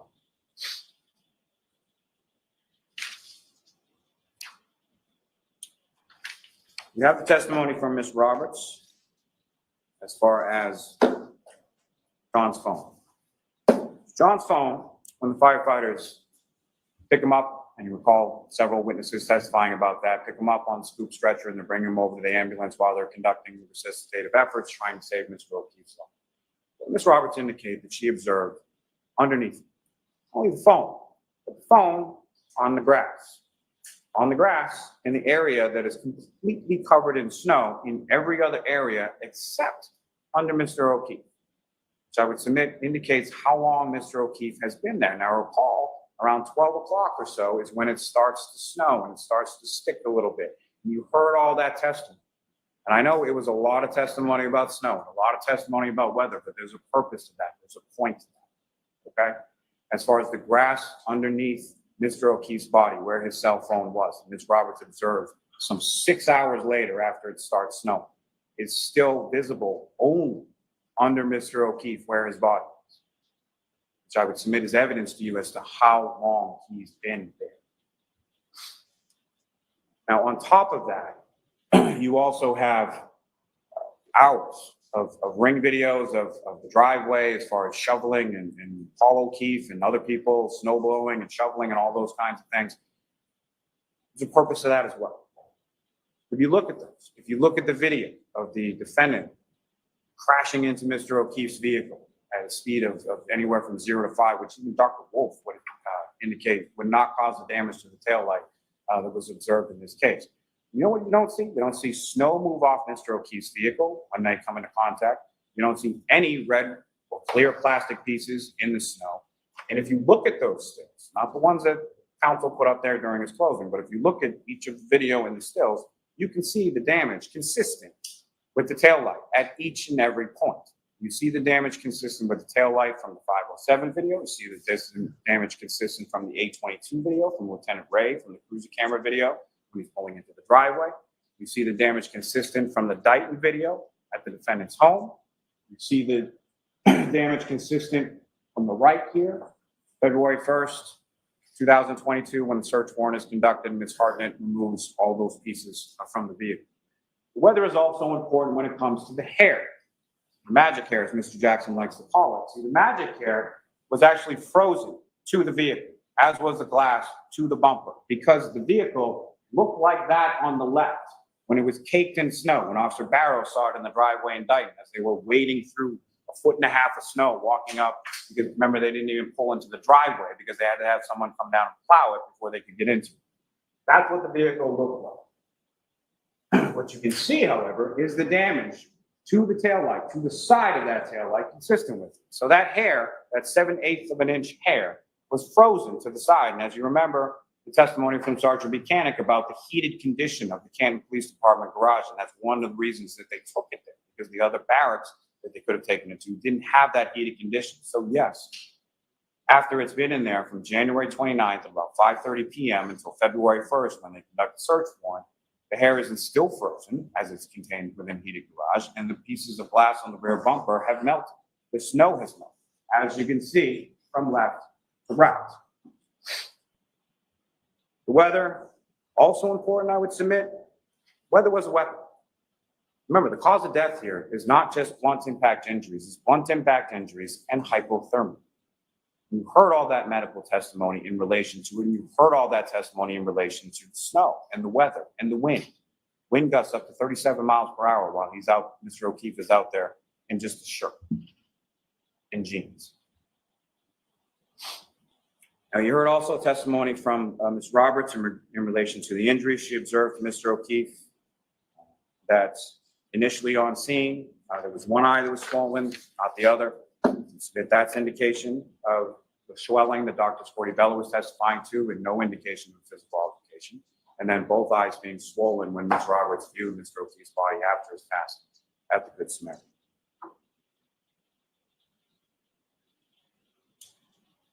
Submit that all the testimony tells you the same consistent account, internally, externally, from civilian testimony to investigator testimony to medical testimony to forensic testimony to the reconstruction testimony. You have the testimony from Ms. McCabe and Ms. Roberts that they couldn't see Mr. O'Keefe at Fairview when they initially pulled up. You can see that from Officer Sarif's cruiser. You have Mr. O'Keefe being covered in snow from the storm. You know where Mr. O'Keefe's body was. It's clearly visible on the cruiser camera from Officer Sarif. You have the testimony from each of the responding officers, anywhere from 5 to 12 feet off the roadway, and from the civilians as well. Ms. McCabe, Ms. Roberts, Officer Mullaney has 6 inches of snow on Mr. O'Keefe when he first sees him. Firefighter Kelly says that he couldn't even see Mr. O'Keefe until he was 5 feet away in the darkness, in the snow, in the blizzard conditions. There's no footprints around the body. There's no drag marks around the body. There's no evidence of anything in relation to Brian Albert and Brian Higgins. Brian Albert and Brian Higgins spent January 28, 2022, traveling to New York City to go to a funeral for another police officer, for another department, who they didn't even know. Traveled all the way down to New York and then came back before the blizzard, only to come back from that to go out drinking, to come back to Mr. Albert's house, to then murder another police officer who they did know, who worked for the same department as them. And then criminal mastermind genius that Brian Albert is, 28 years on the Boston Police Department, he's then going to just leave Mr. O'Keefe's body on his front lawn? Really? That's the conspiracy? What evidence do you have of that? You have statements that the defendant made to Sergeant Buchanan on January 29th. She was willing to speak, but didn't want to give too much detail. Conversational tone throughout. She indicated that the night before, they had gotten into an argument, something about what was fed to the children, nothing about the detailed arguments, incessant phone calls, and everything else that you saw from the defendant and Mr. O'Keefe's phone on the 28th. She indicated that she got to C.F. McCarthy's around 9 p.m., started drinking vodka sodas, the men were drinking beers. When asked where she parked her vehicle, she said she parked on Washington Street across from C.F. McCarthy's, facing northbound on the side, same side as Waterfall. Same testimony that you heard from Ms. Kolakithis, observing the defendant going over to her vehicle, getting in the driver's seat, and the victim, Mr. O'Keefe, getting into the passenger's. She said they were left the Waterfall, were invited to her residence. She drove her and John to the location in Canton. She dropped Mr. O'Keefe off, did not see him walk into the home. She, being the defendant, stated she made a 3-point turn and then left. When asked about the damage to her vehicle, she indicated to the troopers, "I don't know, it happened last night."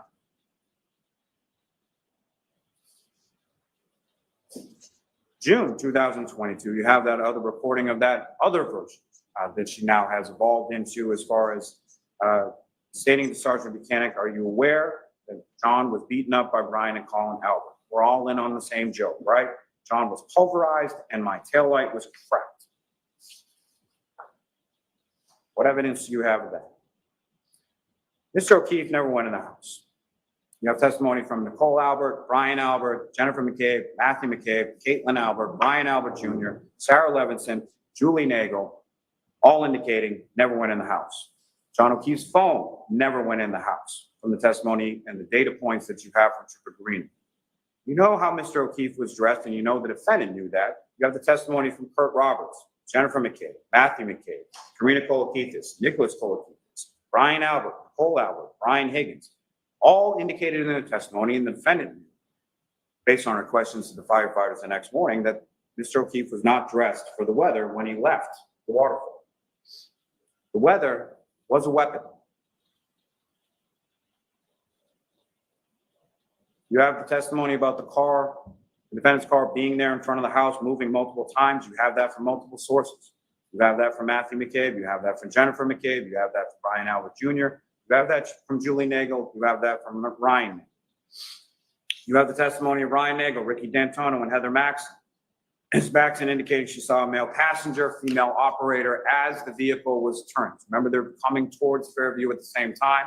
The defendant, after conducting that reverse, a three-point turn on Cedar Crest, is then taking a right onto Fairview, while Mr. Nagel, Mr. D'Antonio, and Ms. Maxson are taking the left on Fairview.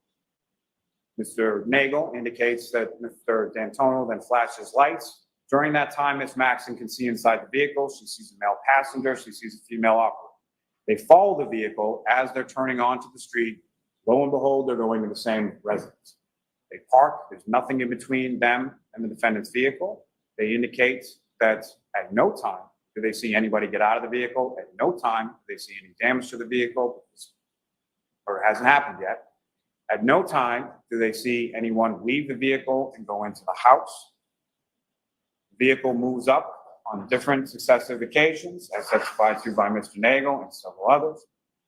And then as they're passing that vehicle, Mr. Nagel indicates that he sees a female operator in the vehicle with the dome light on. Interesting, when I asked Mr. Nagel, as far as when Julie Nagel came out to the vehicle, did he roll down the window or did he open the door? He indicated he opened the door. And I asked him, what happened when you open the door? What happens when you open the door to a vehicle? Dome light comes on. So there's a reason I would submit, or the inference that you can make, is that no one sees Mr. O'Keefe in the vehicle because that's the moment he steps out of the vehicle.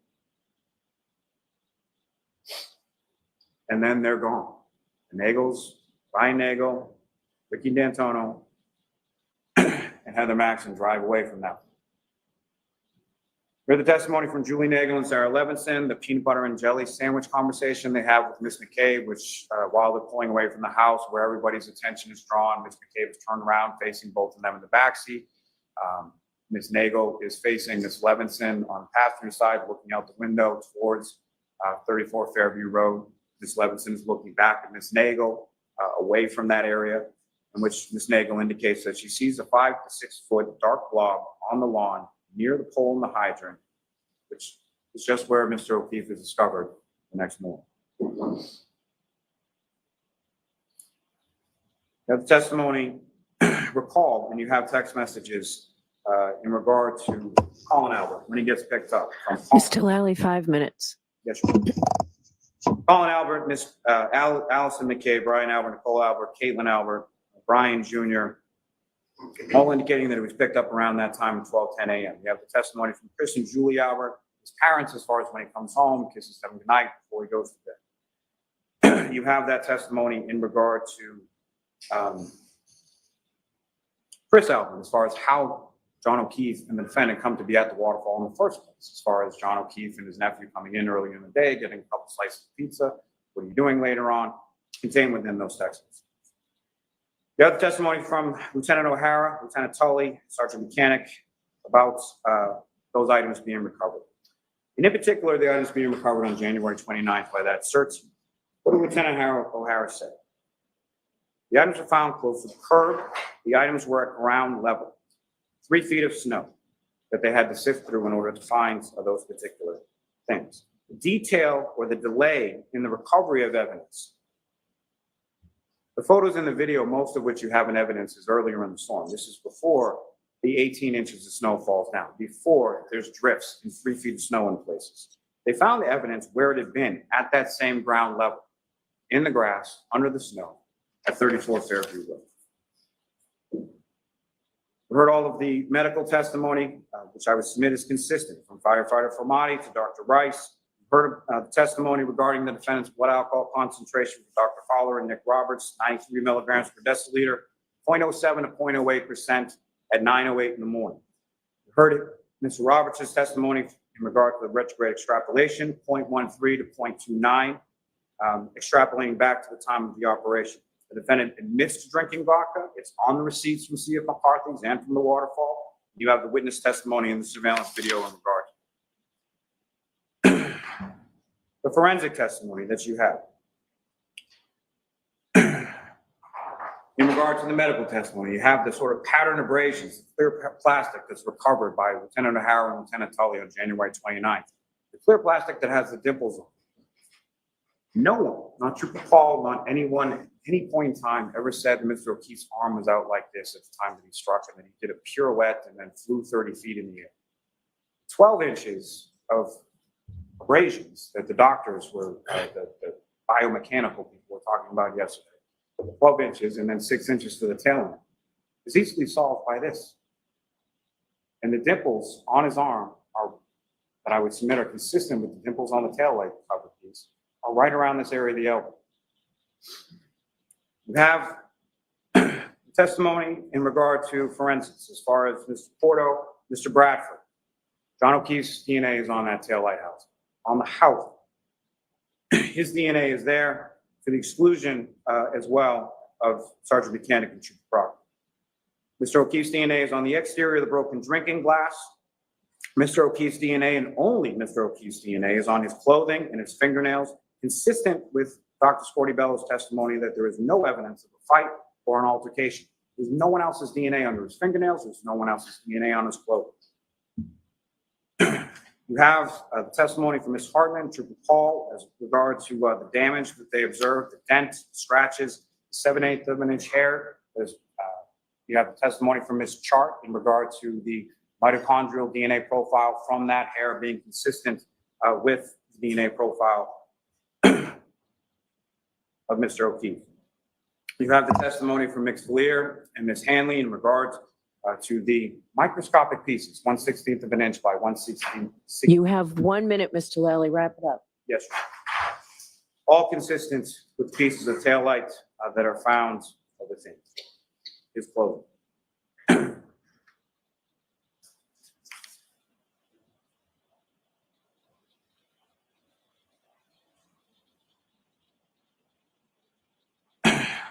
Ms. Gilman, if I could. 605, this is what this vehicle looks like backing up at that speed for approximately that distance. There's another, years and years ago, started practicing in Norfolk County in Braintree, what is now Quincy. I eventually became a far smarter man than myself, eventually became President of the United States. His name was John Adams. John Adams once wrote, "Facts are stubborn things. And whatever may be our wishes, our inclinations, or the dictates of our passions, they cannot alter the state of the facts and the evidence." What the constellation of the facts and the evidence ineluctably demonstrate here is that the defendant drove her vehicle in reverse for 24.2 miles per hour for 62.5 feet, struck Mr. O'Keefe, causing those catastrophic head injuries, leaving him incapacitated and freezing to death. Mr. Lally, I have to stop you. You've gone over. Okay. I literally have one sentence. 1 sentence I'll give you. From that facts and that evidence, I would submit ineluctably demonstrates her guilt on each of the indictments before you, and I would ask that you find this. Thank you. All right, thank you. Jurors, I have my instructions on the law I'm going to give you. My guess is it's probably about an hour. I'd like to start it now, but does anybody need a short break? We can take a short break. Okay, we'll come back in 5 minutes. Shawnee. You are muted. Thank you. Hang on, let me mute this first. Right, I muted it. Hey, Sean, before you say anything, right, after Jackson went up there, this is what happened. People, it's over. Elvis has left the building. It's done. Over. He nailed it, Sean. I know you missed a little bit of it, but he nailed it. Oh, you muted, Sean. You muted. Hang on, Sean. You muted. There we go. Happy days. All Let's right. go. Well, I mean, Jackson's closing was incredible. I didn't get to see the end. I will here in a bit. But what's Lally going to say? He had nothing to say. Yeah. He still hasn't shown how Karen was able to hit John. You can talk about all the crap you want. He still has not been able to show how Karen physically hit John O'Keefe. That's it. That's it. I knew it was over. I knew it was over after Jackson's thing, but once Lally proceeded to go on about that, one of the reasons that Karen killed John was because he knew it because she wore her shoes in his house when he is dead against that. It's like, if you're clutching at that, then I'm sorry, it's over. It's it's over. How about my pictures? The pictures made an entrance. Was it your pictures? Was it? Yes. I had 1,000 of those bad boys. There you go. Well, you're a big part of it now. Look at you, you're in. You made it. Hey, listen. At least they brought him in, right? Yeah. And I love the end, right? He goes, look at this picture here. That's where it should have been. Look at the big gaping hole. He showed it. He did exactly what I said. These 3 pictures do not depict that gaping hole the famous last picture. I thought he did a phenomenal job. Absolutely incredible. The only thing he didn't retouch was the blood, stuff like that, and also he didn't cover the hit him. That's the only things that Jackson didn't really cover, but he didn't really need to. Do you know what I mean? I'm just saying that's the only thing they didn't cover. In the end, he was rushed. And did she have to stop him? No, he finished before the 1 minute warning. It's just, you can see he checked the clock. He's like, fuck. Yeah. Am I going? Yeah, because when you're in the moment, I've never seen this. It's a murder 2 trial. Come on. Thank you, Kevin, for the super chat. Where's the evidence? Jackson, bang, bang. There you go. I got to do this, Sean, because there's a message here for you. So hang on. Okay. You love this anyway. So here we go.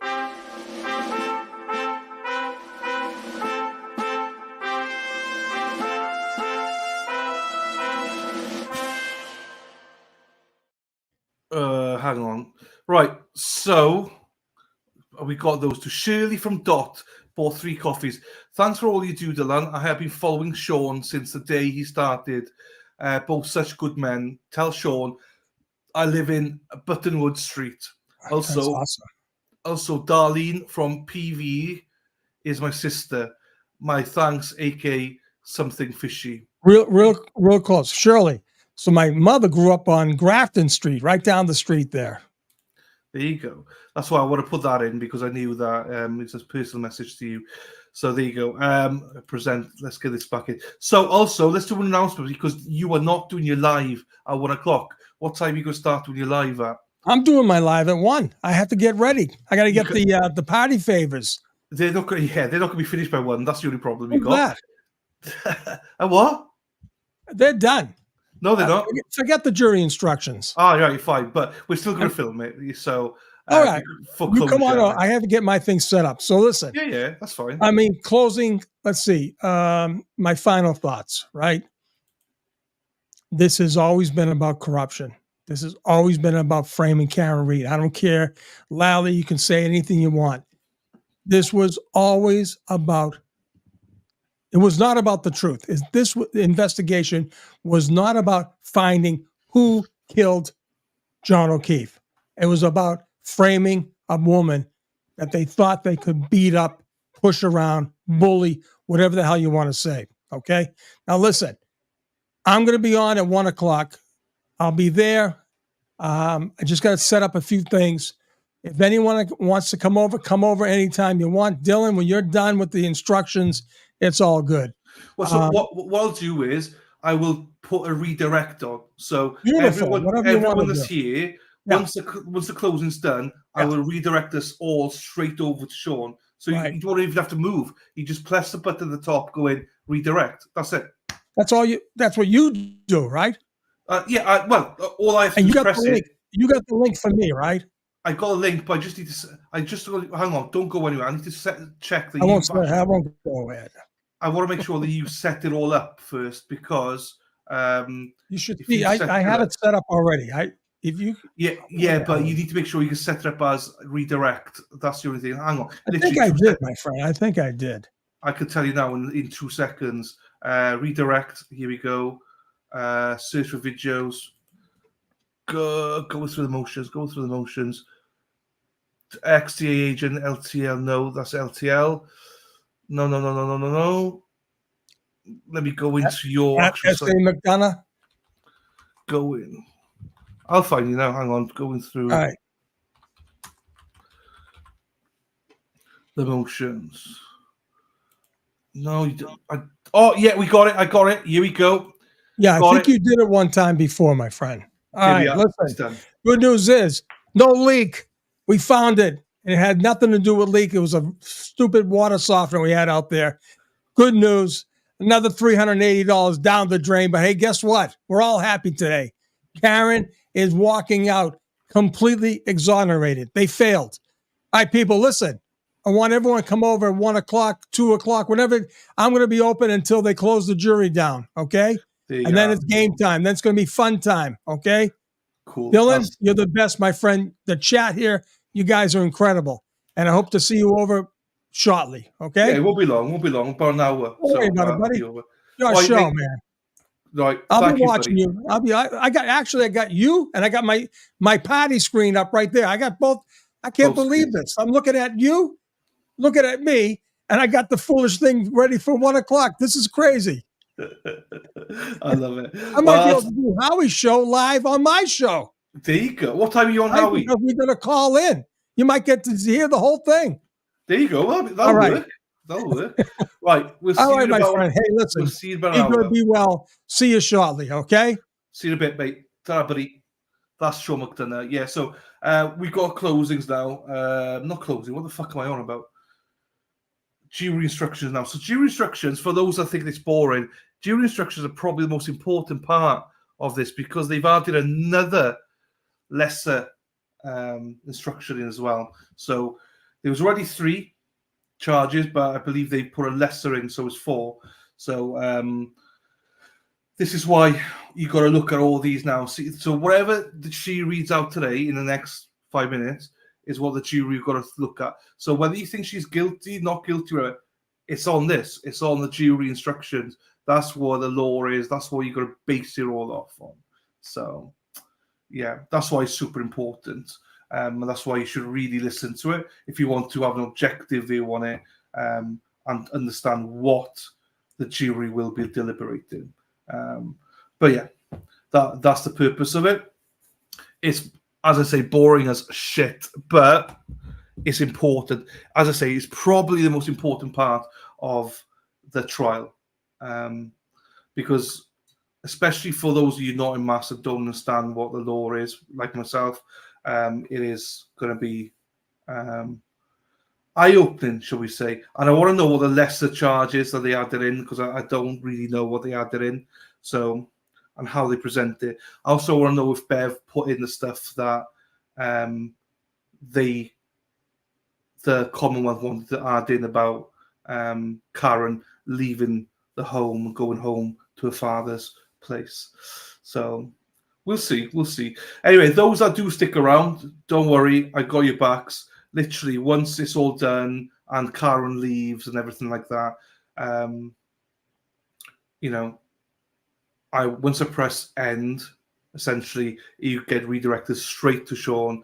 All you need to do is press the end and redirect button at the top. So if you do stick around, Sean's preparing now. He's not live now. Before you think he will go live, but I don't think he's showing anything. It's just it's mostly for those that don't really want to watch the jury instructions. So, Dylan, did you get my super chat? No, I don't think. Did I?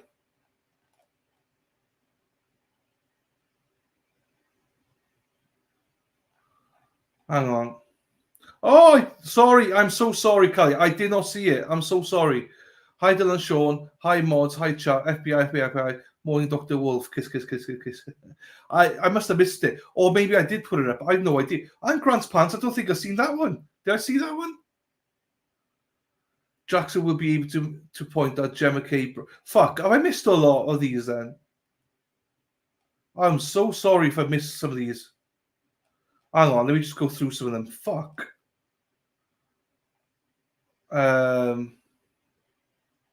Oopsies. I am so sorry, everybody. Derek, thank you so much. Buzzing for the Truth, thank you. I know I've read some of these out. Thank you, everybody. Hackster, thank you. Reality Check, thank you very much. Carol Treeper showed that one, I know, and Reality Checker showed that one. Lorraine, thank you, Lorraine. Erin Hack for the gifted memberships. Fairy, I sold that one. Stoney, I did. Debbie, I did. John, I did. Nico, I don't show. What a shame for the O'Keefe family to believe these trolls. God save the O'Keefe family. There you go, Nico. Thank you, my friend. I don't remember if I did that or not. Very much considering McAlbert's turning up. I really hope the jury hasn't been nobbled and this is a pressure tactic. Nico again.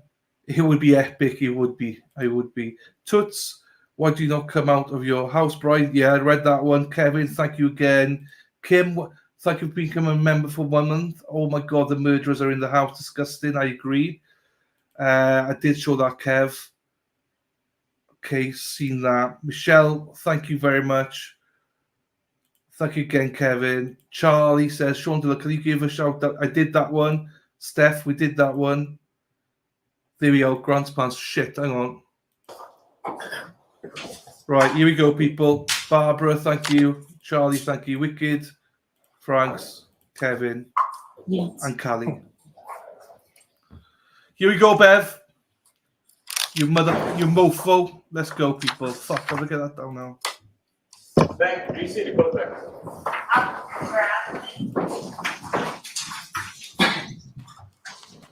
All right, jurors.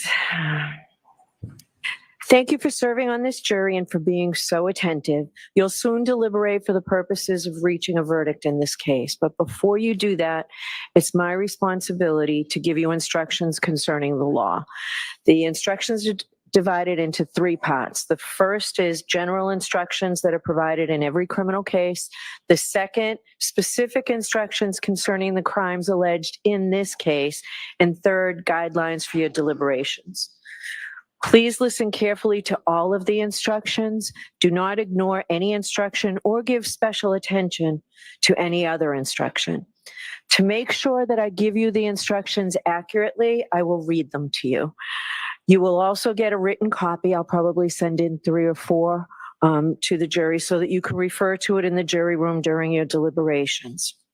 I will try to make sure that my oral instructions match the written instructions.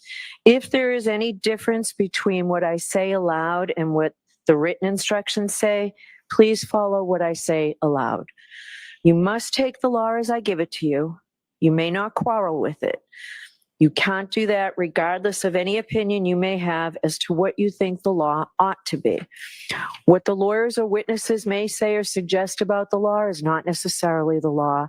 That's because it's my responsibility as the judge and mine alone to instruct you on what the law is. So I now will turn to part 1 of the instructions, the general instructions that apply to all criminal cases.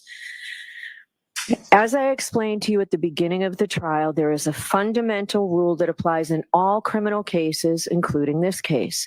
Every person who is accused of a crime is presumed to be innocent of that crime. Ms. Reed is presumed innocent of the charges in this case. That means you must consider Ms. Reed to be innocent unless the prosecution is proved beyond a reasonable doubt through evidence presented during the trial that Ms. Reed committed the crimes charged. I will explain reasonable doubt in just a moment. Ms. Reed does not have to do anything to convince you that she is innocent. She does not have to explain anything. Ms. Reed does not have to testify, call, or question witnesses or provide any evidence at all, because you must presume she is innocent. Instead, it is up to the Commonwealth to prove the charges against Ms. Reed beyond a reasonable doubt. The burden of proof never shifts to the defendant. After you have considered all the evidence carefully and fairly, if you have a reasonable doubt about Ms. Reed's guilt in a particular charge, then your verdict must be not guilty on that charge. You may find Ms. Reed guilty of a charge only if all 12 deliberating jurors agree that the Commonwealth has proved the charge beyond a reasonable doubt. What is proof beyond a reasonable doubt? The term is often used and probably pretty well understood, though it is not easily defined.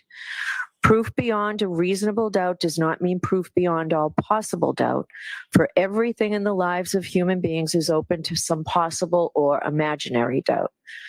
A charge is proved beyond a reasonable doubt if, after you have compared and considered all the evidence, you have in your minds an abiding conviction to a moral certainty that the charge is true.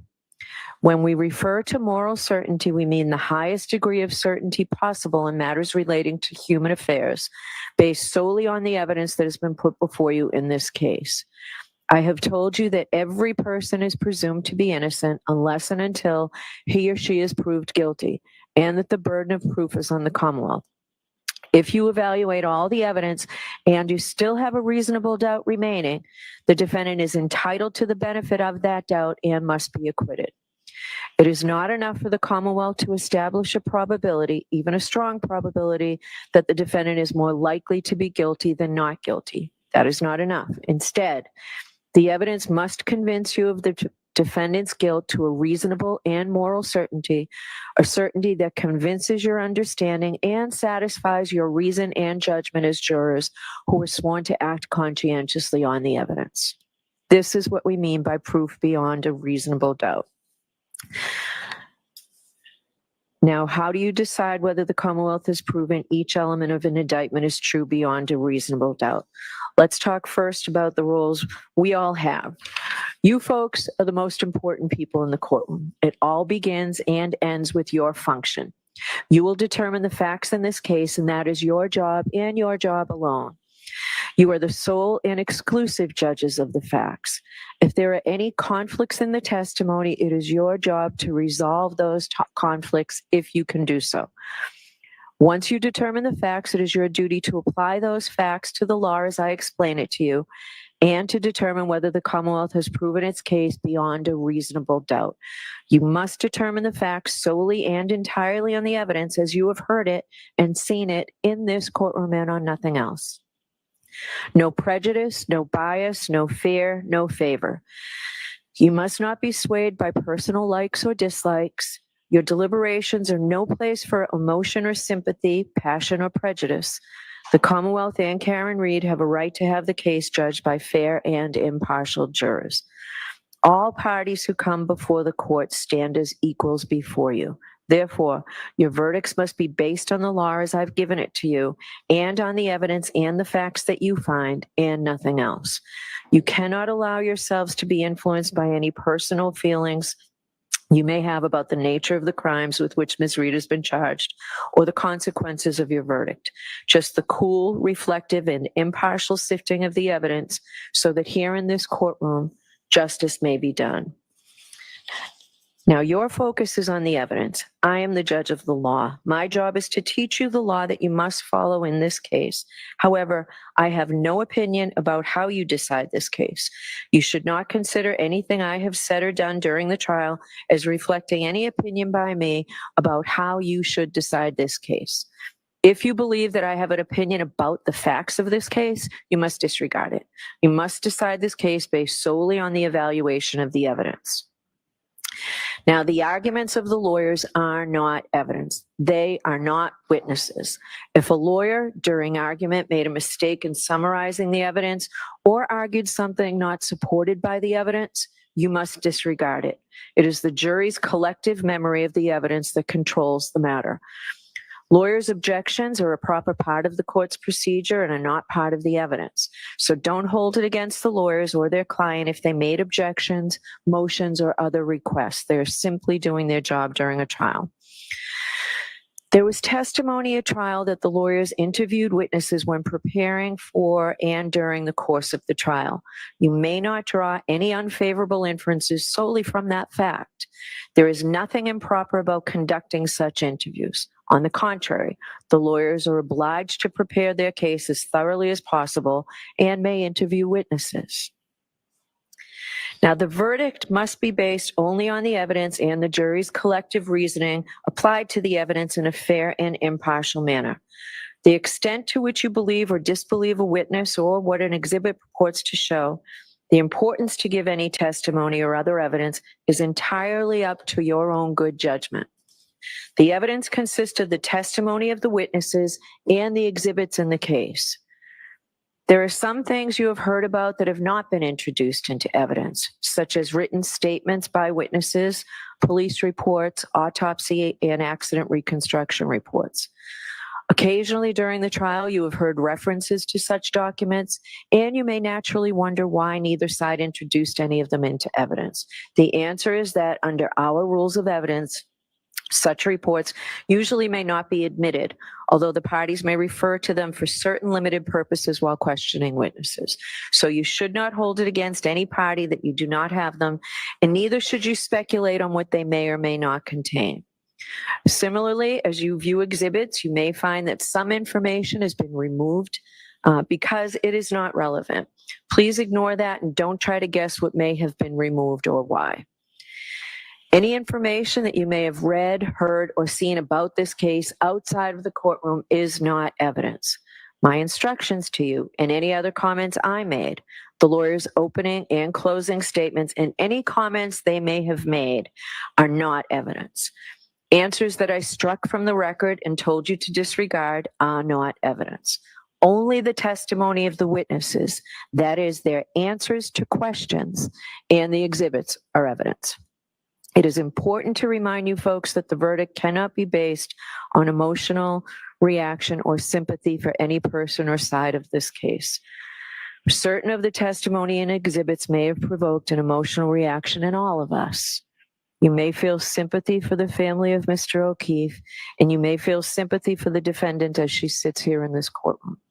But your job is to decide the case without bias, fear, sympathy, or favor, to view the evidence with a certain clinical detachment, and to decide the case based solely on the evidence and the application of the law to that evidence. I have allowed you to take notes during the trial, and you may refer to those notes during your deliberations. But remember, they are not evidence or a substitute for the evidence and your recollection. They are for your personal use. Please do not share them with other jurors. Consider the evidence as a whole. Do not make up your mind about what the verdict should be until after you've gone to the jury room to decide the case and you and your fellow jurors have discussed the evidence. Please keep an open mind until then.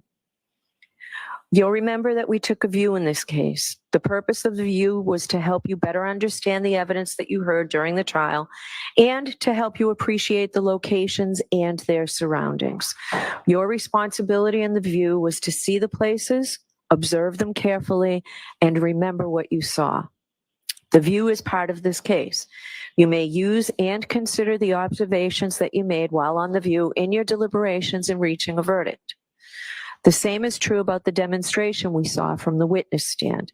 The demonstration was done simply to help you understand the evidence, and you may consider it in your deliberations. It is the jury's job to earnestly seek the truth of the matter. In doing that, the jury must decide questions of credibility and reliability. The jury must decide how truthful or reliable or convincing any part of the evidence is. In deciding questions of credibility and reliability, you may rely on your common sense and reasoning powers and your life experiences. Consider a witness's testimony in the context of all the other evidence, not in isolation. You may consider the demeanor, candor, and appearance of the witness in testifying. Who was the witness? What relationship did they have to the case or to the other witnesses or the parties? Did the witness have any bias, reason, or motive to give false or shaded testimony? If so, you may consider that bias or motive in your deliberations and ultimately as to whether or not it impacts the credibility of the witness and the assessment of the evidence presented. Is the witness someone likely to give an honest and impartial account? Consider not just whether the witness was honest, but also whether the witness's testimony was accurate and reliable or honestly mistaken. A prior statement by a witness, if inconsistent with his or her trial testimony in any way, may be considered on the witness's credibility and reliability, and only for that purpose. Now, you've heard some evidence suggesting that the Commonwealth did not conduct certain scientific tests or otherwise follow standard procedure during the police investigation. This is a factor you may consider in evaluating the evidence presented in this case. With respect to this factor, you should consider 3 questions. First, whether the omitted tests or other actions were standard procedure or steps that would otherwise normally be taken under the circumstances. Second, whether the omitted tests or actions could reasonably have been expected to lead to significant evidence of the defendant's guilt or innocence. And third, whether the evidence provides a reasonable and adequate explanation for the omission of the test or other actions. If you find that any omissions in the investigation were significant and not adequately explained, you may consider whether the omissions tend to affect the quality, reliability, or credibility of the evidence presented by the Commonwealth. All of these considerations involve factual determinations that are entirely up to you. And you are free to give this matter whatever weight, if any, you deem appropriate based on all the circumstances.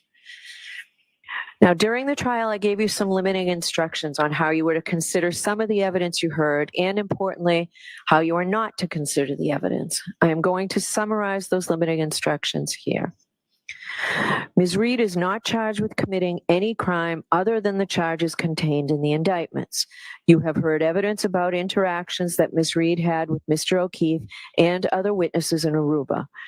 The evidence was admitted solely for your consideration as evidence of the nature of the defendant's relationship with Mr. O'Keefe and whether it goes to her knowledge or intent or motive on January 29th, 2022. You may not consider that evidence as proof that she has a criminal personality or bad character. You may not take the defendant's prior acts as a substitute for proof that the defendant committed the crimes charged here, or to conclude that if she committed the acts in Aruba, she must also have committed the offenses with which she is charged here. You can only use the evidence for the limited purpose of how it goes to the defendant's state of mind, motive, and nature of her relationship with John O'Keefe. Before you consider any electronic communication in your deliberations, you must first find that it is more likely true than not that the persons who authored them were in fact John O'Keefe, the defendant, or the witnesses who testified about their communication with John O'Keefe and or the defendant. If you do not find it is more likely true than not that John O'Keefe, Karen Reed, or the witnesses who testified here before you were the persons who authored or transmitted the electronic communications, then you may not consider the electronic communications in deciding the case. Now, the Commonwealth has introduced photographs into evidence. The photographs may be graphic and unpleasant. As I told you when you first saw them, your verdict must not in any way be influenced by the fact that these photographs may be graphic or unpleasant. The defendant is entitled to a verdict based solely on the evidence and not one based on pity or sympathy. Consider a photograph only as it may show a medical condition, the nature of the injuries, or the details of the incident itself.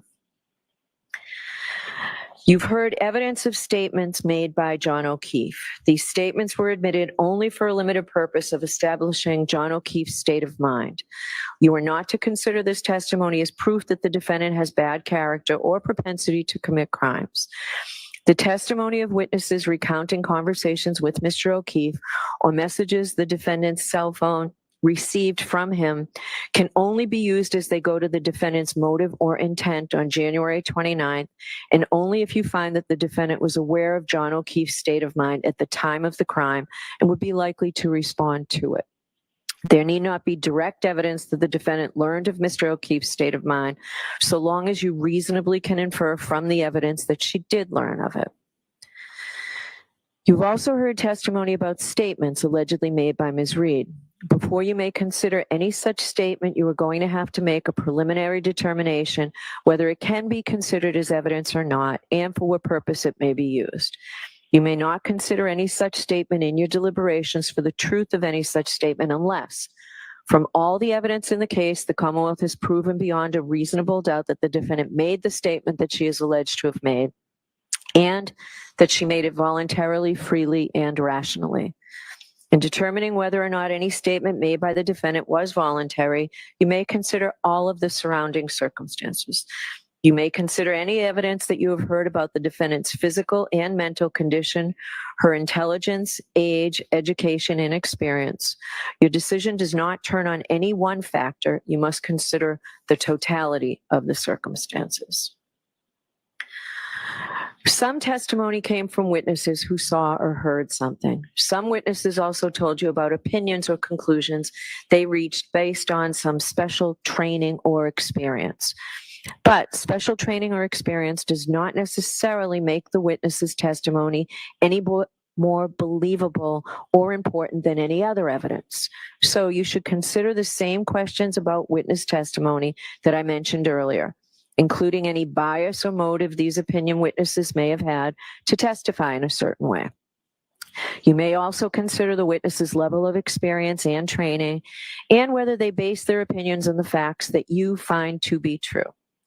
There were hypothetical questions asked of some of these witnesses. You may give whatever weight you deem appropriate to the opinion based on the hypothetical, but only if, after careful consideration, you find that all the assumed facts are true. Remember that witnesses, even those with special training or experience, do not decide cases. Juries do. It is up to you whether to accept or reject, in whole or in part, any opinion or conclusion that a witness offered during the trial. Now, you have the same powers with respect to the exhibits that you have and the testimony of the witnesses. Look them over and decide the weight, that is the value they deserve to receive in helping you resolve the case as you make your ultimate judgment about whether the Commonwealth has proved its case beyond a reasonable doubt.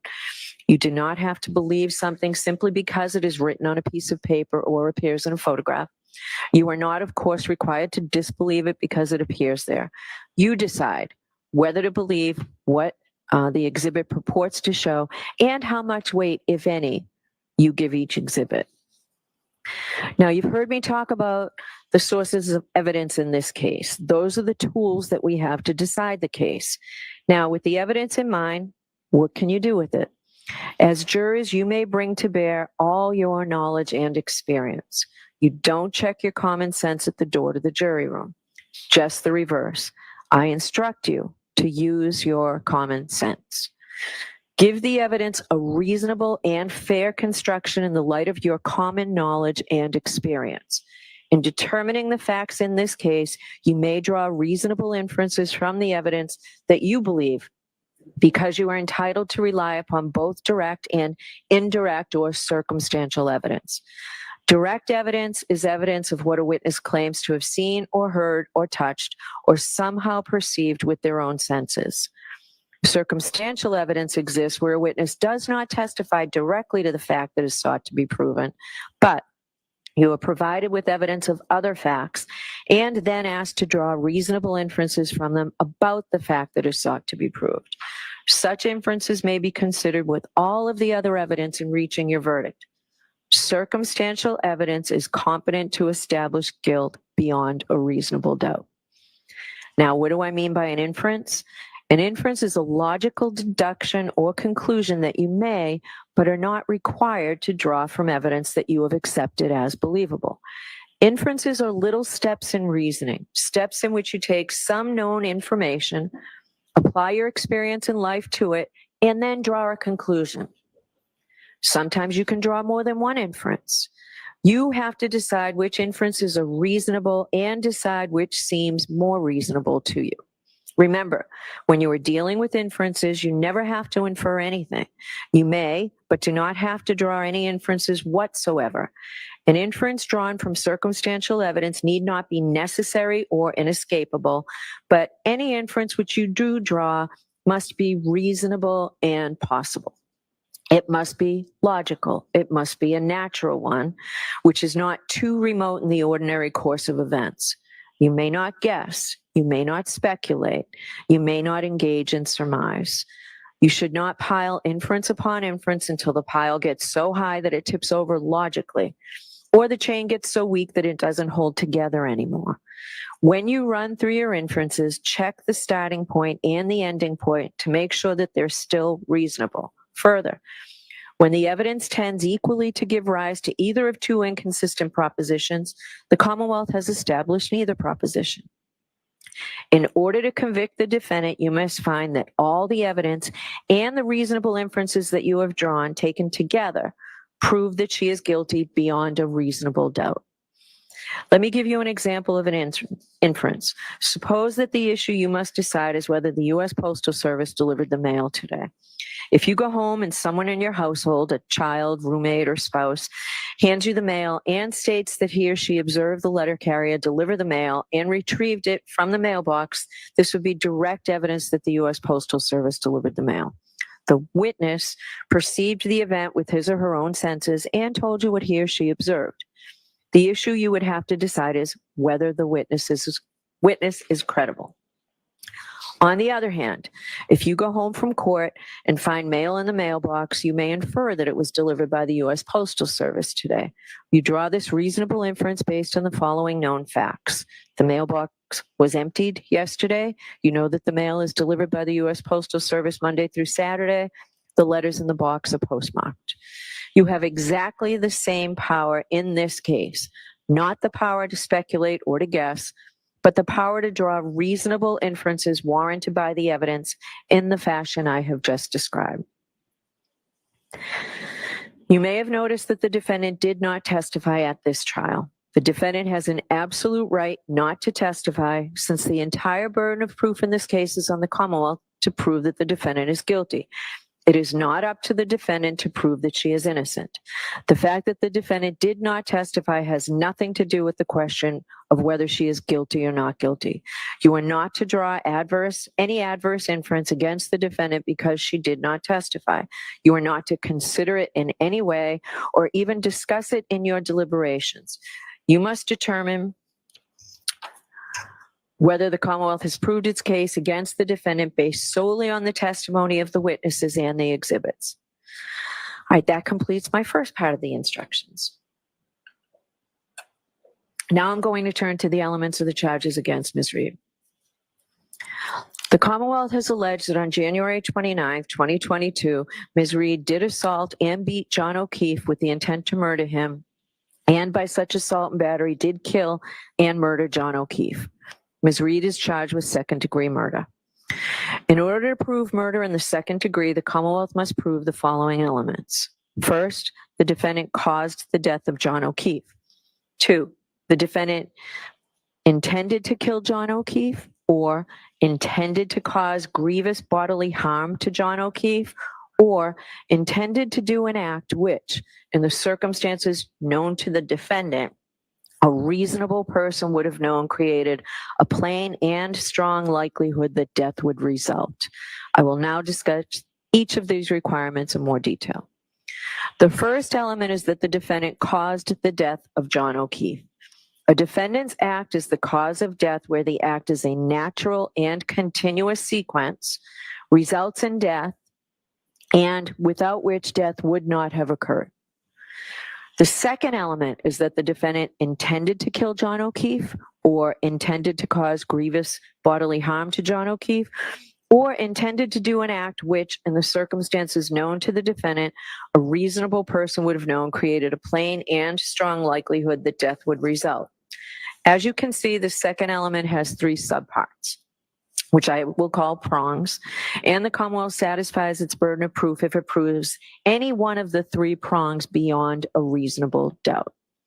The first prong is that the defendant intended to kill John O'Keefe. This means that the defendant consciously and purposefully intended to cause John O'Keefe's death. The second prong is that the defendant intended to cause grievous bodily harm to John O'Keefe. Grievous bodily harm means severe injury to the body. The third prong is that the defendant intended to do an act which, in the circumstances known to the defendant, a reasonable person would have known created a plain and strong likelihood that death would result. Let me help you understand how to analyze this third prong. You must first determine whether the defendant intended to perform the act that caused the victim's death. If you find that she intended to perform the act, you must then determine what the defendant herself actually knew about the relevant circumstances at the time she acted. Then you must determine whether, under the circumstances known to the defendant, a reasonable person would have known that the act intended by the defendant created a plain and strong likelihood that death would result. If you have a reasonable doubt as to whether Mr. O'Keefe's death was accidental because the death was caused by a negligent, careless, or mistaken act of the defendant, or resulted from a cause separate from the defendant's conduct, you may not find that the Commonwealth has proved that the defendant intended to kill, intended to cause grievous bodily harm, or intended to do an act which, in the circumstances known to the defendant, a reasonable person would have known created a plain and strong likelihood that death would result. In deciding whether the defendant intended to kill, intended to cause grievous bodily harm, or intended to do an act which, in the circumstances known to the defendant, a reasonable person would have known created a plain and strong likelihood that death would result, you may consider any credible evidence that the defendant was affected by her consumption of alcohol. If the Commonwealth has proven both elements beyond a reasonable doubt, you should return a verdict of guilty. If the Commonwealth has failed to prove one or more of those elements beyond a reasonable doubt, you must return a verdict of not guilty. The next is manslaughter while operating a motor vehicle under the influence of liquor. In order to prove manslaughter while operating a motor vehicle, the Commonwealth must prove the following 5 elements. First, that the defendant operated a motor vehicle. Second, that she operated the motor vehicle upon a public way or in a place in which the public has a right of access. Third, that while the defendant was operating the motor vehicle, she was under the influence of intoxicating liquor, and or the percent of alcohol in the defendant's blood was a 0.08 or greater. You'll have both these choices on the verdict slip. Fourth, that the defendant operated the vehicle wantonly or recklessly so as to create a high degree of likelihood that substantial harm will result to another. And fifth, that by such operation of the motor vehicle, the defendant caused the death of John O'Keefe. So to prove the first element, the Commonwealth must prove beyond a reasonable doubt that the defendant was operating a motor vehicle. A person operates a motor vehicle while doing all of the well-known things that drivers do as they travel on a street or highway, and also in doing any act which directly tends to set the vehicle in motion. A person is operating a motor vehicle whenever they are in the vehicle and intentionally manipulate some mechanical or electrical part of the vehicle, like the gear shift or the ignition, which, alone or in sequence, will set the vehicle in motion. To prove the second element, the Commonwealth must prove beyond a reasonable doubt that the defendant operated a motor vehicle in a public way. Any street or highway that is open to the public and is controlled and maintained by some level of government is a public way. This would include, for example, interstate and state highways, as well as municipal streets and roads. In determining whether any particular street or road is a public way, you may consider evidence, if any, about whether it has some of the usual indications of a public way. For example, whether it is paved, whether it has street lights, street signs, curbing, and fire hydrants, whether there are buildings along the street, whether it has any crossroads intersecting it, and whether it is publicly maintained. To prove the third element, the Commonwealth must prove beyond a reasonable doubt that while operating a motor vehicle, the defendant was under the influence of intoxicating liquor, that is alcohol, and or the percent of alcohol in the defendant's blood was a 0.08 or greater. I will now instruct you on both theories. What does it mean to be under the influence of alcohol? It is not illegal to drive after consuming alcohol as long as the operator is not under the influence of alcohol. However, neither does someone have to be drunk to be under the influence of alcohol. A person is under the influence of alcohol if they've consumed enough alcohol to reduce their ability to operate a motor vehicle safely by decreasing their judgment, alertness, and ability to respond promptly and effectively to unexpected emergencies. The amount of alcohol necessary to do this may vary from person to person. The Commonwealth is not required to prove that the defendant actually drove in an unsafe or erratic manner, but it is required to prove that their ability to drive safely was diminished by alcohol. You may rely on your experience and common sense about the effects of alcohol. You should consider any believable evidence about the defendant's alleged consumption of alcohol, as well as the defendant's appearance, condition, and behavior. In deciding this first theory of whether the defendant operated a motor vehicle under the influence of alcohol, you may also consider whether a blood test showed that the defendant had consumed any alcohol. However, no matter what the reading is, the blood test is not sufficient itself to prove that the defendant was under the influence of alcohol. Now, under the second theory, and again, both will be on the verdict slip and you should decide each one. The Commonwealth must prove beyond a reasonable doubt that at the time of operation, the percent of alcohol in the defendant's blood was a 0.08 or greater. The Commonwealth may prove a person's blood alcohol level by a chemical test or analysis of their breath or blood. In deciding whether the Commonwealth has proved the defendant's blood alcohol level beyond a reasonable doubt, you may consider evidence, if any, about whether the test was administered within a reasonable time of operation of the motor vehicle, whether the person who administered the test was properly certified, whether and how the pre-test procedures were followed and employed, whether the testing device was working properly at the time the test was administered, and whether the test was administered properly. You may also consider any other evidence pertaining to the test. Mr. Court Officer, I know it's traditional to not allow anybody in and out of the courtroom while I'm charging, so I'm going to ask you to follow that at this point. Thank you. It's distracting, and I don't want it to be distracting for you folks, okay? The fourth element that the Commonwealth must prove beyond a reasonable doubt is that the defendant operated the vehicle wantonly or recklessly.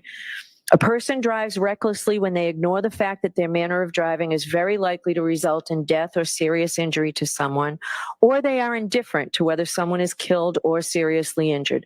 It is not enough for the Commonwealth to prove that the defendant acted negligently. That is, acted in a way that a reasonably careful person would not. It must be shown that the defendant's actions went beyond mere negligence and amounted to recklessness. The defendant was reckless if she knew or should have known that such actions would pose a grave danger or death or serious injury to others, but chose, nevertheless, to run the risk and go ahead. Whenever I refer to the defendant's state of mind or her intent, you may consider any credible evidence that the defendant was affected by her consumption of alcohol. A defendant may have the requisite state of mind or intent even if she consumed alcohol, but you may consider such evidence in determining whether the Commonwealth has proved the element. Here, the defendant must have intended her acts in the sense that they were not accidental, but it is not necessary that the defendant intended or foresaw the consequences of those acts, as long as a reasonable person would know that they were so dangerous that death or serious injury would probably result. As such, the Commonwealth does not need to prove that the defendant intended to kill John O'Keefe. Rather, this is in the category of cases where public safety requires each driver, once they know what the situation is, to determine and to adhere to an objective standard of behavior. In determining whether the defendant drove recklessly, you should take into account all the facts of the situation: the defendant's rate of speed and manner of operation, the defendant's physical condition and how well the defendant could see and could control the vehicle, the condition of the defendant's vehicle, what kind of road it was and who else was on the road, what was the time of day, the weather and the condition on the road were, and what any other vehicles or pedestrians were doing, and any other factors, including the defendant's consumption of alcohol, that you think are relevant. The fifth element that the Commonwealth must prove beyond a reasonable doubt is that the defendant, by her actions, caused the death of John O'Keefe. The defendant caused the death if her actions directly and substantially set in motion the entire chain of events that produced the death. A defendant's act is the cause of death where the act, in a natural and continuous sequence, results in death, and without which death would not have occurred. If the Commonwealth has proven all five elements beyond a reasonable doubt, you shall return a verdict of guilty. If the Commonwealth has failed to prove one or more of these elements beyond a reasonable doubt, you must return a verdict of not guilty. Now, the lesser offense of manslaughter while operating a motor vehicle under the influence of liquor includes the lesser offense of involuntary manslaughter. As a matter of law, the indictment that is before you, which charges the defendant with manslaughter while operating a motor vehicle under the influence of liquor, also charges her with the lesser included offense. The Commonwealth may prove the lesser included charge of involuntary manslaughter even if it fails to prove the greater charge of manslaughter while operating a motor vehicle under the influence of liquor. So I will define involuntary manslaughter. To prove that the defendant is guilty of involuntary manslaughter because of wanton or reckless conduct, the Commonwealth must prove the following elements beyond a reasonable doubt. First, that the defendant caused John O'Keefe's death. Second, that the defendant intended the conduct that caused John O'Keefe's death. Third, that the defendant's conduct was wanton or reckless. I will now discuss each element in more detail. The first element is that the defendant caused the death of John O'Keefe. Remember, Ms. Reed caused John O'Keefe's death if her actions directly and substantially set in motion the entire chain of events that produced the death. A defendant's act is the cause of death where the act, in a natural and continuous sequence, results in death and without which death would not have occurred. The second element is that the defendant intended the conduct that caused the death. The Commonwealth is not required to prove the defendant intended to cause the death. You may consider any credible evidence that the defendant was affected by her consumption of alcohol. The third element is that the defendant's conduct was wanton or reckless. Wanton or reckless conduct is conduct that creates a high degree of likelihood that substantial harm will result to another. It is conduct involving a grave risk of harm to another person that a person undertakes with indifference or with disregard of the consequences of such conduct. Whether conduct is wanton or reckless depends either on what the defendant knew or how a reasonable person would have acted knowing what the defendant knew. If the defendant realized the grave risk created by her conduct, her subsequent act amounts to wanton or reckless conduct, whether or not a reasonable person would have realized the risk of grave danger. Even if the defendant herself did not realize the grave risk of harm to another, the act would constitute wanton or reckless conduct if a reasonable person, knowing what the defendant knew, would have realized the act posed a risk of grave danger to another. It is not enough for the Commonwealth to prove the defendant acted negligently, that is, in a manner that a reasonably careful person would not have acted. The Commonwealth must prove that the defendant's actions went beyond negligence and amounted to wanton or reckless conduct, as I have defined them. In deciding whether the defendant knew or should have known her conduct created a high degree of likelihood that substantial harm would result to another, you may consider credible evidence that the defendant was affected by her consumption of alcohol. A defendant may have the requisite knowledge even if she consumed alcohol, but you may consider such evidence in determining whether the Commonwealth has proved this element. Now, the offense of manslaughter while operating a motor vehicle under the influence of liquor also includes the lesser offense of motor vehicle homicide, felony OUI liquor, and negligence. As a matter of law, the indictment that is before you, which charges the defendant with manslaughter while operating a motor vehicle under the influence of liquor, also charges her with the lesser included offense.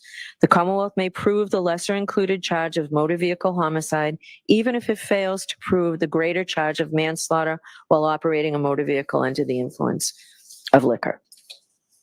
You may find the defendant guilty of motor vehicle homicide only if you are not convinced beyond a reasonable doubt that the defendant is guilty of manslaughter, and you are convinced beyond a reasonable doubt that the defendant is guilty of motor vehicle homicide. So I will define that for you now. In order to prove the defendant guilty of motor vehicle homicide, the Commonwealth must prove the following 5 elements beyond a reasonable doubt. First, that the defendant operated a motor vehicle. Second, that she operated the motor vehicle upon a public way or in a place in which the public has a right of access.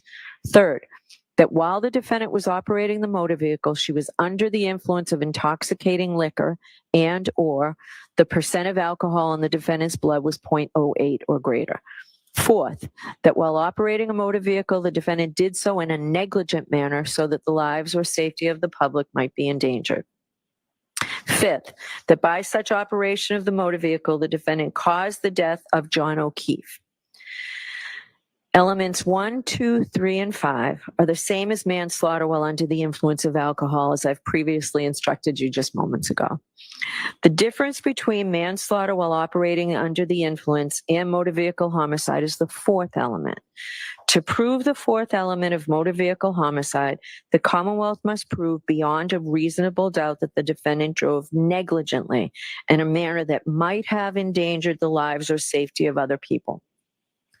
A person acts negligently when she fails to use due care. That is, when they act in a way that a reasonable person would not act. This can happen either by doing something that a reasonable person would not do under the circumstances, or by failing to do something that a reasonable person would do.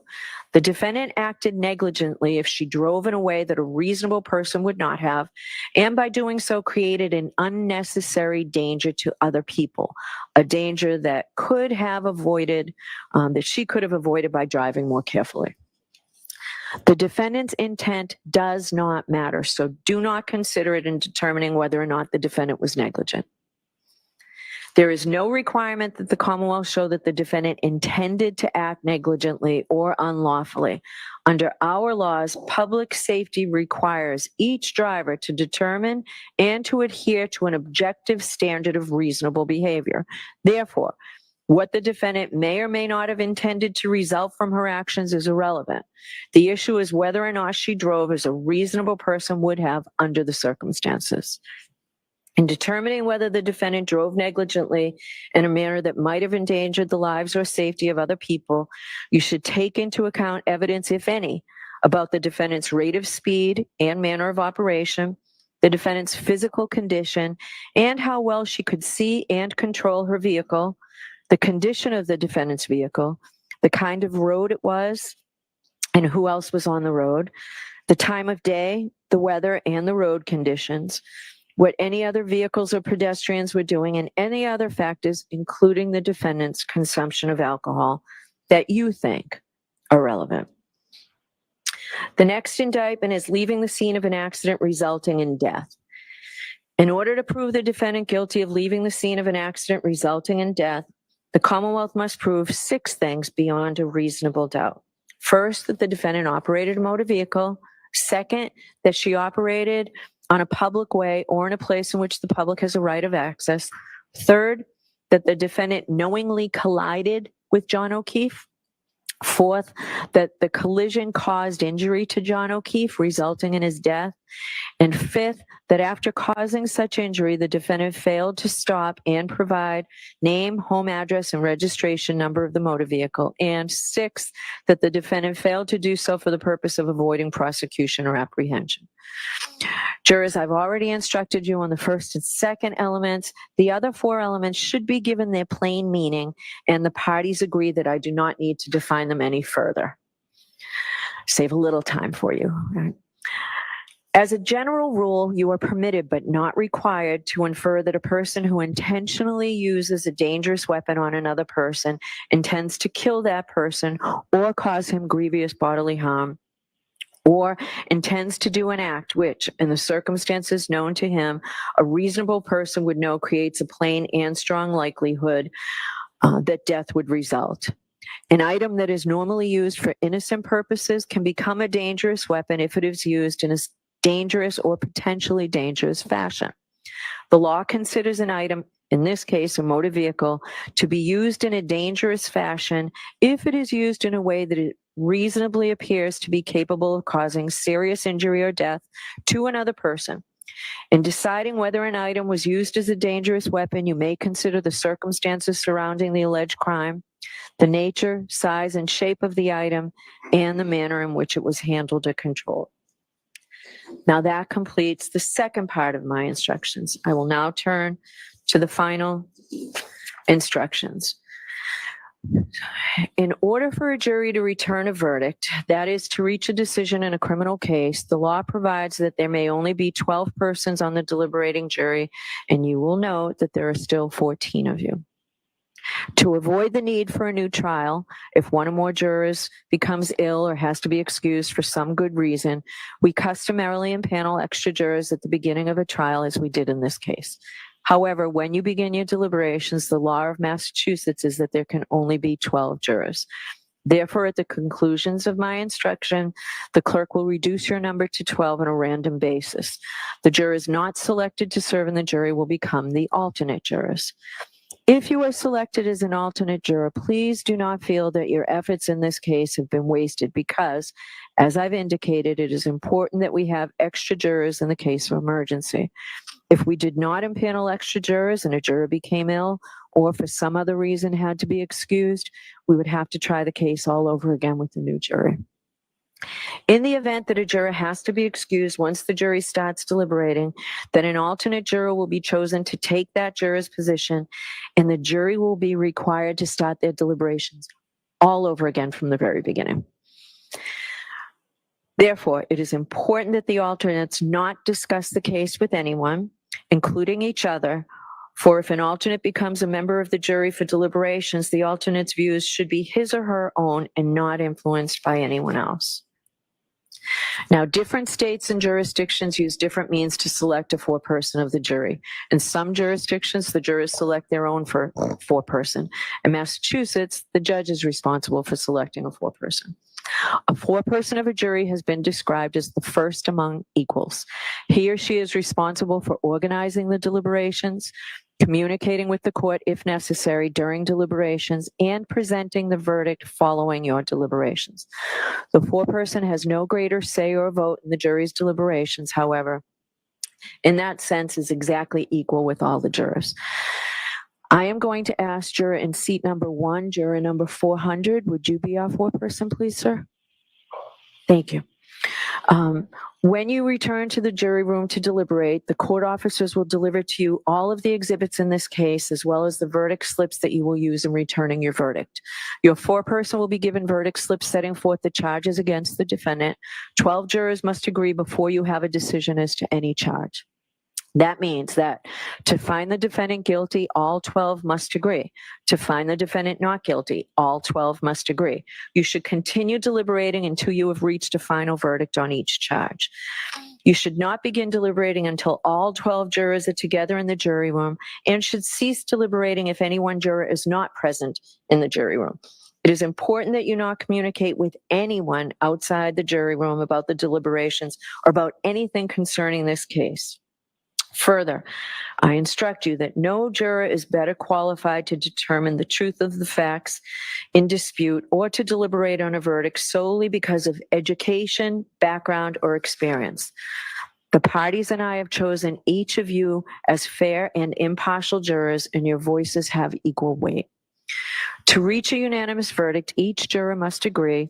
Jurors have a duty to consult with one another and to deliberate with a view to reaching an agreement if it can be done without violence to individual judgment.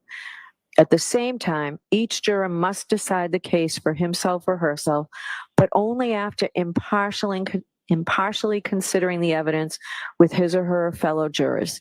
Don't hesitate to re-examine your views and change your opinion if convinced it is wrong, but no juror should surrender an honest conviction to the opinion of fellow jurors simply for the purpose of returning a verdict.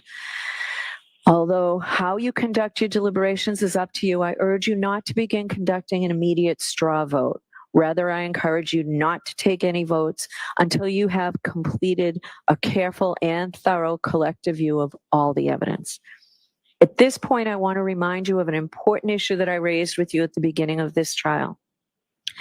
I told you that our system of justice depends on judges like me and jurors like you being able and willing to make careful and fair decisions. All people deserve fair and equal treatment in our system of justice, regardless of their race, national origin, religion, age, ability, gender, sexual orientation, education, income level, or any other personal characteristic. I also pointed out that we all have our own built-in expectations and assumptions, even if we are not consciously aware of them. And I talked about some of the ways we can try to deal with them. First, slow down. Do not rush to a decision. Hasty decisions are the most likely to reflect stereotypes or hidden biases. Take time to consider all the evidence. Second, as you start to draw conclusions, consider what evidence, if any, supports the conclusions you are drawing and whether any evidence casts doubt on those conclusions. Double check whether you are actually using unsupported assumptions instead of the evidence. Third, as you think about the people involved in this case, consider them as individuals rather than as a member of a particular group.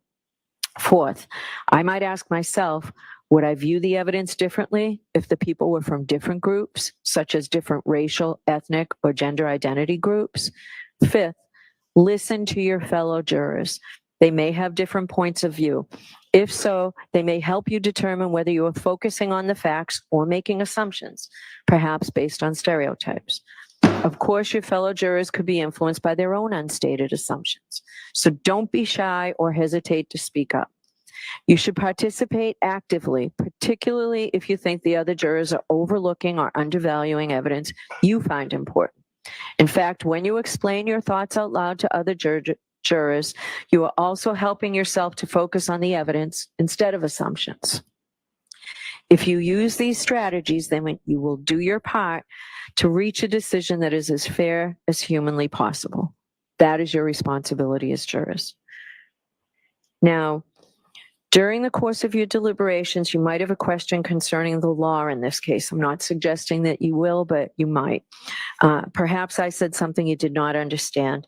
If you have any questions, please feel free to bring them to my attention by writing a note dated and signed by the foreperson and sending it to me by way of the court officer. Because your role as the jury is to determine the facts of the case, I cannot answer any questions you have concerning the facts of the case. I have no role in this case when it comes to deciding what the facts are. Neither is it possible to provide you with a transcript of the testimony, even though we've had a phenomenal court reporter throughout this whole trial. If you send a question to me, I will respond after consulting with the lawyers. Please do not ask a court officer or anyone else to answer any questions concerning anything material to the case. We will not answer a question or take a verdict between 1 and 2. You'll have lunch brought into you and decide whether you want to stop your deliberations during lunch or deliberate. At the end of the day, if you're still deliberating, I'll send in a note asking if you want to continue deliberating or break for the day and return tomorrow morning. Don't tell anyone, including me, how the jury stands numerically or otherwise on the questions before such time as you have reached a unanimous verdict. You are going to notice shortly that the court officers are going to take an oath, and you will hear from that they too, as well as all other persons, are forbidden to communicate in any way or manner with any member of this jury on any subject touching on the merits of this case. Remember that the decision of the jury must be unanimous, and the foreperson should be certain that each member of the jury is in complete agreement with the verdict. After the final vote of the jury, the foreperson should check the appropriate boxes as to each charge, then sign and date the verdict slips and notify the court officer that you have reached a unanimous verdict. You will then be brought back into the courtroom where the foreperson will deliver the verdicts to the court. I'm going to seek counsel before we reduce your number to 12. Okay. Somebody's asking, so I think it was Ted Daniels that said this morning that in mass they can choose the judge chooses the floor person, and with that then they're automatically put in. So the lottery is going to be for 11 jurors, not the 12. So that guy number 1, he's in. In and out, shake it all about, whatever, he's in. I'm not sure why they're discussing something now. But yeah, so the lesser included was around the manslaughter. So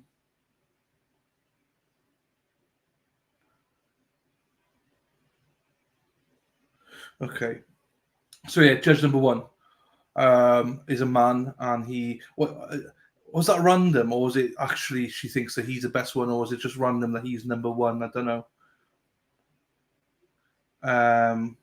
That's interesting. But yeah, so he's in. So he knows he is in. The other 11, there's 2 that'll be dropped out now, lottery style. So we'll see. Frosty, not miss much, just jury instructions now. They're just going to go through the court. Officers going to be sworn in.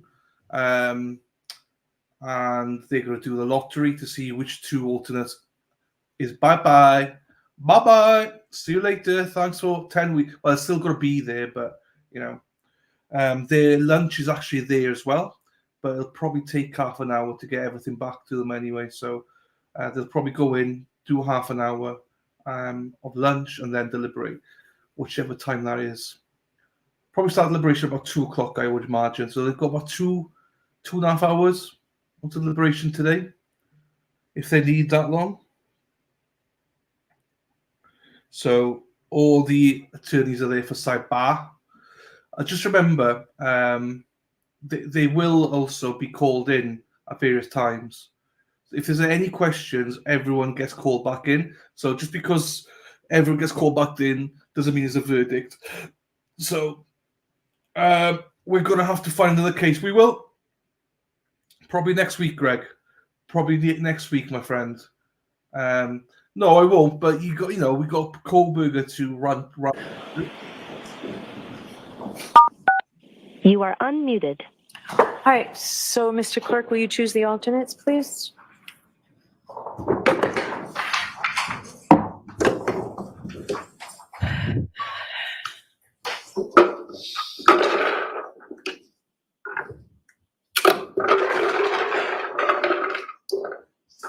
Could the juror sitting in seat number 3, who is juror 79, step down and take your place as an alternate?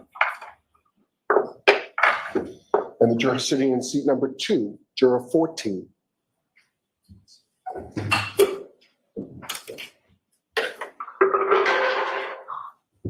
All right. So, ladies and gentlemen, we need to swear in the court officers. They're going to be in charge of you during your deliberations. I suggest that you listen to the oath that they are taking so that you can be aware of their responsibilities. Now you can swear them, Mr. Clerk. You swear that you will keep this jury and alternates in some separate but convenient place until they agree, that you not suffer any person to speak to them, nor speak to them yourselves, nor ask them if they are agreed, nor suffer them to disperse until they discharge their verdict, except by further order of the court, so help you God. Thank you. All right. So, jurors, I need not remind you that you have an important responsibility, but I believe that you will bring to bear all the wisdom and the judgment and conscience that you possess in reaching your verdict in this case. All that we can expect from you is that you decide the case with integrity and with principle. We all expect you to reach an impartial verdict dictated by your logic, without bias, without prejudice or sympathy, and not prompted by any facts except those that you have heard here in the court during trial. We are looking for impartial judgment dictated by your reasoning and the fullest discharge of your oaths as jurors. You may now retire and deliberate your verdict. Jurors, this time taking your notebooks. All rise, follow me. We'll see what happens, then. 5:23, 30, 5:23, 30. All rise. 23, 30. Jury leaves to begin deliberations.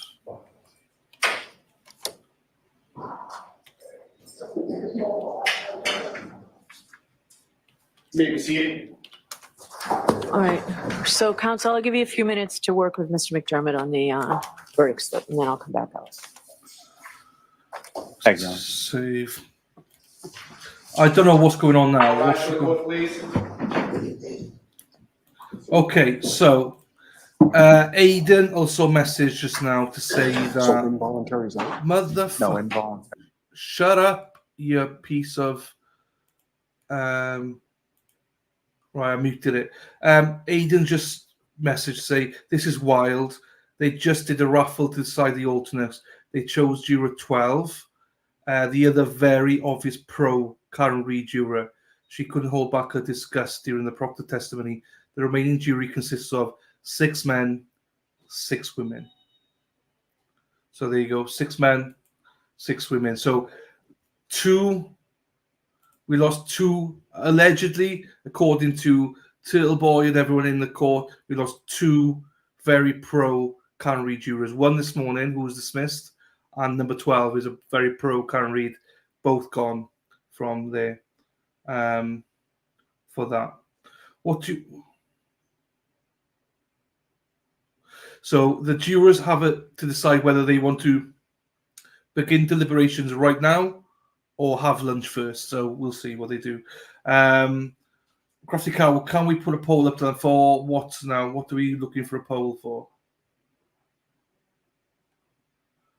To be quite honest with you, I am going to close down in a second because Sean is live. So if I'm being honest, Crafty Cow, I'm going to close it down for you.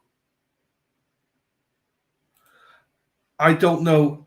I didn't know that, but apparently, Amazon's been delivered. Oh, nice. For what? I don't know. I didn't know they could do that. Tom.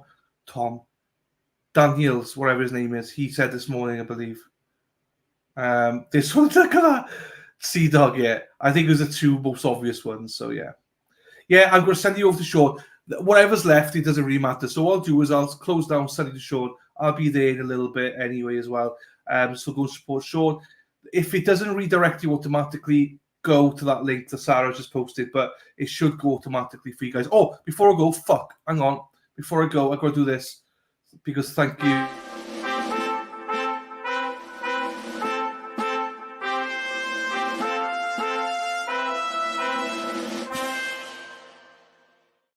Thank you to someone that sent 5 coffees. Dylan, I just want to say thank you for driving the ship during this whole thing. I am super glad I found your channel and I'm with you from now on. Thank you, someone. I don't know who you are, but thank you for that coffee. So yeah, thank you, everyone. We will have a stream tomorrow morning, 8 o'clock Eastern. Yeah, so I'm 90% sure we'll have a stream tomorrow. Me and Sean could be doing a stream tomorrow. The land's eliminated chat, so we can feel like an alternate. Thank you, everybody. Yeah, so tomorrow should be a stream at 8 o'clock, me and Sean, unless we don't feel like it, So there should be one, 8 o'clock. And if there is, it means either to discuss the verdict or if the verdict doesn't come back in today, then I'll cover it here tomorrow morning from 8 o'clock. Me and Sean will be here. So, right, everybody. I'm not going to jump straight on with Sean. I just need to do, need to do some bits and bobs. Frosty, verdict's going to be on with Sean. So all verdicts going to be with Sean today. If the verdict's there, join us there. I'll be there with Sean. Come and join us. And if not, tomorrow I'll be here as well. We don't know yet. Thanks for all supporting us. Yeah, thank you, everybody. Thank you to the mods as well. No, Erin, no. There you go. Verdict watch. Yeah, Stefan, verdict watch is going to be with Sean. So I'll redirect you now. So with that, if you don't get redirected, go to the link that Sarah just posted. Everything's going to be over there, unless tomorrow we're going to be there tomorrow, 8 o'clock in the morning, 1 o'clock UK time. With that, everybody, I'm pressing end stream. Take care. Love you all. Ta-ra.